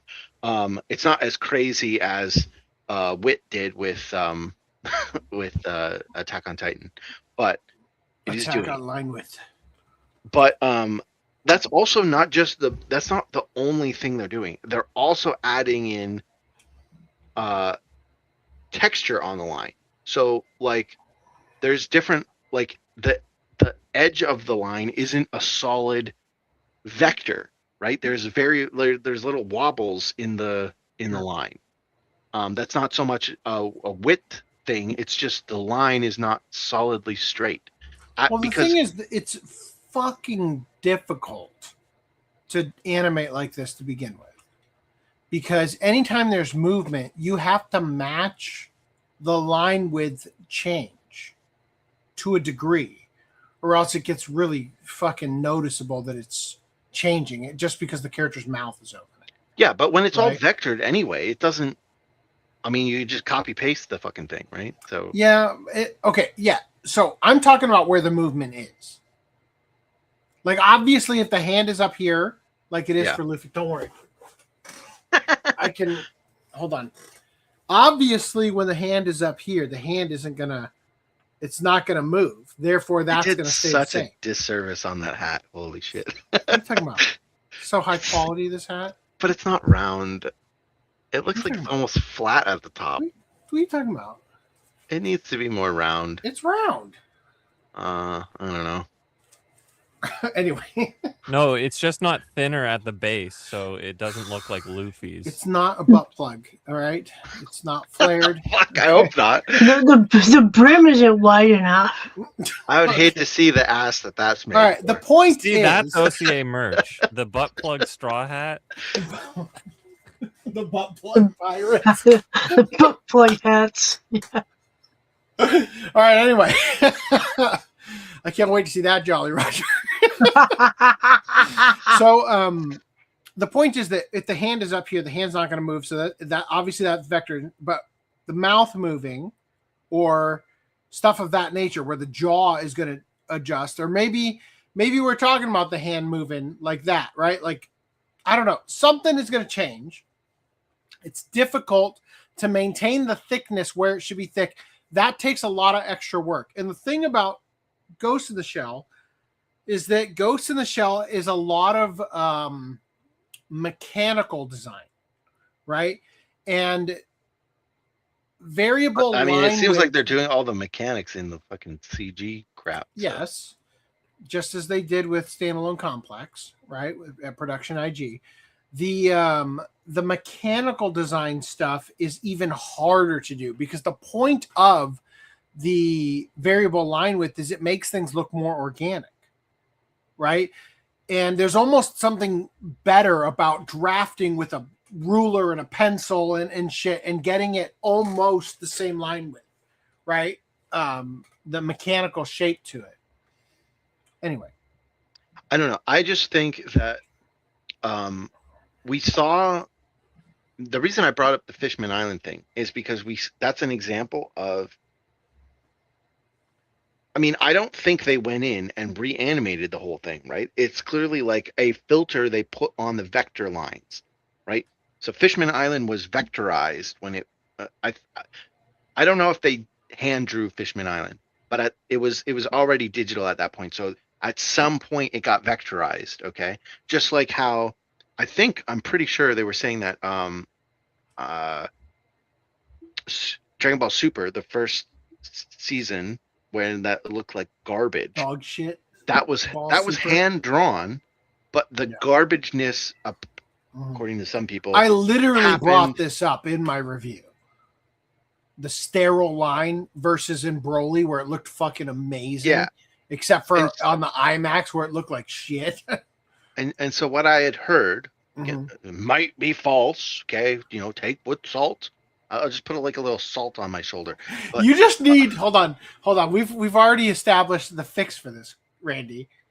In a movie theater, it needs to say not actual footage. Oh, yes. Yours needs to say may be incorrect. Green Lane may correct me. So what I heard was the first episodes that looked like dog shit were hand animated. Okay, but then they got digitized and all of the lines redone in vector because it's better for animating. But and so people were saying that was where the shittiness kind of slipped into the pipeline, essentially, right? So what I think is Fishman Island was most likely vectorized just the same way as Toei vectorized the Super movie, regardless of if it was hand drawn or not. And then they took those vectors and they applied the filter to change the vectored lines to the new textured lines. And they would also have algorithm probably to do variable width at different points. And so even for a CG mechanical thing that they would have for the Takiyamas or whatever, Tachikomas, and various vehicles, they could make the output of that, the lines generated by the CG, they could turn that into a vector and then Mhm. run that through the same process so that they could still There's have. definitely a way to do it, right? Where like you could have it recognize the volume of the shape, and where it has the greatest volume differential from the other edge, it would have a thicker or thinner line depending on what you wanted. You could definitely do that. Well, A little I extra mean, effort would have gone a long way. I agree. and that would just be for thicker and thicker, but like Mhm. I don't need like, oh well, this would be in more because when you're drawing something, right, there is a artistic idea that you can draw a thicker line on an outline, right? If you're going to do a thicker line, it would be on the outline of the character. Sure. Which is how they did it in the poster we were just looking at. Yeah, and Attack on Titan like took it to the absurd, right, with their lines. And also if something has a like it's in front of like it makes a strong shadow, I should say, like a chin, right? A chin might get a thicker line, right? Yeah. So those are the To ideas imply more form. Yeah, of line weight that you could apply to your generation. I'm not even talking about that though. Like we don't even need to get to that level. Just a texture. We don't need like, oh well, like. So when our you idea say of, texture, you just mean like variation in the shape that would otherwise be a straight line is now just a bit of a frequency to it. Okay. Yeah. Give me 2 seconds. I will draw you what I mean. You gonna pull up Fridham's mustache mouth? Yeah, I could. Let's see if you can do it faster. Render your foot down.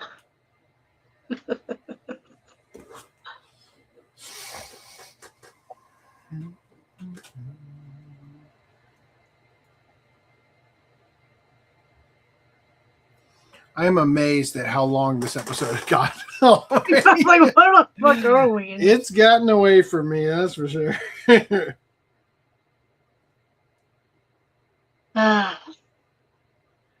What is a podcast after a 2-weeker, if not a constant pushing it to the next episode of all of the topics I threw in the doc?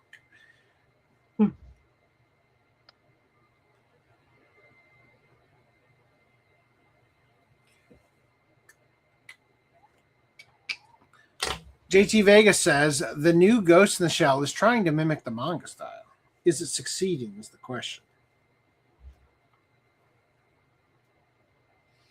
Meanwhile, I'm over here unstitching the Crown Royal embroidery from my bag so I can give it to my kid to use as his rupee pouch. Yep. I'm a good dad doing it during podcast hours. What flavor Crown Royal was that? Orange? Peach. I think Orange what you're is talking about disgusting with that alcohol flavor.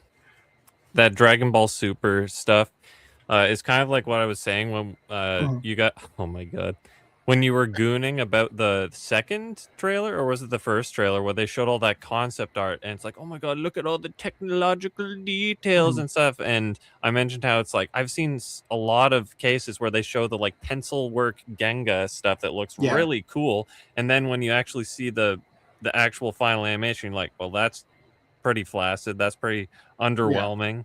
In motion, I think we're not going to care. I think it's going to look great. I think we're going to be immersed as all hell, and it's going to be a great anime. It'll look good as like a modern anime, maybe. It's going to be a great anime with a yellow Motoko and a red Tachikoma. Okay, so here are 3 lines, right? We got first line is a really bad example, but still, bear with me. This took you 5 minutes to do? Jesus. That would be the vector line, right? You got a straight line, boom. Okay. The one on the right is an example of a vector where it's getting thinner towards the top. Yeah, where you're just making it thicker and thicker, or thicker and thinner, whatever.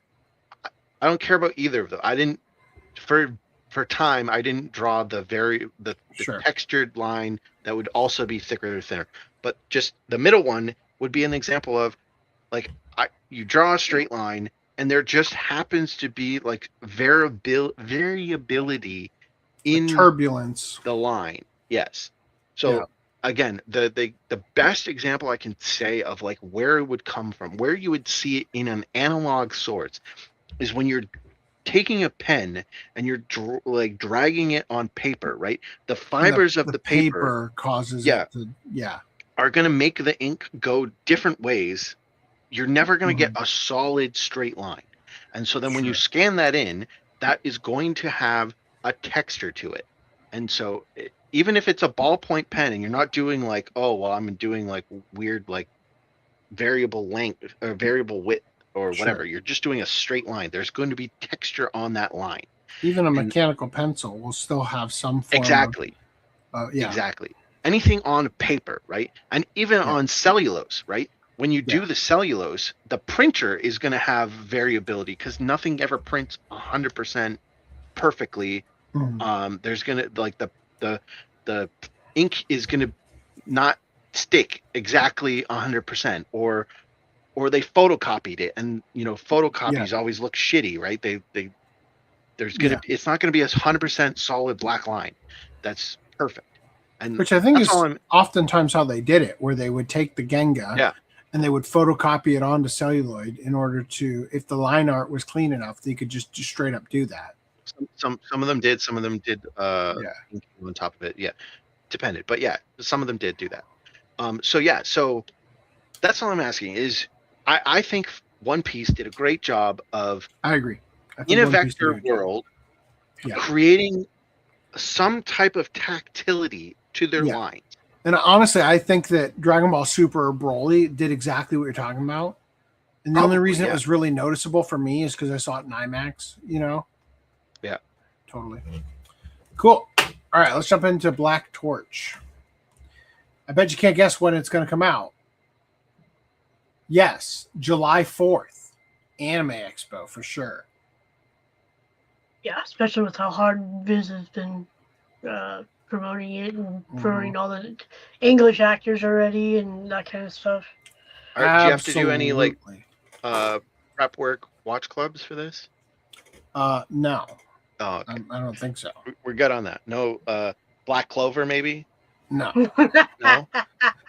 Kaiju Girl Caramelise TV anime reveals a July premiere in its main trailer. What? A trailer? That means I get to show it to you.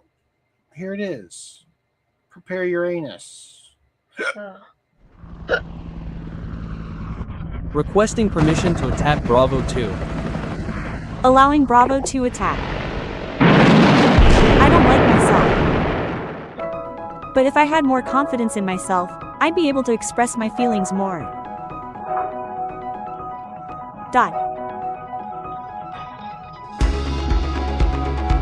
It's the first time I've seen a Kaishi-san, and it makes me nervous. You're so cute. Don't come near me. You're so cute. You look like a flying saucer creature, and if you're not, you'll be seen as ugly. Riding the wave. Don't be fooled, Akaishi-san. Always has this image of being smug. If you keep it up, it'll really suit you. No way, thank you. Let me know how you feel. Thank you for letting me feel your feelings since you started being with Minami-kun. Mom's worried. This could be the most dangerous love in the world. It's been a while. Akaishi-senpai.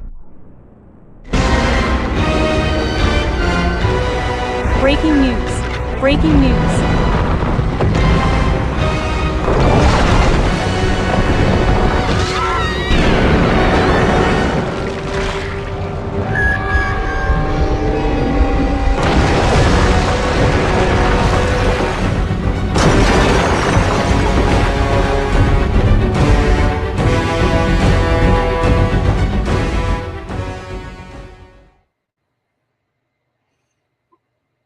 My kaiju can't be this cute. Right? Is that what it's called? You look like you came from a UFO, or what was that line? Yeah.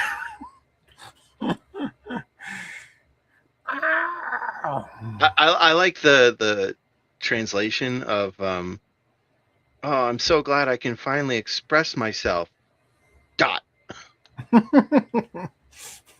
All All right, anyway, moving on for the sake of time. The Oblivious Saint Can't Contain Her Power anime announces a July premiere. And first trailer, that's going to be an Anime Expo. Moving on. From overshadowed to overpowered, second reincarnation of a talentless sage anime reveals a teaser trailer. Guess what? Premieres in July 2026. Be an Anime Expo. Can't remember if that trailer was one I saved. Don't think it was. The Ogre's Bride anime broadcast in July 2026. Gasp. Catching up on lost time. Hono no Tokyujo Dodge Danko anime reveals like July 20. Okay, here it is. 東急それは史上最強の格闘球技また一つの新たな物語が生まれようとしていた全力だ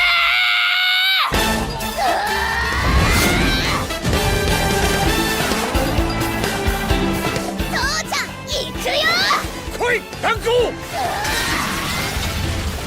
ダンコのやつここまでとはよし今日も練習だおはかりボールぶつけちゃダメです一緒に投球頑張りましょうどんな勝負でも受けて立つぜみんなの足を引っ張るわけにはいかないどんな時も全力でいけ全力だ一撃入魂今日も全力だ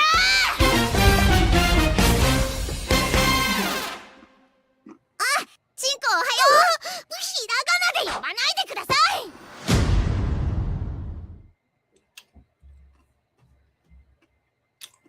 All right, there you go. That's it. Moving on. All right. Grow Up Show Sunflower Circus Anime Stores and First Trailer. Here it is. I have a dub for this one. You're welcome. あそこ人が倒れてる I lied. I uploaded the wrong one. あなたは道路で行き倒れていたのでここに運びましたここサーカス今我々は未曾有の危機に瀕しているようこそ鶴巻水香さんこの子はね伝説のサーカス団あのロータスサーカスにいたのよ全員の演技を見てもらって助言してもらうわよ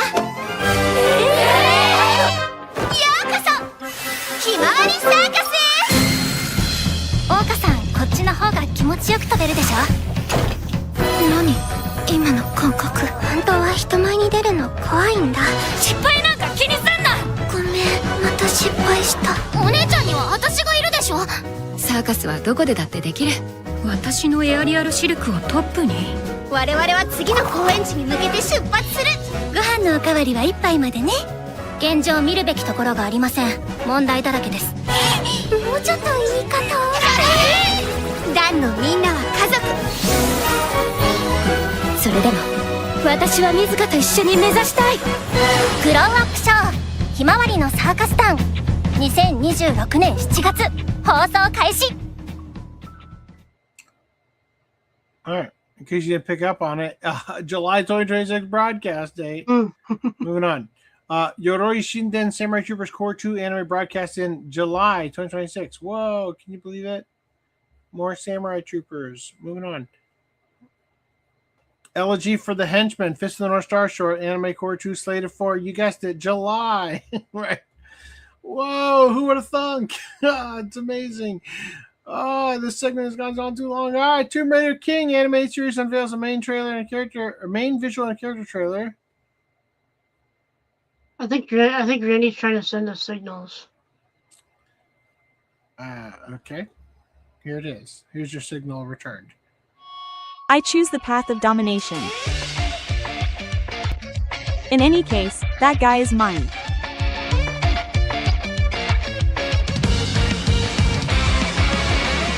Now, let's make some money. I will never obey the likes of you. If you refuse to admit defeat, I'll destroy you.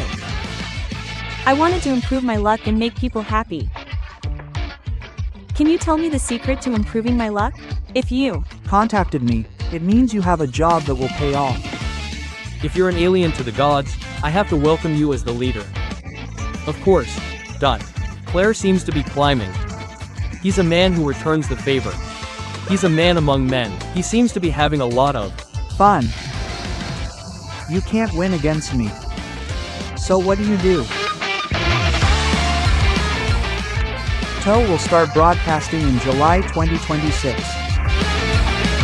Oh.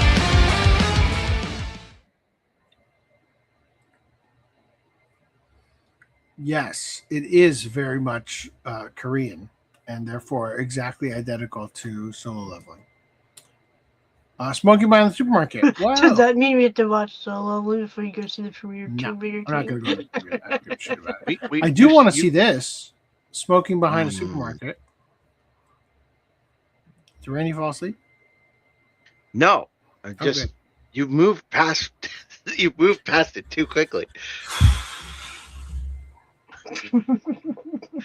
What I was gonna say was, this came out months after Solo Leveling, so pretty really close. But I don't think that the person in the and the main character is also named similar. It's like Sujungyu. That's just a Korean name. They're all named after a great leader. Oh, I see. Damn. But fact check. The images from the web novel have them look different. Mm-hmm. But like the anime really sells this is Solo Leveling. This feels like Solo Leveling to me at first glance. Yeah, this looks like But it's weird because Hey, what do you know? Novel, Solo Leveling. Hey, what do you know? The little knife thing. Hey, what do you know? You know, like I don't know how much Yeah. You can copy my homework, but don't make it look obvious. It seems seems a hot white girl in it with blonde hair. we'd have to go and see when, because he doesn't get the knife until he has the knife right. He gets a specific knife that looks a lot more like that at a certain point, and we'd have to compare it to see which one had that knife style. What came first, the chicken right? or the egg? But what I'm saying is the web novel, his character at least looked a little bit more original. Like it's still similar, but it's a little bit more original. But in the anime, it looks like they're veering hard into let's make it look more like Solo Leveling for some reason. Solo Leveling was so successful that they need to give you something that you think is Solo Leveling, so you'll buy it, and then you'll find out that it wasn't Solo Leveling, but you fell in love with it because anyway, it was the same thing. Oh, right. That's the marketing strategy of the Koreans. Marketing geniuses. Yeah. Okay. Now we can move on. Great. Like I said, Smoking Behind the Supermarket anime releases a new main trailer, visual and theme song artist. It's going to come out, you guessed it, in July. Wow, I can't wait to see this at Anime Expo. I feel like I recapped it all good. おじさん、ここならタバコ吸えますせ。おじさん、いつも2番レジ並んでる人でしょ。山田さんがお気に入りなんだ。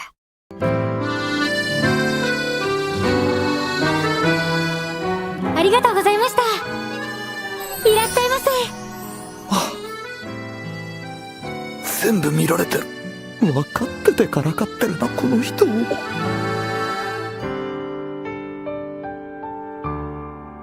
また来て、佐々木さん。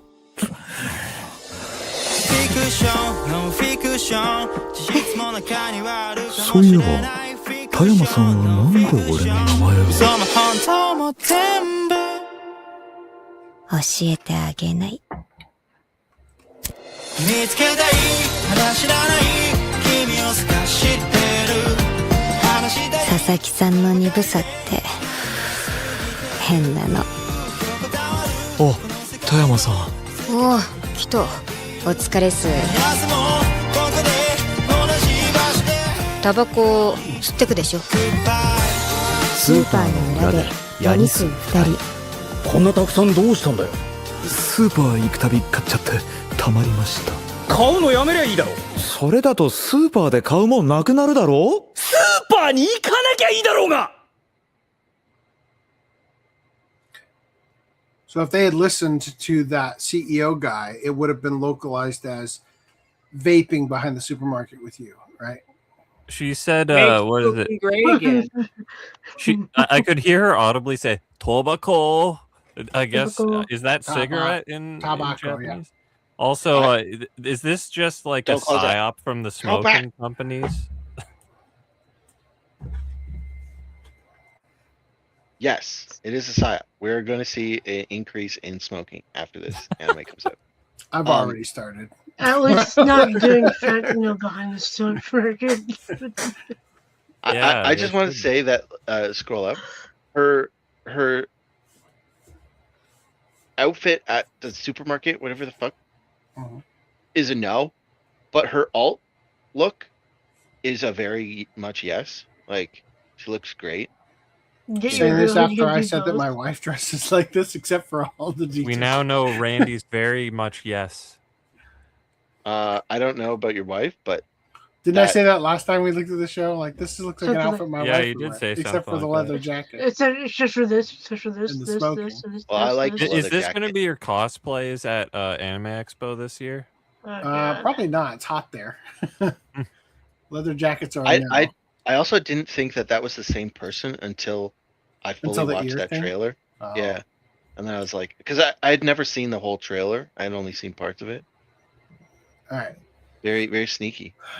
Tenko-saki no seiso karana bishoujo ga mukashi danshi to omote isho ni asonda osanana jimi data ken anime reveals an opening theme song.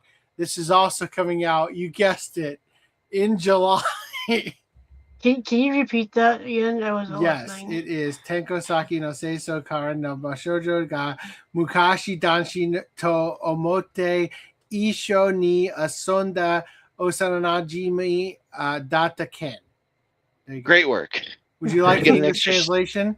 You get an Because I extra got it star right on your app. I got it right here. It's the story of the neat and sweet, beautiful girl who I met after changing schools, who was actually a childhood friend I mistook for a boy when we played together as kids. And you were July complaining 20 about 2026 you were complaining about us being behind schedule, and you read the entire paragraph of the Reese title. asked. Reese is the reason. Move past it. Heroine? Saint? No, I'm an all works mate. I'm proud of it. Announces a July 2026 premiere.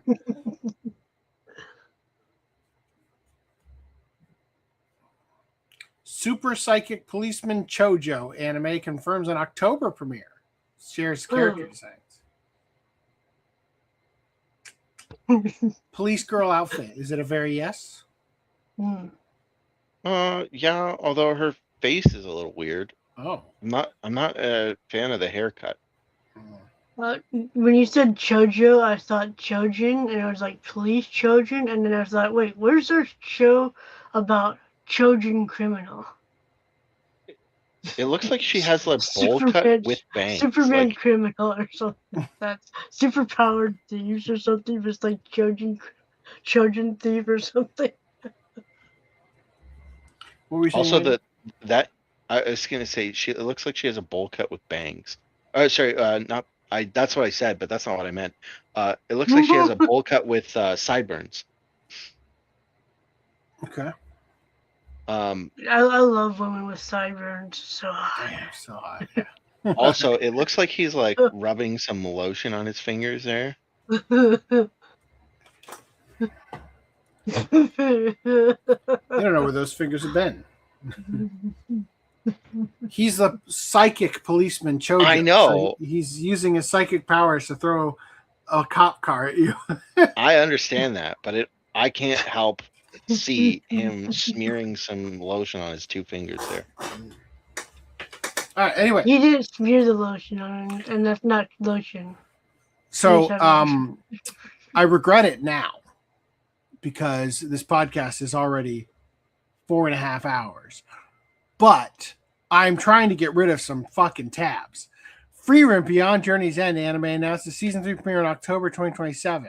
Guess who hasn't started season 1? And hey, look at this adorable little cosplayer.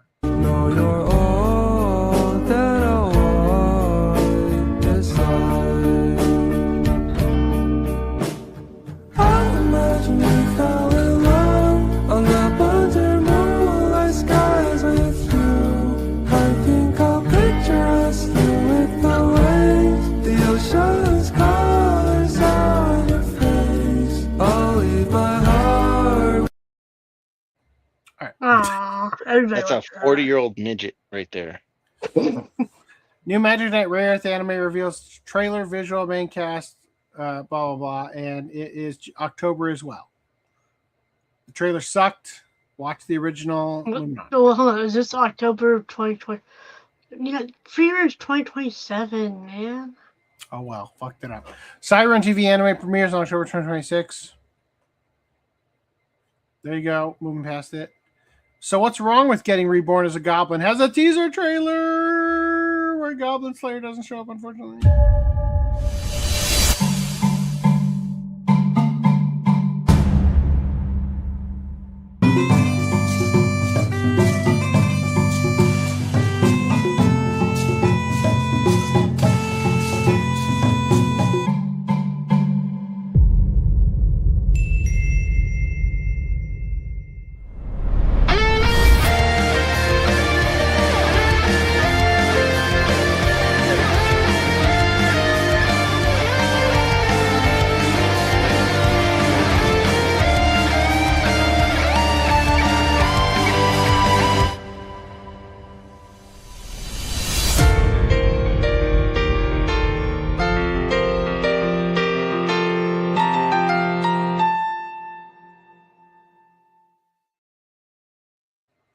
I almost made this joke, but for reasons that will become extremely relevant to you, JT Vega, I didn't.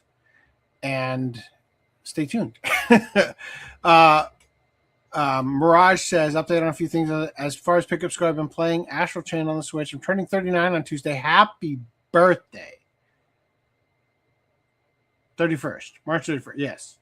You're going to go see the midnight showing of Mario. Also, Rooster Fighter and Trigun Stargaze, you've been enjoying a lot lately. You need a Rooster Fighter t-shirt that says, hear that squawk? Here comes that cock. Speaking of which, while I was at Disney Springs, I bought my son a hat because I bought my daughter a hat the last time I was there. And they sold me on buying a little magnetic clip that goes like through a neodymium magnet to stick to the hat. And it's of a duck holding a knife. And when I gave it to my daughter, I was like, mess with the quack, get stabbed in the back. All right. Enner says, I'm glad the OG Wraith anime is on Netflix now. I'm going to watch it soon, though I'm still waiting for Media OCD to add that Blu-ray on their one Discotheque Deep Dive. Yeah, on one of their Discotheque Deep Dives. So want to get the OG Wraith as soon as possible because I'm scared Discotheque will lose the rights after the remake comes out. Wait. He needs Rare Earth? The Discotheque Blu-ray? I can sell you my copy. There you go, Enriv. All right. Jujutsu Kaisen Season 3 anime shares Sendai Colony trailer and 3 cast editions. I don't know when this is coming out because the whole point about it is that it's an excuse It's already done. To finally talk about something I've been sitting on all this time like a dumbass, which is the shot with Naoya, and here it is.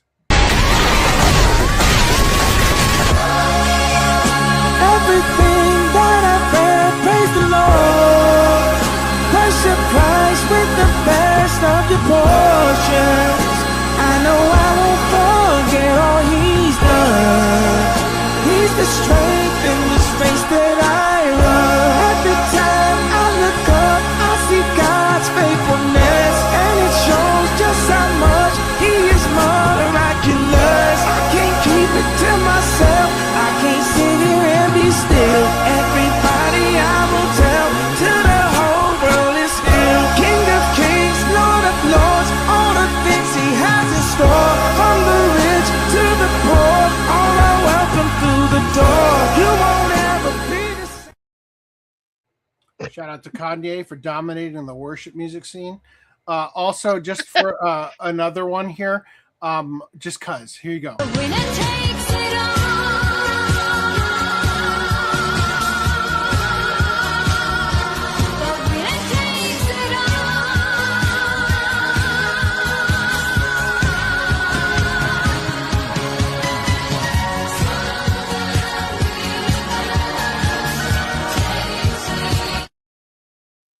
I had like 10 of these. You're welcome. I didn't show you of them. So, okay, also, I saw this. already This is doubled great. up. I wanted to jump on the bandwagon and draw this too. Silent Hill, right, with Harry Mason. And then this entire meme, like the whole meme, ended with this next one that perfected it from Chainsaw Man. Oh my lord, no. Oh, goodness. Everybody saw that and said, all right, we're done. We can't outdo it. That's it. I'm gonna have Footnum download the Luffy and Crocodile one. Oh, it's too good. Next, we have this as well. Do you guys remember what's this character's name again? I can't remember. I don't think I remember. Is it escaping me? Kirara. Kirara, yeah. All right, I read it right here. Prunes are currently seething because a female streamer gave herself a fake bulge to cosplay as a trans character for some shitty anime. Basically, men pretending to be women are offended that a woman is pretending to be a man, pretending to be a woman. Hilarious stuff. I just That's the perfect way to word it too. Good morning. There you go. Damn. And meanwhile, the trainers are like, would it be in poor taste to compare this to blackface? Black dick? You never can win with these fucking people. Fucking weirdos. Dick face?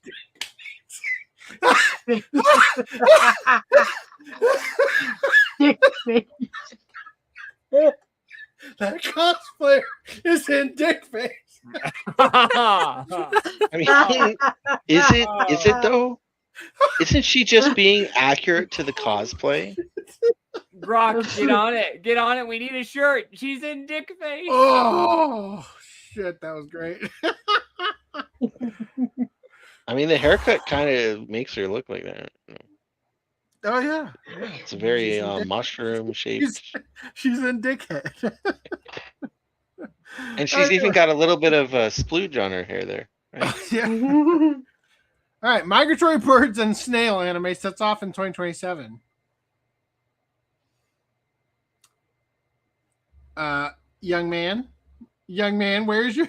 Why is your hand there, young man? Why is that dog enjoying that too much? Nikki, whatever the fuck you are, you're enjoying. All right, moving on. I don't have any more time. Aaliyah sometimes hides her feelings in Russian season 2 anime unveils a main visual and an ultra teaser trailer. Guess what? We're skipping the teaser trailer.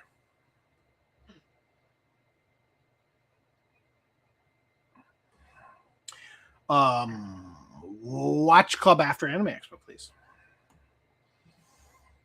That'd be a good time for me to get to be forced to watch it. Oh, baby. Save the best for last. Oh. I want you to show me your panties with the disgusting face R, PV. Here it is. Oh my gosh. I'm sorry. Master. I'll do anything to apologize. You shouldn't say that. Yes.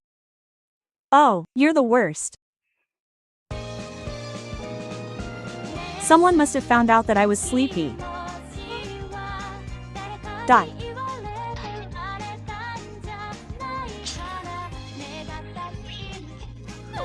I'll do it.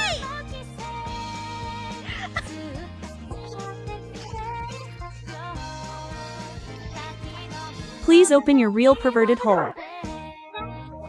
Please open your real perverted want you to show me hole. while making a disgusted face. Okay, that Returns will be released in 2026.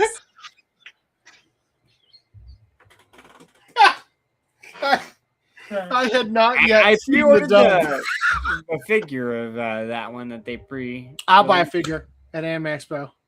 There's a new Artist Alley hentai section, like adult only Artist Alley. Can't wait. All right. You strike me as someone who wouldn't want to get a figure like that for your home. For the meme. I mean, it's in the box in the back of my storage unit, but I want. He'd go to a brothel for the memes. hashtag true. If I had a setup for 18 plus artist booth at a convention, I would put all of my like posters up with like little taped on flaps like over the nipples and shit. So it'd be like, pay to see the full image. no, you don't tape or you don't pay. You just because you're there. It's meant for it. But like, it's just So audience it's not all interaction. out in the open. Oh yeah. No, it's just audience interaction. That way they get to go up to it and like lift the little paper and then see the nip. And then have like an upskirt, like a physical skirt, and you can go, woo. That was a letdown. Well, at least then they're coming up to your booth and not like looking far away. It's like right? pixelated under the skirt. Why would they come up to your booth when the booth immediately next to yours has full uncensored nip? Maybe the rest of my art looks way better than their shitty art. Okay, I don't know. And people like they're gonna come up to you and be like, "Why do none of your characters have feet?"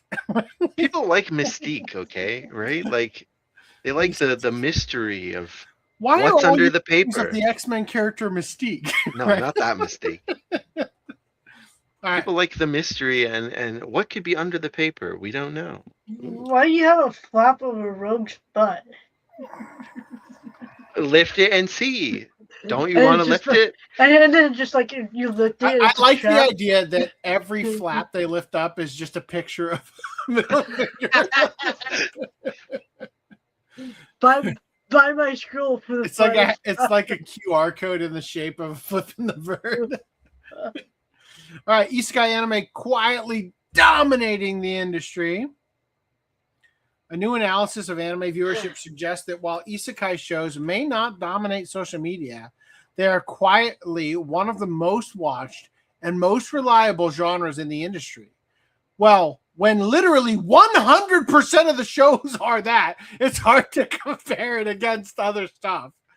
Yeah. According to data from Japanese streaming services like D Anime So you do admit Frieren is an isekai. and smoking with you behind the and JJK supermarket and Momo, is Minky the back Momo. alley the isekai part? Is that the other world? I mean, with the Chainsaw Man hand job. I mean, she it goes takes through you a to whole another world. transformation sequence, right?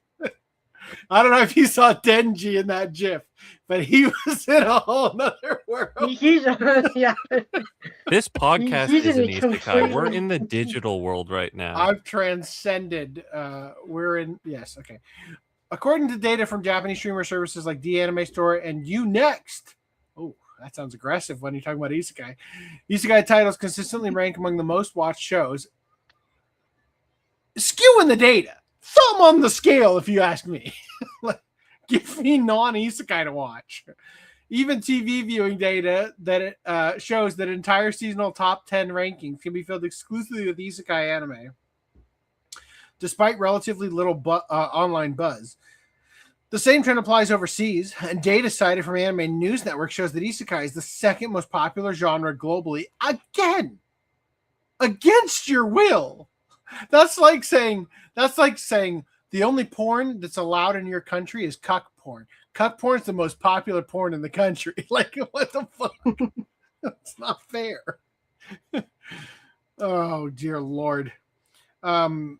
Shows isekai is the second most popular genre globally, with a large share of dubbed anime releases also belonging to the category. Despite frequent criticism that the genre is overproduced, it is.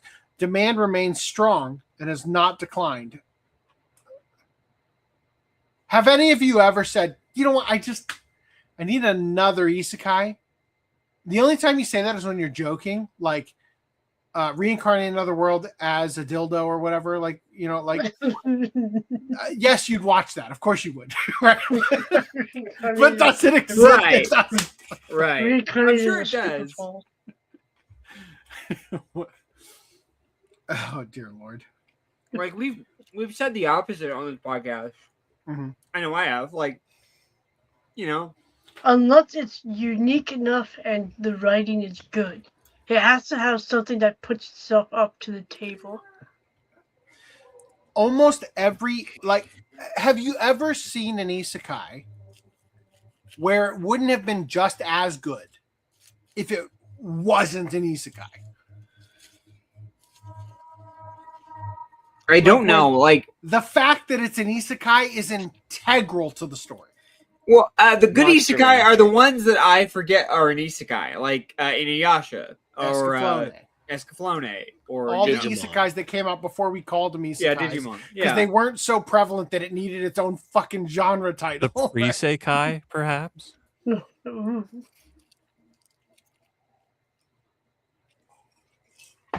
Mushoku Tensei, but I do consider that an isekai. I do vaguely remember, or I vividly remember it Is being Konosuba an an isekai? Yeah. Yep. Truck-kun. Ugh. What? Oh, wait, sorry. I He can't had fucking a heart attack because he thought he was going to get truck-kunned. All right. Right, As for who's Tractor. actually watching, Yeah.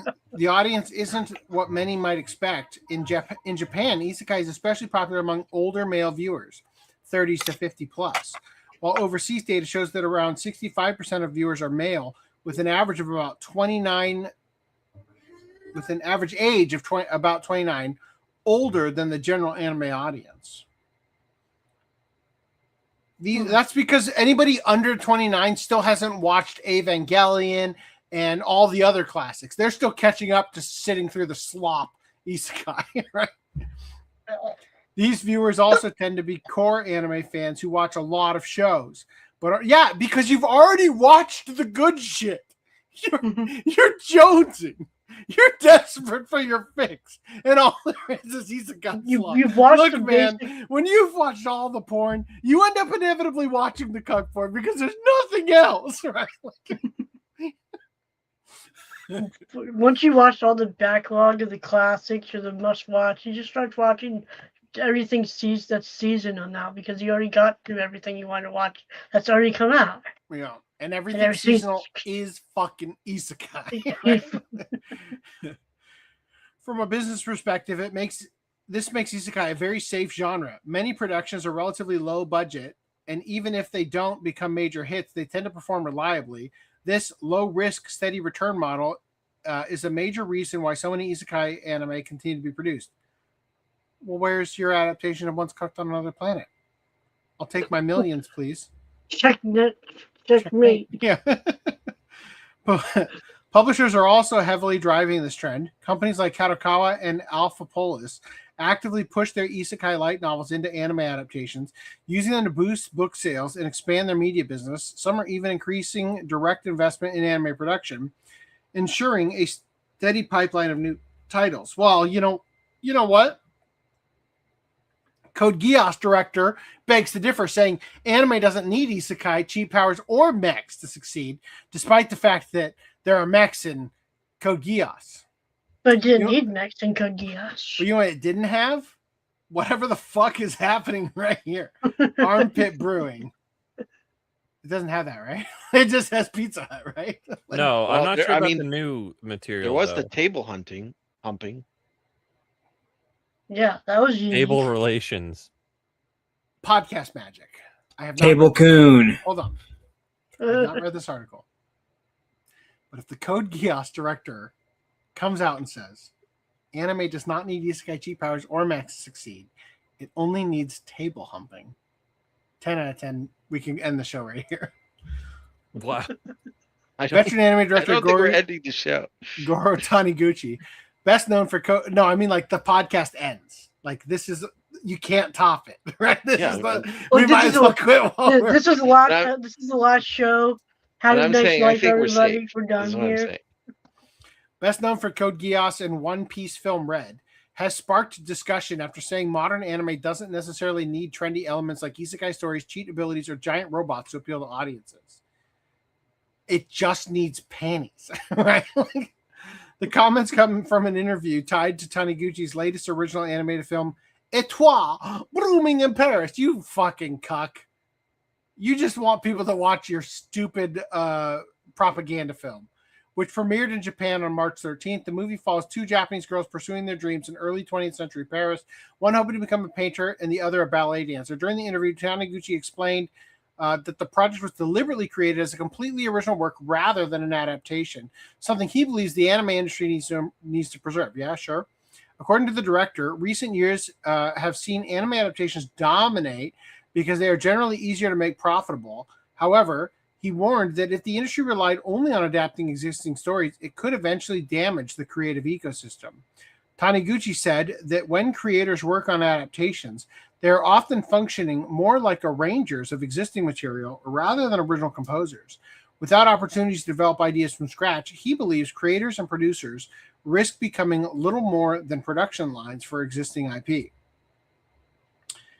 In discussing the direction of the film, Taniguchi also said he intentionally avoided several elements commonly associated with modern anime trends. Quote, to reach a broader audience, you don't need isekai, reincarnation, cheat abilities, or robots. You just need girls painting and balleting. Instead, he wanted the story to focus on paint me like one of your French girls. And focus on themes that could resonate widely without leaning on genre conventions that might narrow the audience. The comments have generated discussion among anime fans online, partly because Taniguchi himself is closely associated with some of the very elements he mentioned. His hit series Code Geass, for example, prominently features both mecha and supernatural abilities. Still, the director clarified that his stance isn't about dismissing those genres entirely, but about maintaining creative diversity within the industry. In his view, anime thrives when both adaptations and completely original works coexist. Totally agree. Taniguchi argued that original projects help develop the skills of creators and animators, forcing them to interpret storyboards, communication ideas, and create something entirely new rather than relying on established material. Boo. Boo. We have one more of these. Damn it. And also, Code Geass was established manga already. Like, it's like you're saying what to do, but you're not doing it. No. Also incorrect. Oh. The manga came out after the anime. Oh, did it? Yes. Oh, okay. Okay, so first series came out October 6th, 2006. That was episode 1. Manga came out August 24th, 2006. No, the manga came first. Did I just get something right on Code Geass compared to Greenlight? Oh no! I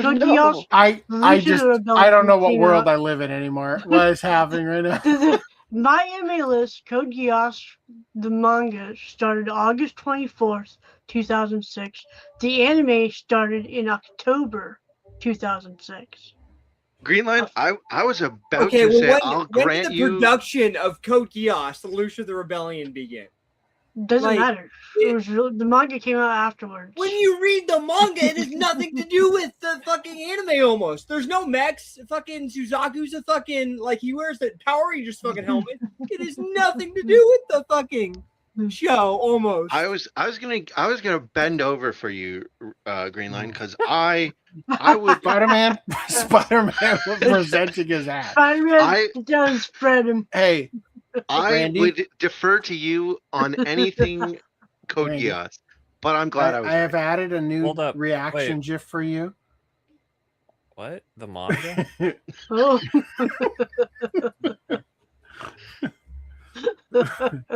That's me right now. Isekai publisher Toe Books boosts profits by over 30% thanks to anime adaptation. Sounds like anime Hold on. doing the damn job. Just because you're correct doesn't mean that you're right. What? Like, What was that from?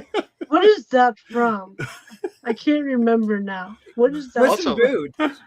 Also, I mean, isn't technically correct the best kind of correct?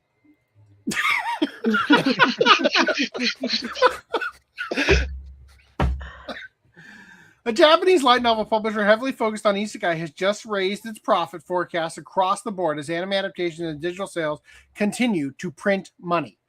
Toe Books announced on March 16th that it revised its full-year financial forecast for the fiscal year ending April 2026, increasing expectations for revenue in all major profit categories. The company now expects revenue to rise from 11 billion yen to 11.3 billion yen, while operating profit, that's not 30%, by the way, while operating profit has been revised upward from 1.7 billion yen to 1.9 billion yen. Ordinary profit is now projected at 1.87 billion yen, up from 1.6. Who gives a shit about these numbers? I don't fucking care. The increase represents significant jumps, with operating and ordinary profit both raising by over 30% compared to the previous forecast. Each net profit is expected. That's not over 30%. 11.33 would be. The company credits this growth largely to stronger than expected ebook sales, campaigns such as point rewards promotions and free trial reading on digital storefronts helped attract new users, pushing digital revenue beyond initial projections. In other words, giving people a taste for free still works and gets them to pay later.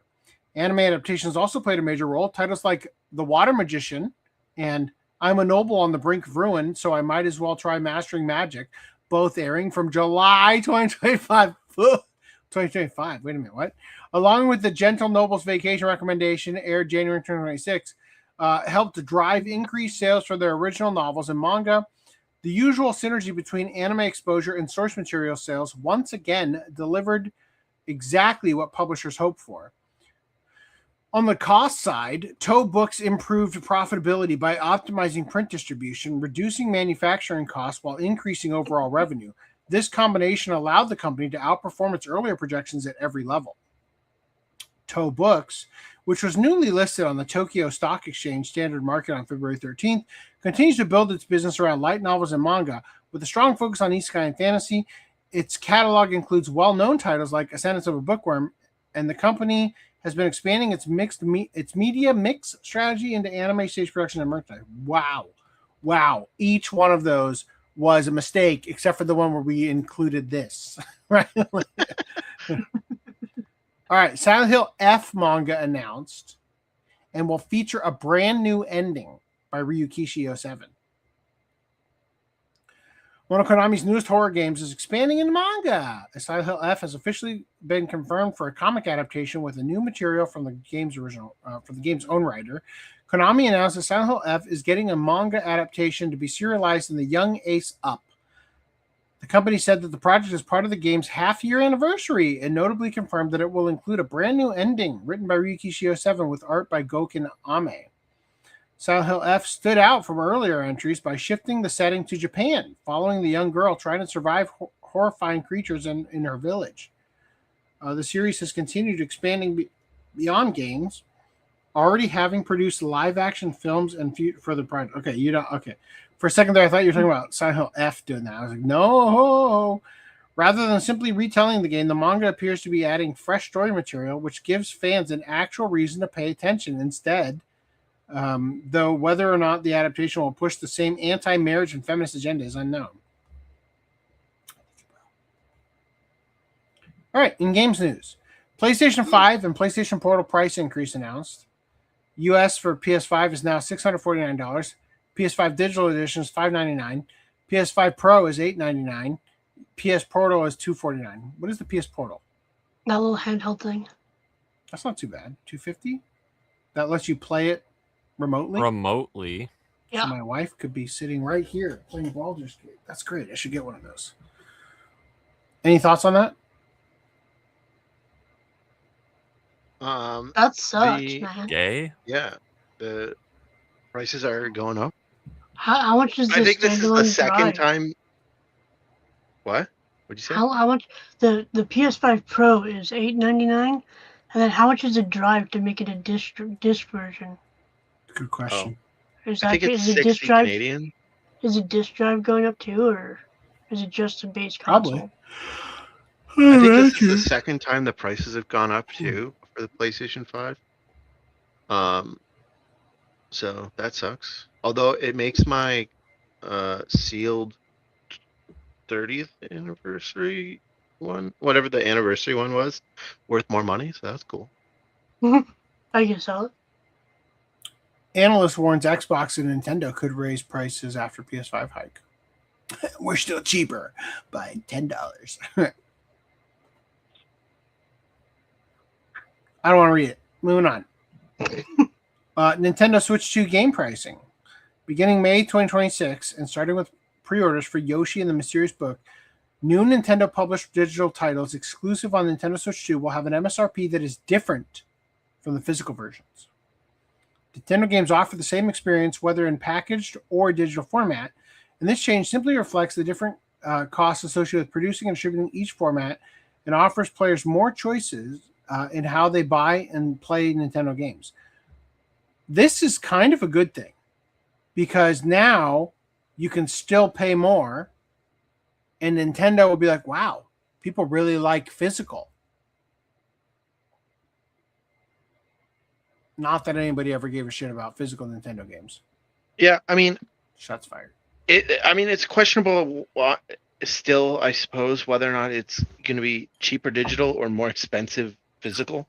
You know, the only example we have right now is the Yoshi Book of Wonder or whatever the fuck game it is, and that game looks to be cheaper digitally because I don't know what the American prices are, but the Canadian price is $99 for the physical and $85 for the digital, and $99 is the default price for video games in Canadian. But everywhere else, Yoshi is a cheaper game compared to the regular priced games. So it seems like we are getting a more expensive physical scenario. So we'll have to wait and see what the next big standard game that comes out and see what they do with whether or not the price is different. Although Nintendo also kind of fucked around and they made I think it's $70 is the default price for you guys now in USD. And so Yoshi would have been a cheaper $60 game, but it's digitally $60 now and physically $70. I think that's the way it works out. But then they made Mario Kart World, if you remember when that game came out, they made that game an $80 game for just shits because they were like, well, we know everyone's gonna buy it essentially. So they made it more expensive. So going forward, that might be a way of sneakily making it so it is a situation where the physical is just more expensive, because they might just use that $80 price point more. Like their next Zelda game, is it going to be an $80 game? I don't know. If it's a remake of the Ocarina of Time, maybe it would be a $70 game. Yeah, it's tough to say. Anyway, we'll see. I think I agree that it makes sense that physical games would be more expensive because you're getting there's no overhead packaging, right? whatsoever. Yeah, and the digital There's a has little some of that. overhead, but Not like the packaging, the shipping, the distribution, the warehouse space. Yeah, server all costs. that. But yeah, it's not that there's But it's no also overhead their whatsoever, servers. but very, This is also very low. This is also only applying to first-party games, right? From Nintendo. Yeah. So they don't have to pay themselves the 30% listing on the eShop fee, right? That they charge everyone else. So Good it makes guy, sense. Nintendo. Yeah. So it makes sense that it'd be cheaper for them to put the digital. But obviously it is a one of the death nails, right, of physical, because it's like, okay, now we've made this step, so we're moving Everybody's on. gonna just go after the digital because it's cheaper now. Well, even if And they they'll- don't, and they'll use those numbers to complain. Oh, nobody's buying the physical anymore. Let's just wipe Annotations it aren't out. getting any love, so we're getting rid of them. even if it says YouTube. even if a lot of people still buy the physical, it's very much a sign of we're moving to digital as a society, right? So Nobody like that. The Siren anime is confirmed to be a complete adaptation. I'm worried about that because it's going to be 24 episodes. We're screwed. 3 core might still not be enough, but it's possible. It works. Video Girl Eye. The anime came out literally 3 months after the manga. It was an established manga. Go check the private chat. I've left a link. I saw it. Random, just because you're correct doesn't mean you're right. Fate Unlimited Bloodworks subtitle? I don't get it. Bloodworks. What? What? I heard that one before. Unlimited Bloodworks? Unlimited Blade Works. You know what I said? You said, I thought you said Bloodworks. I'm slurring my speech, all right? This is my, fifth drink. Technically, it is an original thing because the manga is a separate thing. No more Super Robot shows. I genuinely don't think I'll ever buy another console if these prices keep going up. I guess it's a good thing the digital is cheaper, but I still hate these prices. It depends. All right. Guess what? It doesn't matter because even if you buy digital, a man's wife's PlayStation account, both of them living in the same region, using the same PlayStation, having two separate accounts, and the same currency will have different game price. His was $19.99 to buy Red Dead Redemption 2 Ultimate Edition. Hers is $14.99. What? So when I recall seeing this like months ago. This is from months ago. It's from 5 months ago. There you go. I finally closed the tab. Yay! So when I saw this back then, my first thought was, "Oh well." I'll take a peek. Go ahead. Talk about it. Okay. The guy has a different subscription of PlayStation Plus because with Xbox, like they had the different tiers, right? You had like gold, Xbox Live Gold, Xbox, was it silver? Was it like the Crunchyroll tiers on the store discount? You get 10% or 5% off, 10% off, 15% off, based on how high your tier is. Yeah, and so and now obviously we've moved away from gold and silver for Xbox, and now it's the Game Pass thing. I do know that, but anyway, but even with the Game Pass, there's Game Pass Xbox, and then there's Game Pass PC, and then Game Pass Ultimate. And so there's all these different tiers, and I think each tier gives you a different discount. Like Crunchyroll store has a different tier discount for different things. So that was what I was initially thinking that this was. This is just a woman tax, no? Yeah, just you didn't pay for the. No, this is the woman gets the cheapest one, so that's a woman discount. Oh, it's a man tax. Man tax. The I gamer guess, tax. In my theory, it was that the guy was not paying for the same level of PlayStation Plus. However, since then, it appears that this is a thing, and there have been other instances, and I haven't looked into it, but seemingly it's been enough that people are reporting it as fact. So it must be that they are doing individual pricing. It's a bug, which not is kind of feature. weird. It does appear to be a feature, not a bug. All right. Skipping this topic again. So you mean like in this case it would be like the wife who doesn't play as much would be incentivized to buy some because here's some discounts. Yeah, noob. it's like I know Uber does it, right? Like if you're on Uber Eats or whatever, and it's like you haven't used it in a while, they'll be like, "Oh, we're gonna give you like some coupons." Come back for like like how about have a 30% off coupon? There you go. But then the guy that's used Uber every day doesn't get that deal, right? Man, so it's like Uber is a gotcha game apparently. Yeah, I'm sure the gotcha games do it too. No, Uber is the. You roll a 5-star driver sometimes. Yeah. Anyway. Yeah. So. Yep. Just to keep going. Finish it.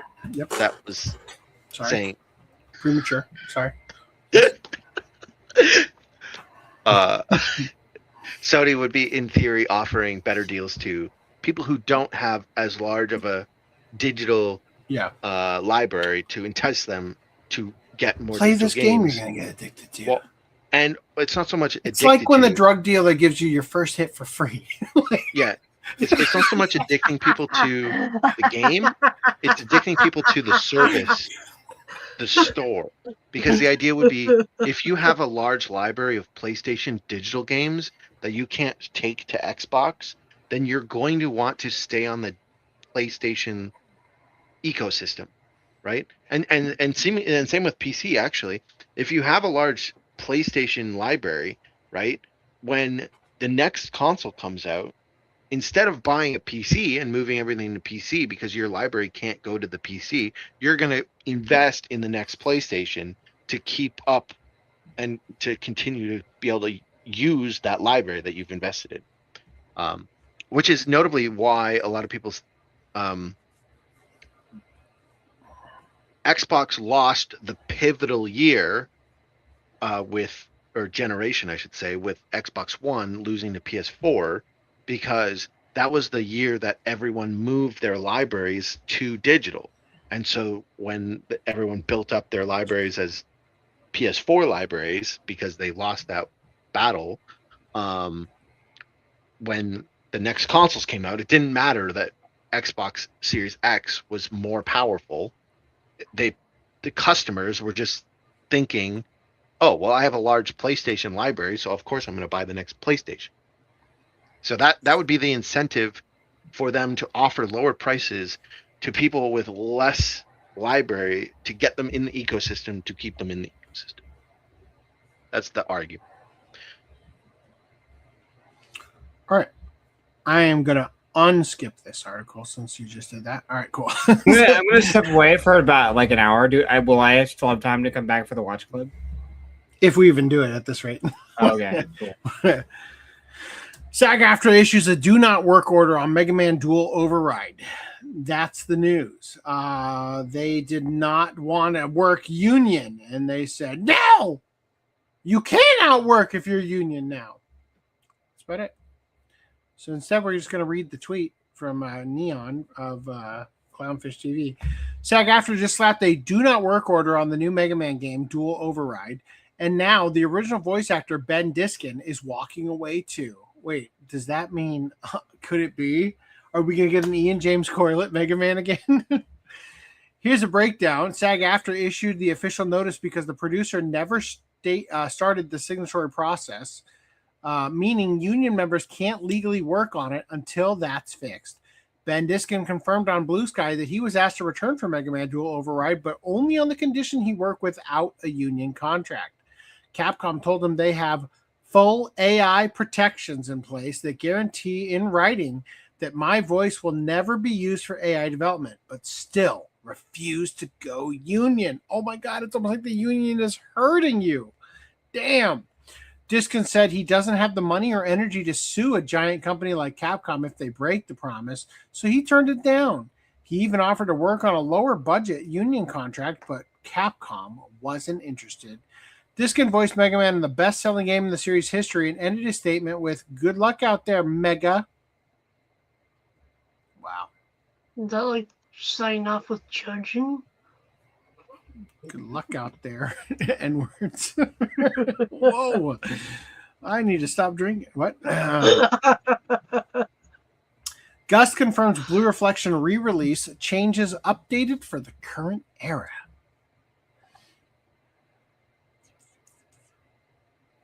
That's quite the outfit and character design.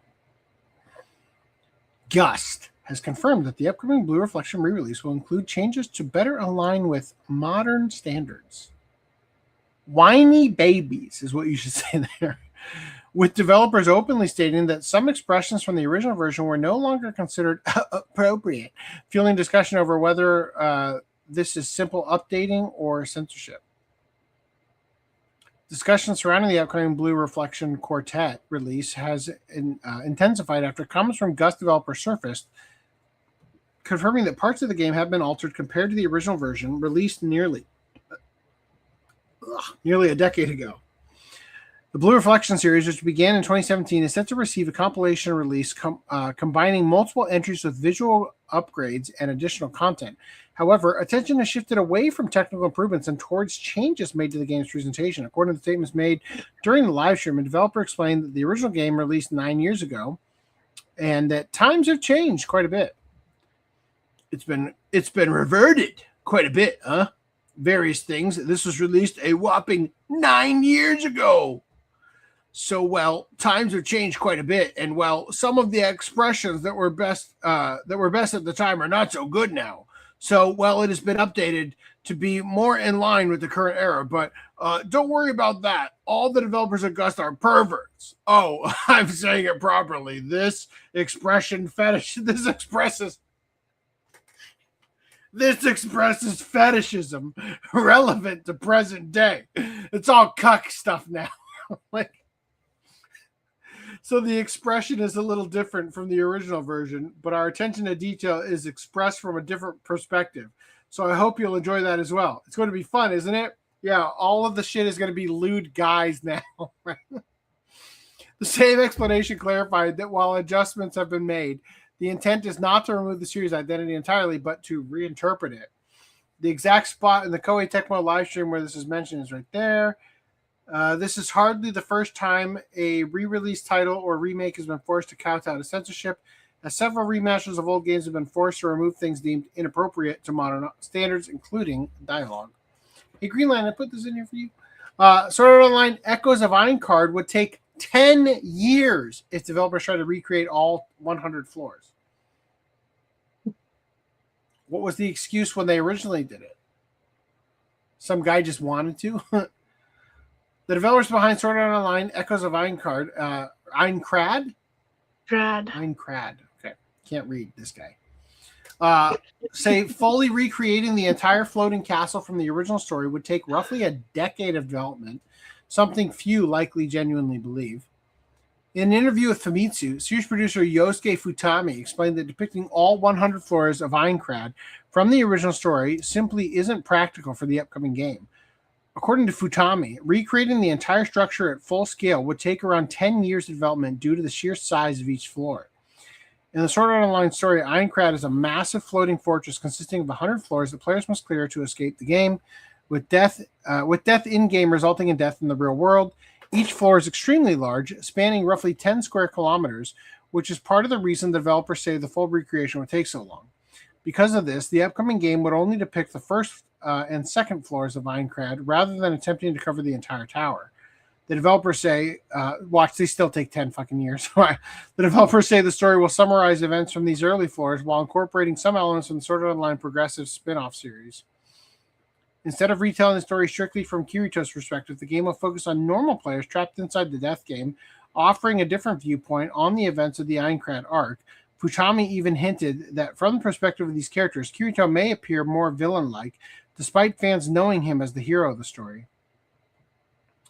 The project has reportedly been in the works for several years. Developers say the idea began forming after the completion of Sword Art Online Fatal Bullet, with the project formally starting around 2019 and roughly 4 years of full development taking place after the direction was finalized. That sounds like a big old cop-out to me.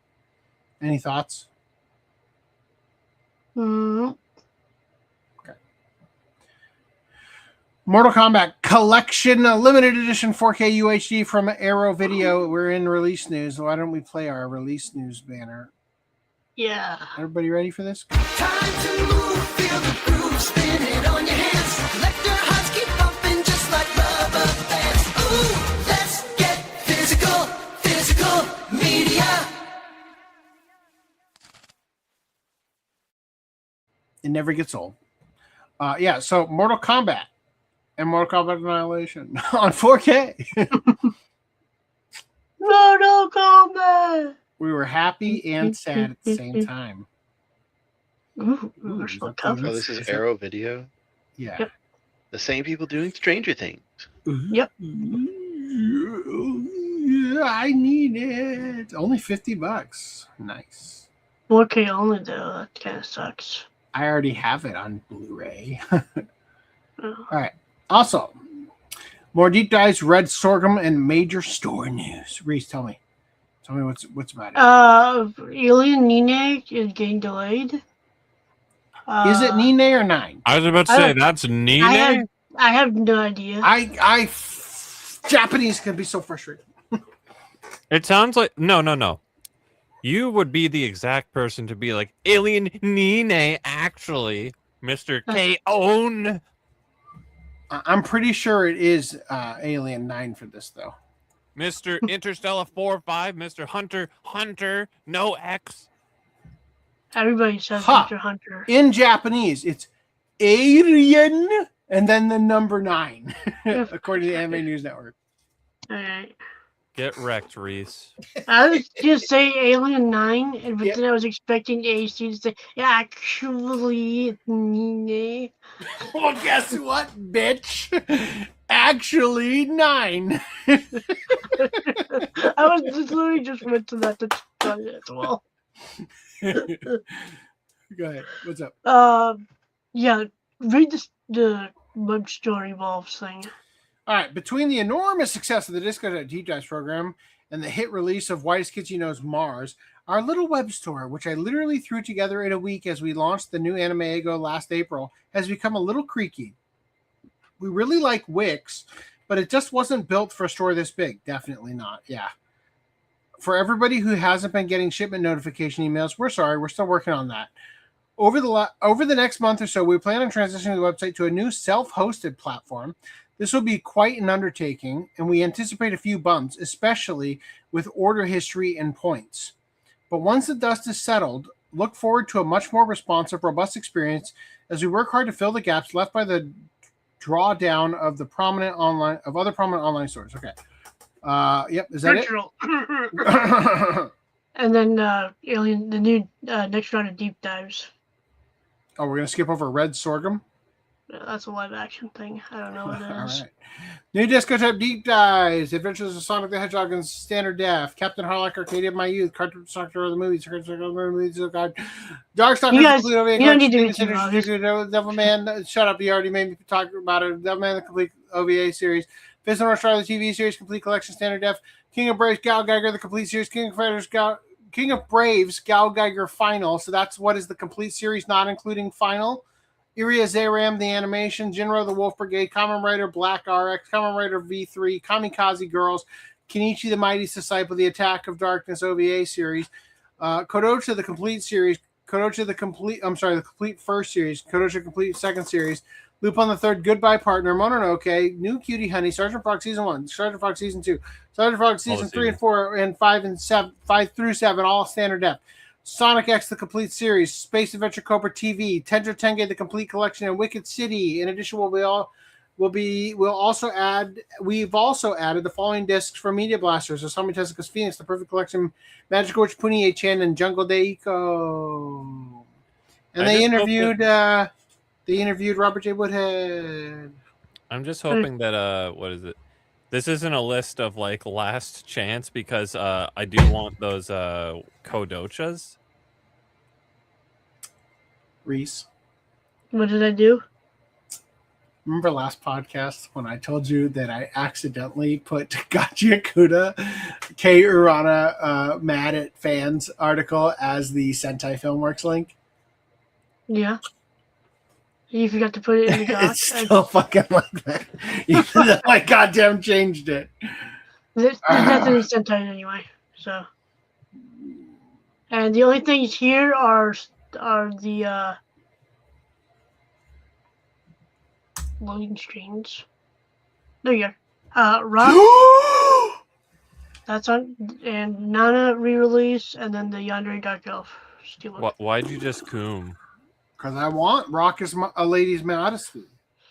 We covered these last week because they were on Sentai, but now they're up on I'm going to buy them from Sentai because that's why. And as we've noticed before, they did not put up the Chivalry of the Failed Knight or whatever thingy. Get fucked, Crunchyroll. I have to log in to even look at a product? What is that shit? Rock is a Lady's Modesty complete collection. Yeah, we looked at these last week. So, all right. Did you look at Lupin the Third, the movie, The Immortal Bloodline? No, because that came out after the last podcast. I bet you they're going to sell it at MX, but I already pre-ordered it. Yeah, I'm waiting for a Crunchyroll link. I'm bummed that there's no steelbook for this. Come on, G Kids. I'm bummed that it has a G Kids. Yeah. All right, moving on. Ladies and whores. And gentlemen as well. Greenland's And not man here, so whores. it's just If you guys like, Greenland's not here, so it's just ladies. if you'd like to support the OCA podcast, more specifically me, Stealth Weeb is a website that has always worked and has never been broken. And you can definitely buy from it right now. There will be new merch available. I bought this for my wife. It looks gorgeous. She looks gorgeous in it. I will make new merch. That's a promise. That's happening at some point. As soon as our podcasts aren't 6 fucking hours anymore. Also, you guys can shop at ocpodcast.com/store to buy yourself a fucking Ogla shirt. Current year beauty standard. Every year that goes by, the gaming hasn't been improved. It's even more relevant. And it looks better than this one's printed out. I don't know why it looks so shitty. Moving on. Japanese restaurant chain serves Dragon Ball donuts and senzu beans this spring. Dragon goes nuts. Goku's putting the kame into Marugame Seimen. What? Marugame. The semen. Yeah. The semen. He's Kamehameha-ing in the donut. Yeah. Why don't they make? Goku's putting the kame into semen. Why have we not covered donut holes with like the yellow donut holes with like the stars on them? Perhaps we will be discovering that right now. Oh, motherfucker! Really? I thought. What the fuck, dude? I forgot you guys call them donut holes. We call them Timbits. All right. Marugame Seimen is a very popular chain of restaurants specializing in udon noodles made in the famous style of Marugame, a city in Kagawa Prefecture. This year marks the chain's 25th anniversary, and from the 3rd of March to the 6th of April, they'll be doing something very special to celebrate. The name Marugame literally means round turtle, and turtle on its own is pronounced kame in Japanese. Fans of the manga and anime series Dragon Ball may already know this from Master Roshi, called Kame Seinen in Japanese, and both his turtle house and the Kamehameha attack. This coincidence was not lost on Marugame Seimen, which will be officially rebranding itself as Marukame Seimen for about a month. Even without knowing Japanese, fans of Dragon Ball can probably recognize the kanji for turtle / Reese needs to tell you how this whole time he's been going Turtle Blast. So what is Kamehameha in English? What's ha in English? Turtle ha? Is that what you're saying? Kamehameha. So what's hame? Okay. What's hame? Yeah. Turtle come ha? Reese, we all know you've been doing the Kamehameha attack every night. Okay. Calm down. Actually, I haven't this last week. I've had a cold and have been on cold medicine. So I've been on strict no cooming instructions from my doctor. Thank you very much. I shit you not. I looked at the cold medicine I was taking, which I should have been taking anyway. Did it say no cooming? It said side effects may include not being like erectile dysfunction and Advil, cold and sinus. Like, what the fuck is that shit? Okay. Renus's penis is not working. I'm fine. It works perfectly. Okay. Just. Do I need to start a GoFundMe? Hold up. Despite our incredible appeal for super chats, we actually have not gotten one yet. So I just need to make sure you're okay. What the? I straight up got this. Fucking Turtle fucking beam go! You heard it here, folks. The AI says so. When? You learn something new every day. We thought the Chi-Chi thing was crazy. Stop. Imagine we had a new Dragon Ball and I ran it through the YouTube auto translate. Turtle fucking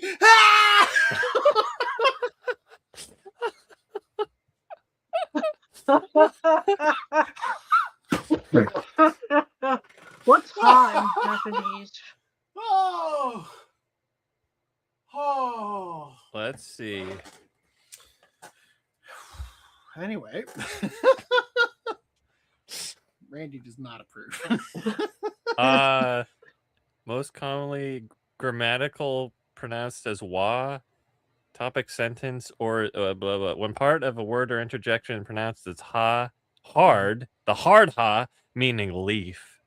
Okay, so in Japanese, ha, the symbol for ha in hiragana, is also used for the particle wa. So subject wa subject means this subject is this, right? Like boku wa horny means I am horny. All right, anyway. so it's just basically Goku just like turtle fornication. Turtle fornication is, and then the answer to that sentence is the blast. This blast in your face, right? Turtle fornication shirt one. I know he was like calling all the characters vegetables for names, but like, you know, the attack names, I guess he was really running out of ideas. Oh, God. Well, okay, so figures it out. Kamehameha was a Hawaiian like King Kamehameha. Oh, Didn't you watch the Brady Bunch Honolulu special? I don't want to know what that king's When they get been the up fucking to. tiki. What was that king famous for? Turtle fucking. Keep the turtles away from that man. Whoa. Okay. Anyway. All right. The name Jesus, this podcast is getting so fucking long. The name Marugame literally means a round turtle, and turtle on its own is pronounced kame. Read all that shit. This coincidence was not lost on Marugame Seimen, which will be officially rebranding itself as Marukame Seimen for about a month. Even without knowing Japanese, fans of Dragon Ball can probably recognize the kanji for turtle / kame. So they're making the turtle symbol larger and putting it in a circle so it looks like Goku's version, right? The official rebrand is just one of their 7 surprising collaborations in store for the spring. The second involves some delectably geeky food items based on Dragon Ball. The centerpiece is a 7-pack of Dragon Ball Donuts. Wow, only $3.77? These are donut holes made from mashed udon noodles for a uniquely chewy texture and given a chocolate flavor as well as candy stars to complete the look of the universe's most sought-after balls. I think Hercules balls are more sought after. You want these balls in your mouth. There's also a pack of Senzu-style tempura for 290 yen on sale from the 3rd to the 16th of March. These are actually edamame beans fried in tempura batter for a tasty treat that looks just like the life-giving Senzu beans from the series. Whoa. Finally, for 420 yen, blaze it, you can get the Spirit Bomb rice ball between the 17th of March and the 6th of April. This is both Marugame Seimen and Marukame Seimen's largest rice ball ever and is fried in tempura batter with a soft-boiled egg at its core to simulate Goku's ultimate. Not even a little bit does this look anything like the fucking Spirit Bomb. They made it bluish, maybe. It's because in Japanese, Spirit Bomb is Genki Dama. And Dama means ball. The third of 7 surprises involves a series of stickers with various characters from Dragon Ball Z. There are 30 stickers in all, plus 2 additional secret stickers randomly given to customers during their periods of availability. Dun, dun, dun. Artwork that was generated 30 years ago. Right? Dun, dun, dun, dun. Toriyama's dead. They can't claim that he did it. Right? Get fucked. Lying sexist shit. All right. As Need a fourth to surprise, isolate those vocals and put it in the Shuno. Make a new hit single. can I just say, by the way, that my wife and I nonstop have been singing Whiskey Peak, Whiskey Peak. Yeah. Whiskey Peak Saloon. As a fourth surprise, customers who purchase certain items can get either a clear sticker or food pick with a Dragon Ball theme. A bowl of udon and senzu style tempura will come with a random sticker. This is the only artwork that looks new. What? No cratered Yamcha. And orders of a bowl of udon and spirit bomb rice ball. He's at the bottom of the bowl. Yeah, seriously. Oh, damn it. You had it right fucking there. And it's the right Damn color. As an added incentive to collect all the stickers and picks, each purchase will count as an entry ticket for a special giveaway contest as the fifth surprise, with 2 proofs of purchase of a bowl of udon and either senzu style tempura or spirit bomb rice ball. You can enter to win, oh my god, a Dragon Ball tote bag. Nobody gives a shit. And the truly hardcore who get 7 pounds of purchase, 7 proofs of purchase, can enter to win a very rare wooden tub used to make udon noodles with a Dragon Ball design on the bottom. Even if you can't go often enough to get all the stickers, there's another chance to win them all. For the 6th surprise, a contest will be held on Twitter where you can enter to win the complete set of stickers by following the official Marugame Seimen account and posting a photo of Dragon Ball Uno Donuts with the hashtag Dragon Ball Z Udonuts. What is that? I don't know what this one is. As the final surprise, from the 3rd to the 29th of March, the Marugame Seimen in the Gyoenmae area of Shinjuku, Tokyo will be given a full Dragon Ball makeover. Inside, you can find life-size panels of characters like Goku and Gohan, as well as a huge mural of Dragon Ball Dragon itself, Shenron. Of the Dragon Ball Dragon itself, Shenron. In addition to other limited edition decorations, the staff will be wearing special uniforms in the style of Dragon Ball. Let me say, okay. As we all know, the key to making your wish come true is by collecting all 7 Dragon Balls. Now, we all can get a chance at the Marukame Seimen for a limited time. Of course, I'm assuming we're all wishing for a great tasting udon at a reasonable price here. Otherwise, I can't guarantee that whole part about the wish coming true. Yeah, because there's no fucking Yamcha at the bottom of my bowl. All right. Also, taste testing Japan's real world Dragon Balls and Senzu beans. I'm not going to read this article. We're just going to look at the pictures.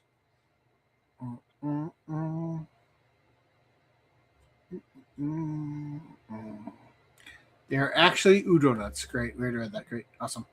All right. Visiting Japan's one and only for a limited time Dragon Ball noodle restaurant. Oh, it's the same one. Wow. They wrote so many articles about it. You know what I don't see? Yamcha.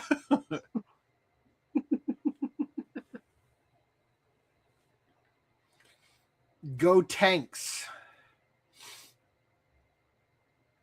Isn't in Japanese he called Go Trunks? They're using the American names? I don't think so. Yeah, I'm pretty sure it's Go Trunks in the Japanese one.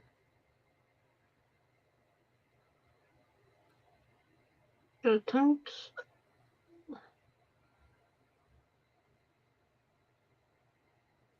Copy. I've been right and wrong so many times this episode. Like I'm on the edge of my seat. I think it's just Go Tanks.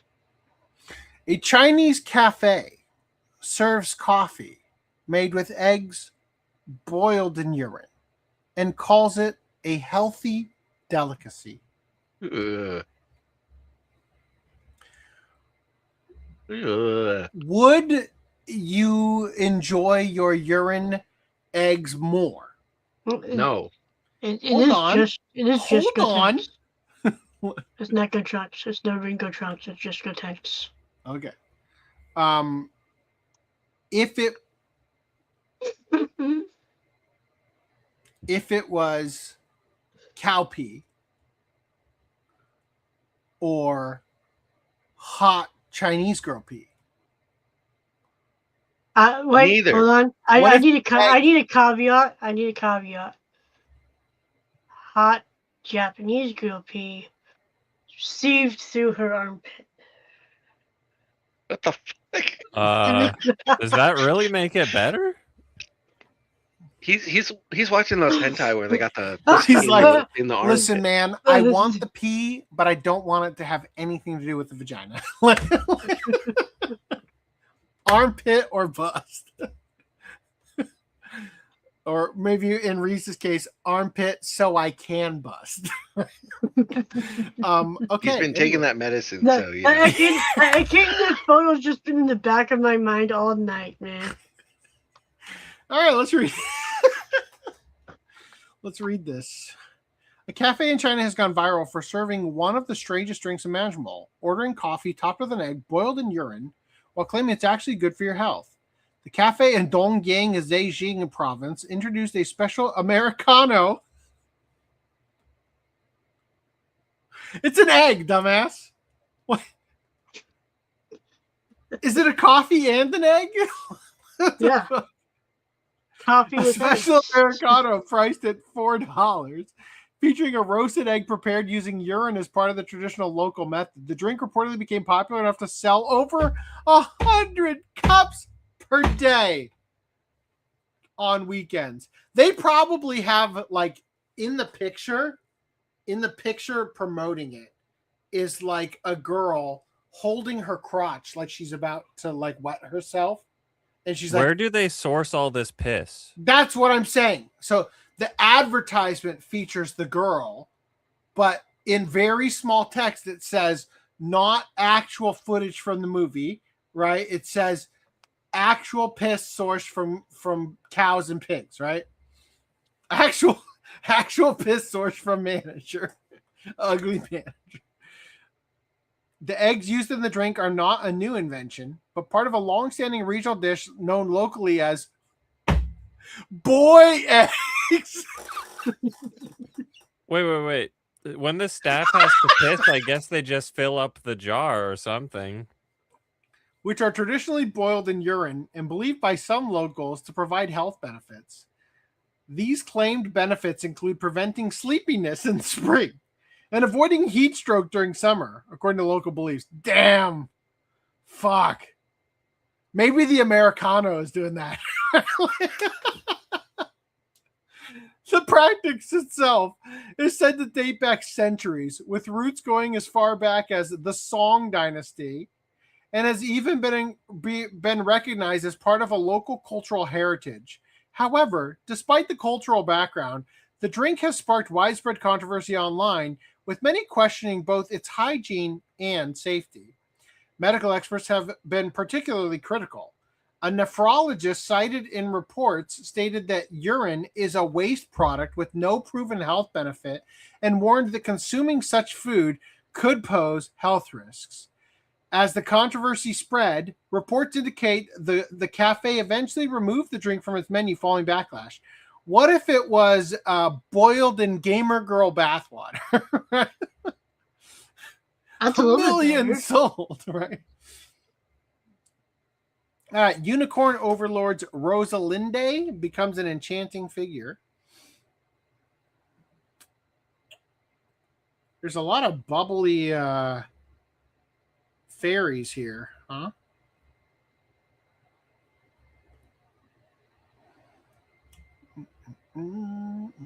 She's a dark elf. Tinkerbell got thick.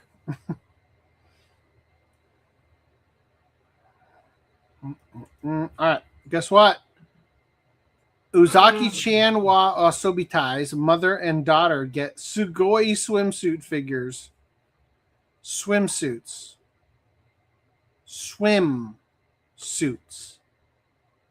Made out of wool. Made out of sweater puppy material. Do they swim in semen? Is that the intent. They're going for jacuzzi. They're going jizz Yeah, the jizz koozie. The jizz koozie not provided. Build your own. Okay. All right. Wait, is that like actual fabric? I'm that you gonna could have just to slide off? I doubt. Your expression changing like focus mode, like zoom in hand. I don't think it He is. locked in. I think it's 3D printed because this part looks not so good. What a letdown. What a letdown. All right.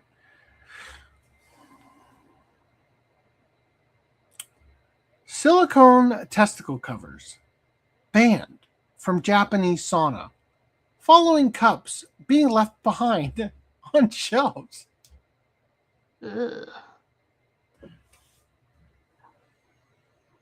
I would just like to point out that you rushed through anime news to get to this. And We've only skipped the last two podcasts, Randy. The people need. Do you see when this was released? March 7th. If we don't do it now, it's never going to happen. yeah, All right. Now, the only thing I'm thinking is, first of all, why? For what reason could you need to have silicone testicle covers? Well, you obviously don't want your scrotum to touch the wood. So it's to protect your nuts from going in that little slat there and getting stuck. Or as to you try just get a stand up. sliver. You don't want a sliver. you want slivers on your testicles? Jeez. So remember when we did the testicle taste test? No. You don't remember the taste testicles? That was a core memory, Randy. Come on. No, I did not participate in that. Yeah, was I don't not think there. you participated.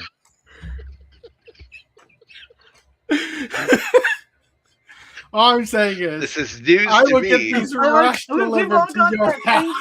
We've got all that thing from Inside Out in our heads, and it's like a core memory. And it's just putting those testicle candies in our mouths. Oh, I missed that one.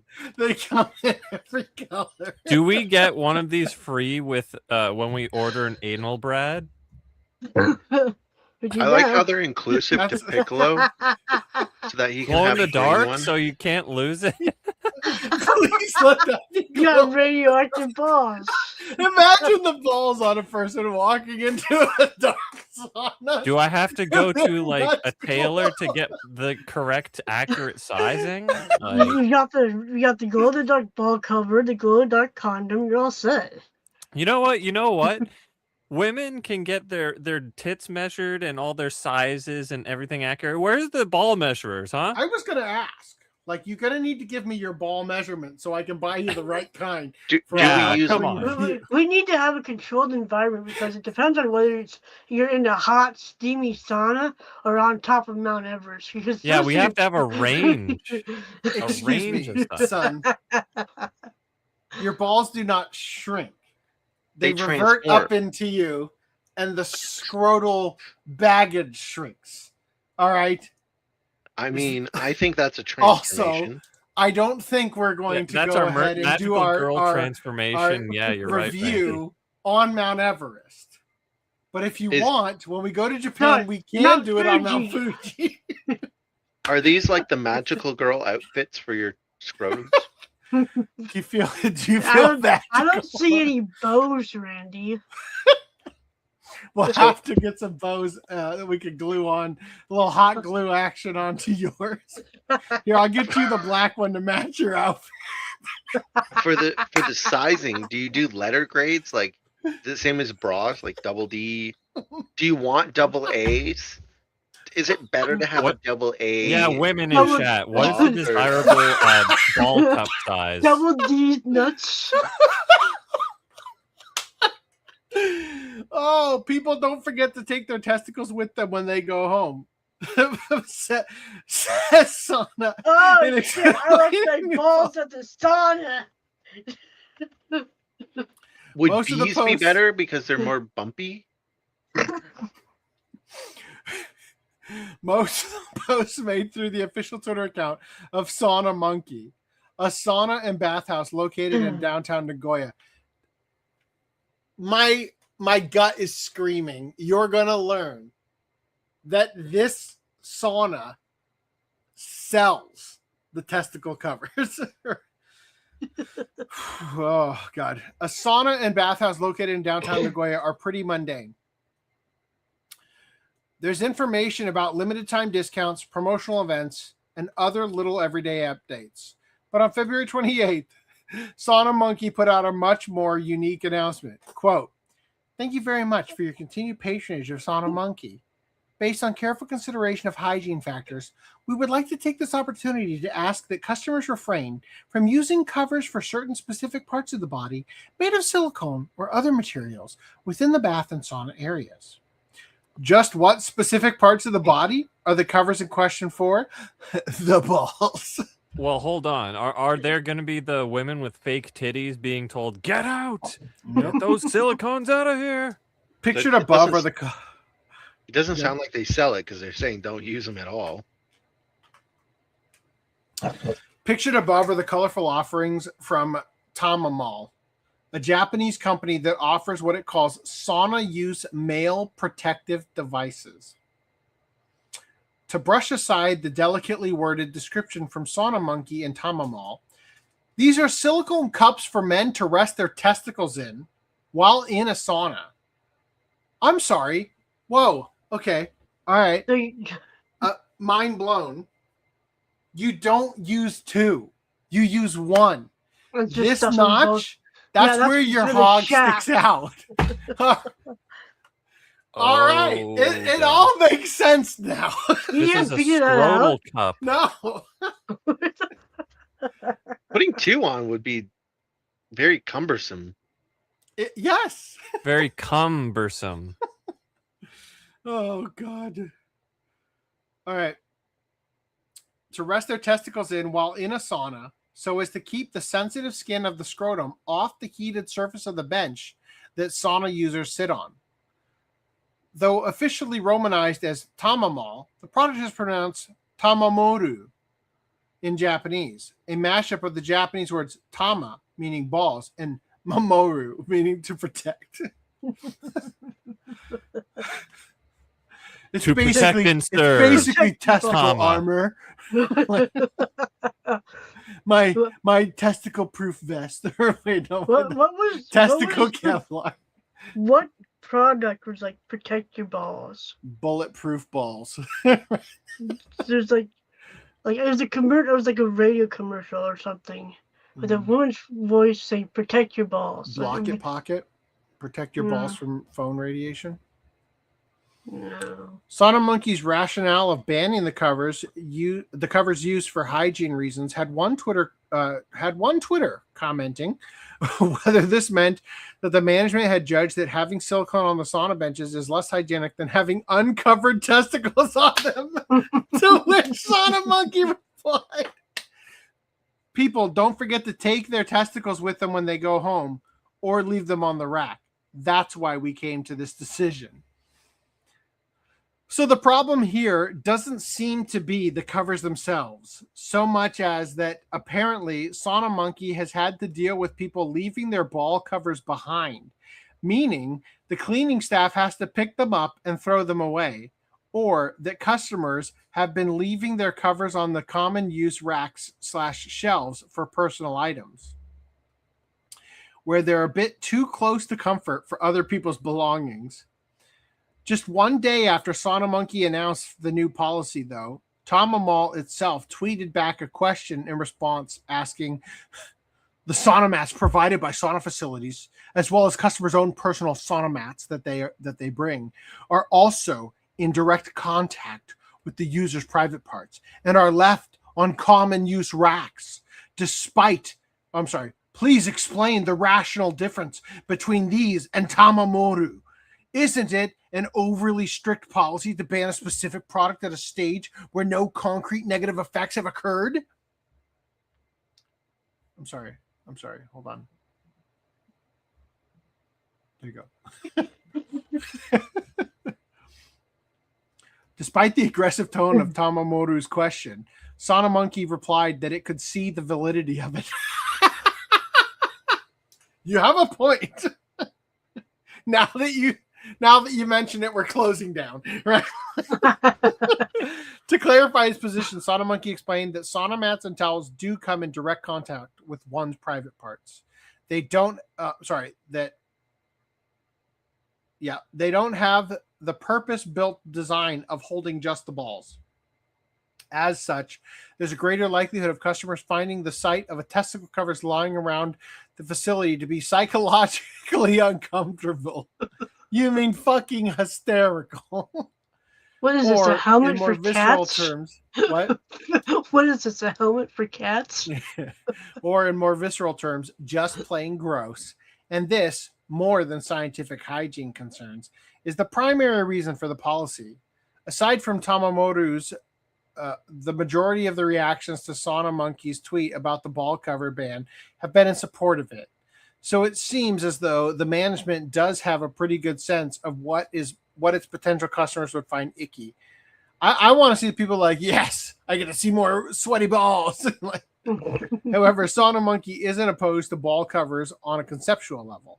And in its response to Tamamoru's query, said that they think their design is excellent and that customers are welcome to use the covers in the facility's private saunas, so long as they remember to take them home when their session is done.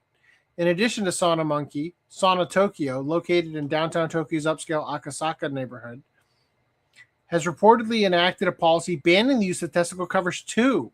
A commenter replying to Sauna Monkey's announcement said that a number of saunas he's recently visited had similar rules. So if you're headed to a sauna and planning to plop your boys into a cup, it might be a good idea to check what the house rules are first. Wow. Didn't disappoint. All right. Doctors arrested in China after performing bloodletting ritual to remove evil energy. Happy birthday, apparently. Authorities in Shanghai have arrested a group of unlicensed practitioners who were performing a bizarre bloodletting therapy, allegedly telling patients it would remove evil energy after video footage of the risky practice circulated online and drew widespread attention. Shanghai law enforcement dismantled the group after footage emerged showing 3 self-proclaimed doctors inserting long needles into a man's arm and draining blood on the floor of an informal treatment space. The unlicensed practitioners reportedly claimed that extracting blood would help expel negative forces or evil energy from the body. A claim with no scientific basis. Say what? In life. In life, yeah. In the widely shared video, the man lies on a bed while multiple caregivers draw blood without medical gloves or proper sanitary procedures. Blood was seen pooling on the floor, and stained cotton and gauze were discarded carelessly nearby, raising serious public health concerns. The individuals performing the procedure reassured the patient that only a small amount, roughly 100 milliliters of blood, would be removed, and offered unverified explanations to convince him that doing so would be beneficial. The arrest underscore ongoing efforts by Chinese authorities to crack down on fraudulent medical practices and alternative therapies that put people at risk. The incident sparked online discussion, not just about the dangers of unregulated procedures, but also about how belief-based health practices continue to surface despite public safety warnings. All right, meanwhile, man lives 8 years with chopsticks stuck in throat because he was too afraid of surgery. Jesus Christ. How does that happen? I was eating sushi while on my cell phone and tripped. I wanted to check my gag reflex. Look how far I can go down. Let go of it. No, what am I going to do? You just get the urge and you just start hiccuping or something. And it's just like... A bizarre medical case out of China is drawing attention worldwide as a man reportedly lived for nearly a decade with the chopstick lodged in his throat, simply because he was too afraid to get it removed.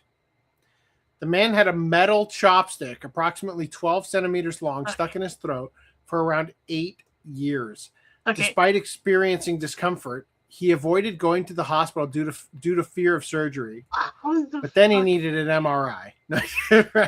choosing instead to live with the foreign object inside his body. Over time, the situation worsened as the pain gradually intensified, eventually forcing him to seek medical help.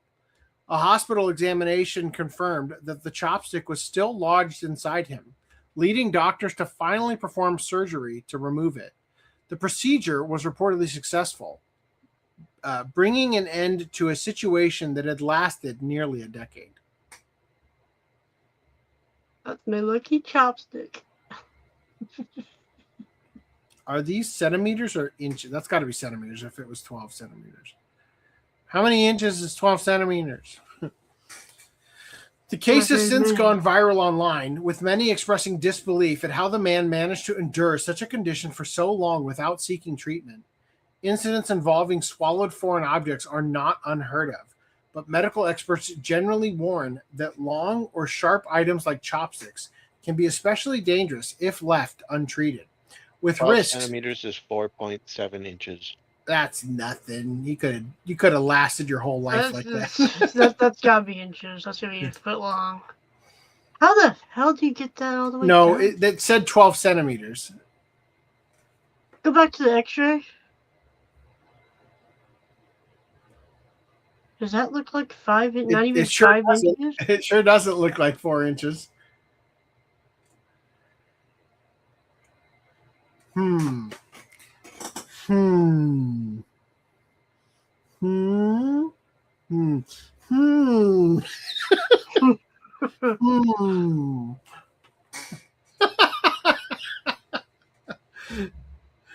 Hmm.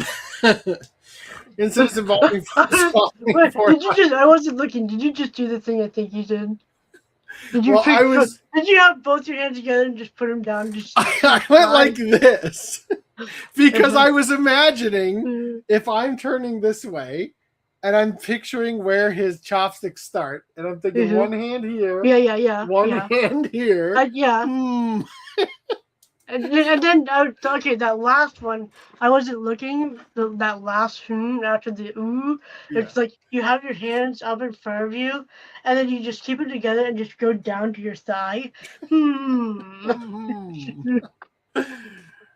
Oh. Incidents involving swallowing foreign objects are not unheard of, but medical experts generally warn that long or sharp items like chopsticks can be especially dangerous if left untreated, with risks including internal damage or infection over time. In this case, the man was ultimately fortunate that the object could be removed without reported life-threatening complications. Yeah. He's lucky as hell that they were metal and not wooden. Holy crap, can you imagine if those were wooden? I don't know that you're lucky that they're metal. I mean, I don't, nothing about this seems fun. Yeah, but I'm like wooden, you've got to worry about splinters and shit. Yes, yeah, and I don't know, man. But the wood doesn't rust over time. 8 year, yeah, seriously. I mean, this looks like this didn't rust either. I mean, I'd imagine if they're metal chopsticks, they'd be like stainless steel or something. Oh, I just can't imagine living without rotating my neck or whatever. Or even looking down. Oh, everything about that is awful. Just looking, you can't look down. You gotta look straight ahead always. You can't look down or up. Well, you could just bend down to look down. But you can't like bend your neck down to look down. Reese would really miss bending over, okay? You know, as soon as you can't do it, you're gonna miss it. looking down to look at the ground. I mean, just bending at the hip. No, just is like fine. sitting at your desk, just to look down at your freaking keyboard. Yeah. He's doing all of his work with those glasses that have the like periscopes to look down. He's like this. I mean, I don't need to look at my keyboard when I type, but well, to you're look at missing the the point. screen. You look down at everything. You look down to eat. Not this guy. I think that you could arch your back in a way to not do that. The bigger issue. Can you do it for 8 fucking years? 8 years, buddy. The bigger issue is you could never lean back on anything. What if you yawned? If you leant back and your head hit like the back, I feel like if you bed, yawned hard I enough, feel like it'll just he shoot could've- out your mouth. He could have, from what it looks like here, a sneeze would have killed this guy. He would have just jammed that right thing right into his damn brain. Oh, fuck. You know what I'm wondering is all of these hospitals and stuff. What goes through their mind when they're like, you know, I'm gonna call up the news and tell them about this guy who got a chopstick stuck in his throat. Look at this retard making an example out of him. Ladies, horse, gentlemen, and gooners. The silicon ball testicle, right? Oh, no, you're talking about the chopstick. I think he's talking about the Dragon Ball donuts. Oh yes, I've got a doozy of a SpongeBob. Ooh. Guardian, go away. U.S. man issues challenge to disprove his claim of having the world's smallest penis to raise micro penis awareness. North Carolina's Michael Phillips revealed that he had a 0.38 inch member in a bid to reduce stigma of the condition. To reduce the stigma? Reduce it? Bro, you should have stayed in your basement, dude. that's got to be wider than it is long at that point, right? Like, Jesus Christ. A North Carolina man 0.3 inches? 0.38, just under 0.4. My last bone on my pinky is longer than that. That's what he's showing you. He's showing you his pinky. He's showing you his fingernail. It's the same length as my fingernails. What he's showing you. Jesus, dude. A North Carolina man has challenged anyone on Earth to disprove his claim of having the world's smallest penis, as he advocates against body shaming and aims to raise awareness about the medical condition known as micropenis. Even the babies couldn't beat this guy at his game, right? Well, the baby also has a micropenis.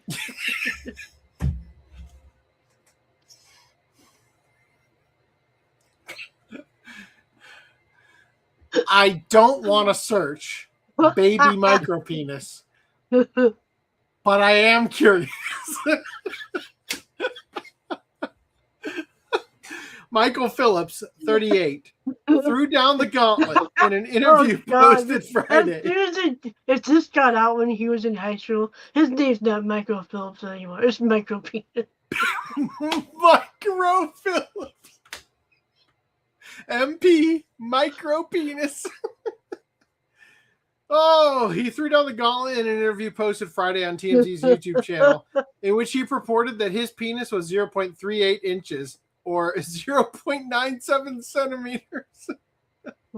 Is that when fully erect? Oh my god, that was the question I was asking. Oh, Holy Christ! Oh, is it all head? Like, did you imagine? How does he piss without making a mess? You piss without getting it all over your balls? He can't direct that thing. Oh, holding up the fingernail on his right fingernail is right the length.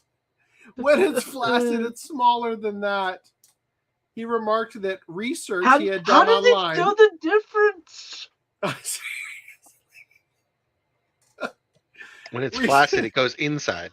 He can do that with a fully erect one too. Like when it's flaccid, he's a Ken doll. Oh my god! Do you think he's circumcised? He needs every millimeter, buddy. You better sue that pediatric doctor. Sometimes I wonder if the reason micropenis exists is because of trauma during a circumcision. Well, I mean, he wasn't can this guy like get skin additions actually, like a secondary skin? He goes to all of the hospitals and gets the baby dick skin put on no. like a little. Oh god, extra. that would fit too, wouldn't it? No. Oh, I just feel like if he wasn't circumcised, like the skin would just make it disappear. It would just be a hole, like a belly. He's got a second belly button. Hold on, maybe he isn't, because when he was born, the doctor was like, "I don't want to perform this because I might cut the whole thing off." I'm not convinced that isn't what happened. Oh my god. He remarked that research he had done online led him to believe he was endowed with the globe's smallest member. But he added, "I welcome anybody to go out there and beat me." Literally, this big brain is like, look, I can't have the world's smallest dick. So what I'm going to do, I don't even want to admit it. Nobody else is going to want to.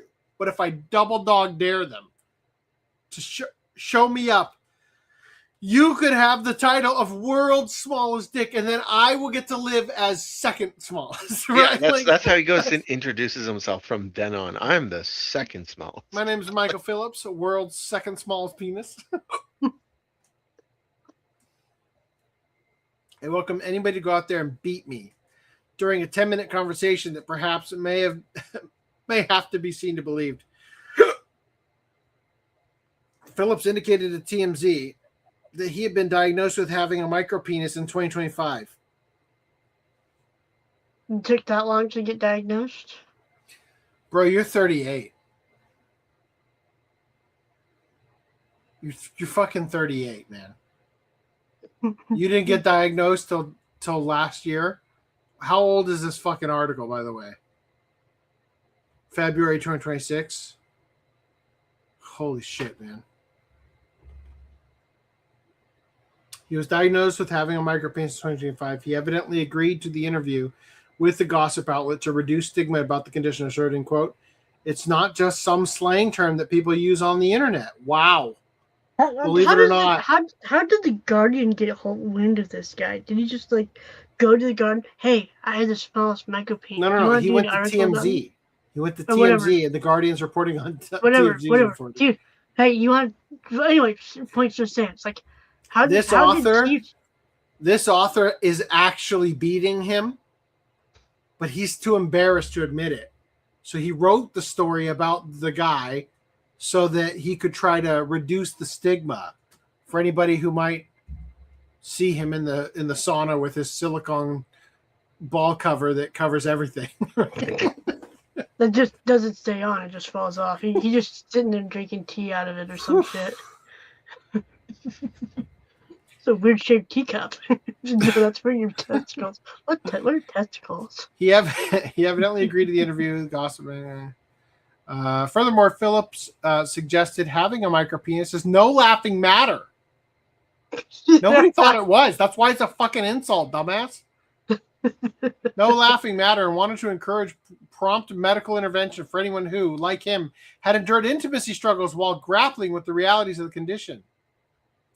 Information from the Cleveland Clinic shows anyone with a stretched penile length, of less than 2.67 inches or 6.8 centimeters is considered to have a micropenis.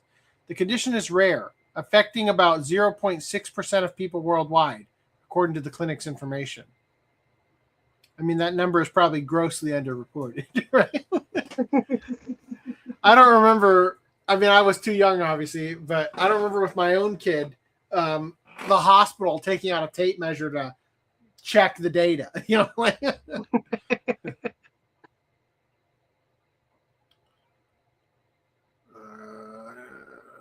Where was I? Okay.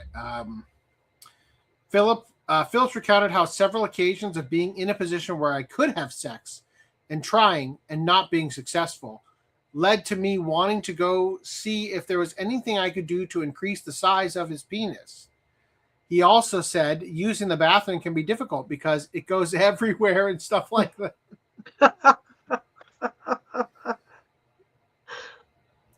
He said the medical providers who ultimately diagnosed this condition didn't give any advice on how to increase it, but advised that there's minor things that can be done. Phillips went on to explain. Tried becoming a woman. Phillips went on to explain that he now grasps he can't get intimate in the traditional sense, meaning penetrative sex, and instead relies on oral stimulation and other forms of fooling around in his romantic pursuits. Like table humping? He said he was recently in a satisfying relationship that really only ended because it was long distance. Well, that's why. That's long distance he couldn't reach. God, it's so good. He couldn't, long distance mean he couldn't even get it in. That's long distance. Yet he confided it still all, quote, affects me as far as like confidence and wanting to approach new people, especially female. Man, imagine you're so small that you can't even walk up to men you have no sexual interest in. Oh my God. Phillips acknowledged to TMZ that he had researched whether there was a Guinness World Records category for which he could submit, given what he was working with. He alluded accurately to how that organization, it turned out, does not keep records pertaining to human sexual organs. Phillips stands apart from other men who have sought to lay claim to the unofficial title of wielding the world's largest penis, including Jonah Falcon and Roberto Esquivel Cabrera. Sorry, Reese, I didn't mean to dox you. He said he went in the opposite direction, in part to speak out against the oft invoked notion that people who have road rage, park incorrectly, or drive jacked up trucks do so because they are overcompensating for having micropenises. In reality, Phillips said, I believe that has nothing to do with it. He's like, well, I don't Where's drive my jacked truck? up trucks. I don't have a truck. I'm just a loser. Wow. I drive a Prius. Yeah.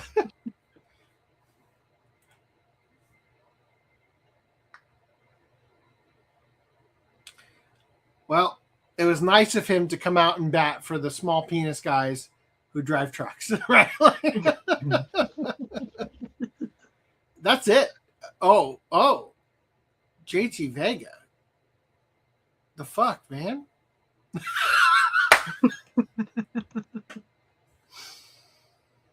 For a second, I thought JT Loves Code Lyoko was commenting. Oh, all right. It is currently 6.5 hours in. Who watched One Piece? Not it. Who wants to talk about One Piece? Well, I got a dip anyway. Shall we wait till next week? Sounds good. All right. I think Green Line's still away, so. Yeah. Good point. All right, everyone. I have the perfect end to the show. Oh, my wife says she needs me to go crack some skulls, so it's a good time to end. So I'm coming day and night. I mean, it's terrific, right?